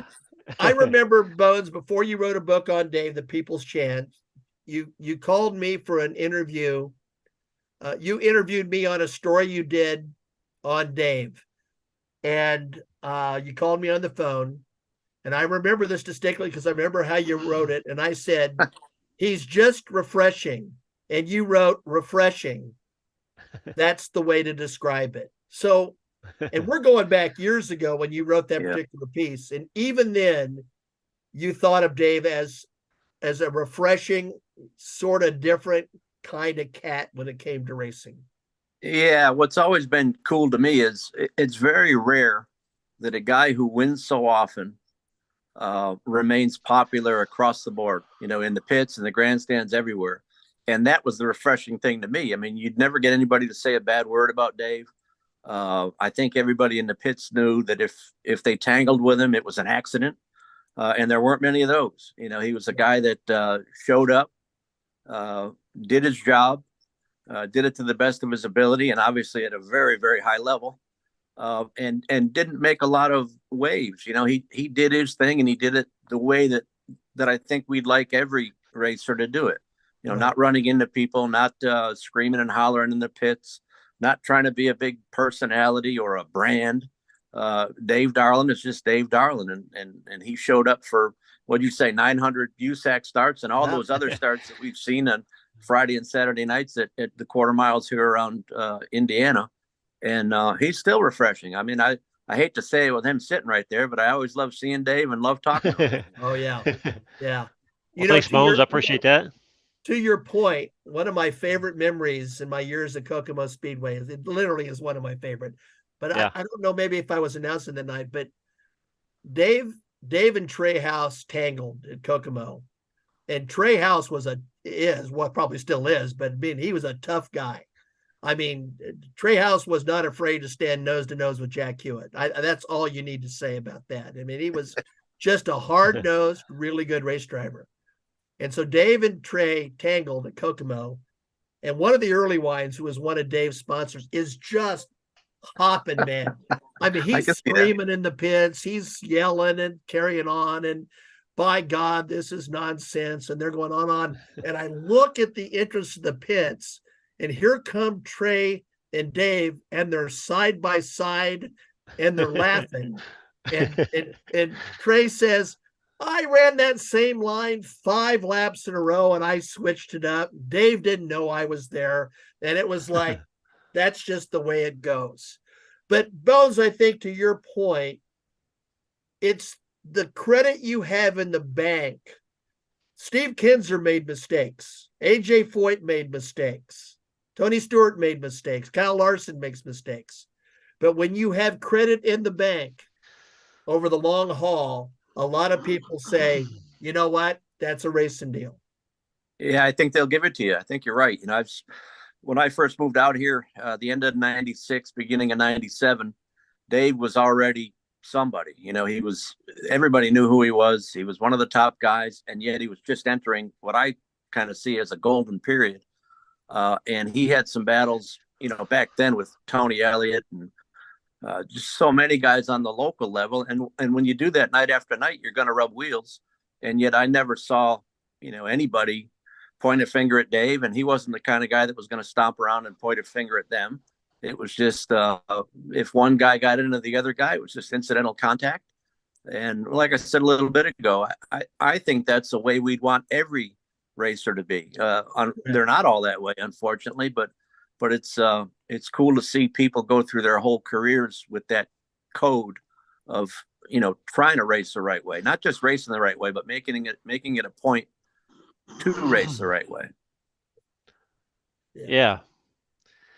It's been a fun career, and we've had a lot of success at it, and Yes. some mistakes, and you just got to go with it and deal with it the best you can. I want to go back to a comment, Bones, that you made, which I think, you know, whoever is watching and listening in, I think this point needs to be underscored personally. And that is, you know, USAC and traditional sprint car racing, I'm going to overstate this, but might have been hanging a little bit on by a thread to some degree. Obviously, the World of Outlaws came in, were incredibly popular. They had Steve Kinzer and Sammy Swindell and Doug Wolfgang. The All-Stars were tough. Bloomington Speedway, when I first came to Indiana, was a wing sprint car track. A lot of people forget that. And in my opinion, in my personal opinion, the renaissance of traditional sprint car racing occurred because of 3 men: Dave Darland, Tony Elliott, and Kevin Thomas. And there were other great race drivers. I mean, Mike Mann, who worked with Dave, outstanding. Derek Davidson, who's obviously a crew chief in IndyCar, outstanding. Yeah. Gary Fisher. I could go on and on. But those 3 guys, night after night, particularly when I was working at Kokomo Speedway, and a lot of people don't remember this. Kokomo Speedway at one point was as flat as a pancake. Yeah. And I'd watch those 3 guys on Sunday night, and I'd sit there and think, I'm getting to watch this every week, and I'm even getting paid to do this. I mean, would you agree, Bones, that they just raised that bar over that period? Yeah, and I think we all in our minds center a lot of it around Kokomo and Putnamville. and Bloomington. But I remember races at North Vernon and other, joints where, and a lot of times it was Dave and Tony or Dave and Kevin and Tony, but it was two of the three of them, if not all three. Right. And you got to mix Jack Hewitt in there with that bunch and the guys you mentioned, Pat. It was, honestly, some of the best racing I've ever seen.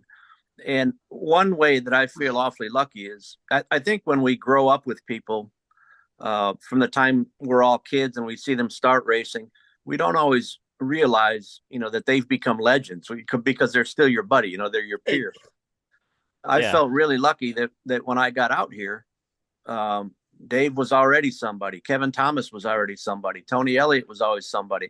And I never took it for granted. I knew I was seeing something that I was going to remember for a long time, and something that was, going to go down in history as legendary. And like I said, I'm lucky enough that I had my eyes open to that when I got here. And then to see that wave of guys that came after, whether it was the Jason Lefflers and the Dave Steeles and the Tracy Hineses, the guys that are kind of a handful of years younger, and to watch those guys kind of have to step up their games to battle with Dave and Tony and the rest of the veterans.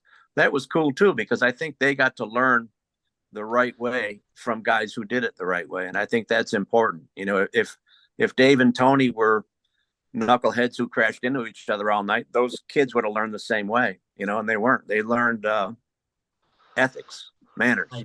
They did. Yeah. I remember a young driver telling me in Bloomington, he says, I can't believe Dave's still out here doing this. And he sort of said it dismissively. And at the time, this kid was a pretty good racer. And I think Dave won 30 more USAC races after that comment was made, which I laughed about every time he won. Every time he won, I wanted to call this guy on the phone and go, hey, Dave won another race, by the way. Dave, let's take it in another direction. When you had an opportunity to get in a Silver Crown car for Galen Fox. And again, you are still, to some segment of the USAC world, you're a local guy. You're one of those local guys. You're, to use the old phrase, you're sort of one of those outlaw guys. And you show up at the Indiana State Fairgrounds and you're going to run for Galen Fox. There's a lot of people who are thinking, oh, what's this guy going to do? And then you went out and you won the race. and you had tells you what I'm going to do right there with Galen. Yeah, we did. Yeah. What was that like? Did you enjoy those Silver Crown cars? Oh, I did. Yep. Certainly did. And Galen was great for me to work for. Obviously, it worked out great for me and him both. And go out there and win the first race we drove together, and we won 3 in a row there at Indianapolis. Sure did. 2 that year and the first one next year. So it was great to drive for Galen, and it was it was a big time for me with getting the Steve Lewis's midget at the same time, and Galen Fox's Silver Crown car and Hoffman's sprint car. All was basically within a couple of years apart. So it was all a good time for me right then. So pretty legendary owners there. I remember Janice East called me on the phone and said, hey, that Dave Darland is really smooth. I said, I'm pretty aware of that. She did. Mike, here's the thing about a driver's career and the label that they get. This is a point I always want to make to people. And that is, oh, by the way, Dave Darland won at Winchester. He won at Salem. He won at Toledo. He won at Anderson. He won at Hawkeye Downs.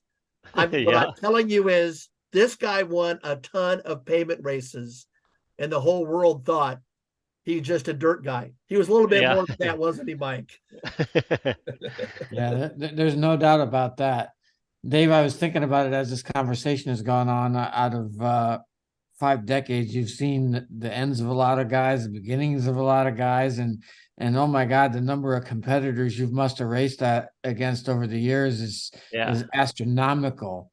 Who were 4 or 5 of the toughest? Great question. Well, Tony Elliott and Kevin Thomas were obviously some of the best ones that were out there at that time, and Tracy Hines and Dave Steele and on the pavement was good. I could name 100 guys probably that was tough to Sure. beat at any certain place or a certain night, certain track. So it goes. I've seen about everybody race, and I've raced against everybody, and we've had a lot of fun doing it. But sometimes they beat me, sometimes I beat them. So. Dave, let's go back here the last couple of years, because I think one of the great stories to me has been, and I mentioned this earlier.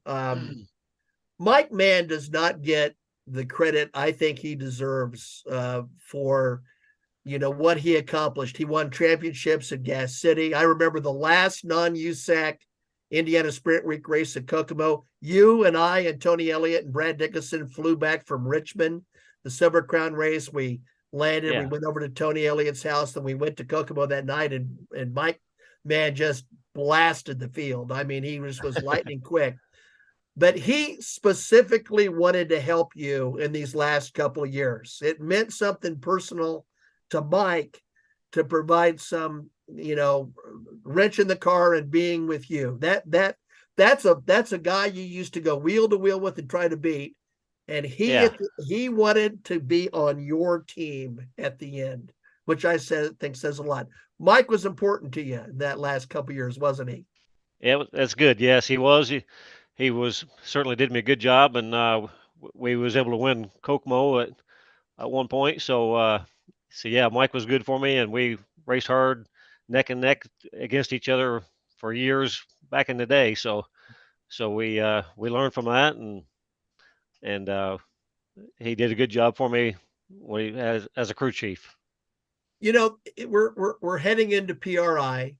And this is a time when drivers are always running around trying to make deals and get rides and make sure they got some support from the manufacturers, etc. And so for the first time in decades, that's not something you have to do. So as you sit here today, is it just a relief that you're not worried about that stuff? Are you sort of itchy that you're not doing it anymore? Are you at peace? Where is Dave Darland at with this whole affair? I'm certainly at peace. I do. I certainly respect my career, my life as a race car driver. But now I'm 57 years old, I think, and it's all over with now. So I've had a lot of fun and raced sprint cars for 42 years, I think, and it's been quite a career. But I'm glad it's over now. So. Mike and Bones and I have all seen this, Dave. There are drivers that the minute that they hang up their helmet, they never ever want to go to the racetrack again. I mean, they have no interest in returning. Yeah. Others become really good fans. Where will Dave Darland be? Well, we've got a camper. We're gonna go camping a lot, I think. So I think we're gonna get another camper here pretty soon. So we are. Me and Brenda both like going camping, taking the grandkids camping, and the kids. Everybody likes camping, so we're gonna do a lot of that. We're gonna do some fishing, and so you probably won't see me for the next couple of years, but too much. But I will be around some. But good. We're gonna go do some camping and doing some fun family stuff. That's great. Bones, I don't know if it was, I think Rob Klepper might have been the one who pinned the people's champ on Dave Darland. I'm a hockey guy, so I called him the great one at various points in his career. But I don't know if there's been a nickname that has fit better than that. And I think you would certainly subscribe to that. Yeah, exactly. I mean, there's a time when I think every driver named Charlie gets called Charging Charlie. Right. There are names that go together just because they have the right lyricism to them and they fit. With Dave, the people's champ is definitely it. As we said before, I mean, people in the pits love him, people in the grandstands love him, promoters, I'm sure, like dealing with him. He put a lot of people in the seats at these places over the years. When you talk about longevity, one of the coolest things I saw on the night of Dave's last race, you mentioned Mike Mann. Here's Mike Mann kind of cleaning everything off after the race, and they're getting ready to load up, but nobody's in any great hurry. And Mike's standing there, and Tony Plew, one of Dave's great rivals over the years, comes over, and they're talking about quarter midget races they did together and sprint car races, and Mike's listening and joining in, and I'm saying to myself, boy, here's a slice of Americana, not just Indiana, but short track Americana, where this sort of thing, it's a great story. It's the way you'd want everything to happen. A guy races his whole life, maintains friendships, is honored, far and wide by people. There's, Kokomo Speedway has the Bob Darland Memorial, which brings you back to Bob and Dave racing together, his dad. Right. Yeah. It's just, like I said, it's a great story. I mean, it's an American racing success story, I think. It is a success story. And I think that one time, Dave, when you're in the middle of racing, and you're doing it for a living, and you're trying to be successful, you're focused on that, and it's what you do. And you've done a great job with the fans. But the issue is that people at Kokomo Speedway and Bloomington and Lincoln Park and Lawrenceburg and police, these are hardworking people who put in long days at work and jobs that sometimes they don't necessarily love. They just try to survive and get through and try to keep their families together. And for them, the opportunity to go to a racetrack on a Friday or Saturday or Sunday provides a little bit of a break from the hard realities of their life. And they need someone that they can count on and depend on, and someone that they can relate to. And you have always been relatable to the average person who bought a ticket at the gate, and you always made time for them.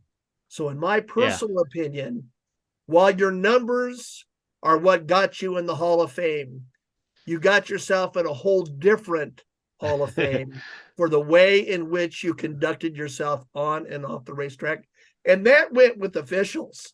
I mean, even at the end, I can just simply tell you, when Dave would get out front, some of us would say, God, can he just grab that brass ring one more time? We all wanted to see it. And we were so happy when it happened for you. And it's just a marvelous career, Dave. Yes. I appreciate that. And I do, I like talking to people and just, saying hi to people and being nice people is my thing. So I enjoy that, and I hope they enjoy it too. So, you think of all those people who on Sunday morning, when their buddy asked them, how did the race go last night? They said, oh man, it was fantastic. Dave Darland signed my shirt, or, I shook Dave Darland's hand after he won, or I had a beer with Dave Darland. I mean, a lot of guys aren't, you use the word relatable, Pat, relatable and available. Yes. A lot of people aren't there win, lose, or draw. And that's no reflection on them. Some people just don't have that kind of personality. Some guys, if they get wrecked or lose a tough one, they're going to go off and be mad, and that's fine. But every now and then it's cool to see that guy who is just available, 24/7. I can't think of a night where I remember Dave running off, unless maybe it was, like after the Springfield Silver Crown race, you got to get back to Putnamville for a race. Right. If he was going from one track to another, he might have been in a hurry. But if not for that, he was there for the people that bought tickets and pit passes, and that's what made him the person he is. That's right. Yeah. Well, thank you, Bones. I appreciate that. Well, thank you, Dave. A great way to to end a fantastic week. And that started with Steve Phelps, president of NASCAR, that ends with Dave Darland, the legend. And we really just wanted to honor you. Well, thank you. I appreciate that. It certainly has been fun. Good. Thanks, everyone. You were so young 25 years ago. I certainly was. Yeah, we all were. We all were at one time. Thank you, Dave, and thank you, Brenda, for making this work, and thank you all very much for being with us. This ends Race Industry Week 2023. Yes, I am sorry, but this is our last session. We traveled the world. We had amazing people, and Mike, stay with us. we are going to bring Paul Fanner, and you're going to step in for Joe Tripp, who had many things on his agenda today, and unfortunately can't be with It's us at the amazing. closing. Our 4th annual Race Industry Week, and every year I wonder how it's going to get better, and it does. Sometimes I worry about that, but boy, everybody jumping on board and supporting this, it's wonderful. You guys do an amazing job putting all these people together during a span of 5 days. It's really something. Thank you. Oh, and you've done an amazing job as a host as well, and Yeah. we're very thankful to all our hosts. We said that earlier. You are part of this six. I mean, basically the guests feel very comfortable with each and every one of you, and that makes those interviews so special. So thank you. Paul is back with us. Paul, it's time to end. Yes, I've had a couple of texts here commenting on how great this is, and that last session was wonderful. I'm a big fan of Dave Darland as well. If I were a racer, I'd be worried he'd come back and kick my butt. Which He is and Brenda are wonderful. yeah, well, he's just an awesome race car driver. But what a week it's been, and we've traveled the world together, all of us. And I think the one thing that I always take away from this is a renewed enthusiasm for this world that I've spent my life in. It is about the people, and to see some of the younger faces come onto the screen in leadership positions. The interview with Sylvia earlier today really struck me. Of how experienced and competent and fundamentally capable she is to take our sport forward, and there are many more like her following in our footsteps. But you've created a very modern forum, Francisque and Judy, for these discussions. You've led the way to the future, and I'm very grateful to you and to our teammates at Speedsport for all we've done here together. Thank you, Paul. We couldn't do this without you and all your talent and guidance too. Indeed. Sorry, go ahead, Paul. Well, I was just going to say, with Mike Kirchner on screen here, I just have to ask, what do you think Chris Economaki would have thought about all this? Oh my God, Mike, I pushed the wrong button again. You know him well, right? It really would have.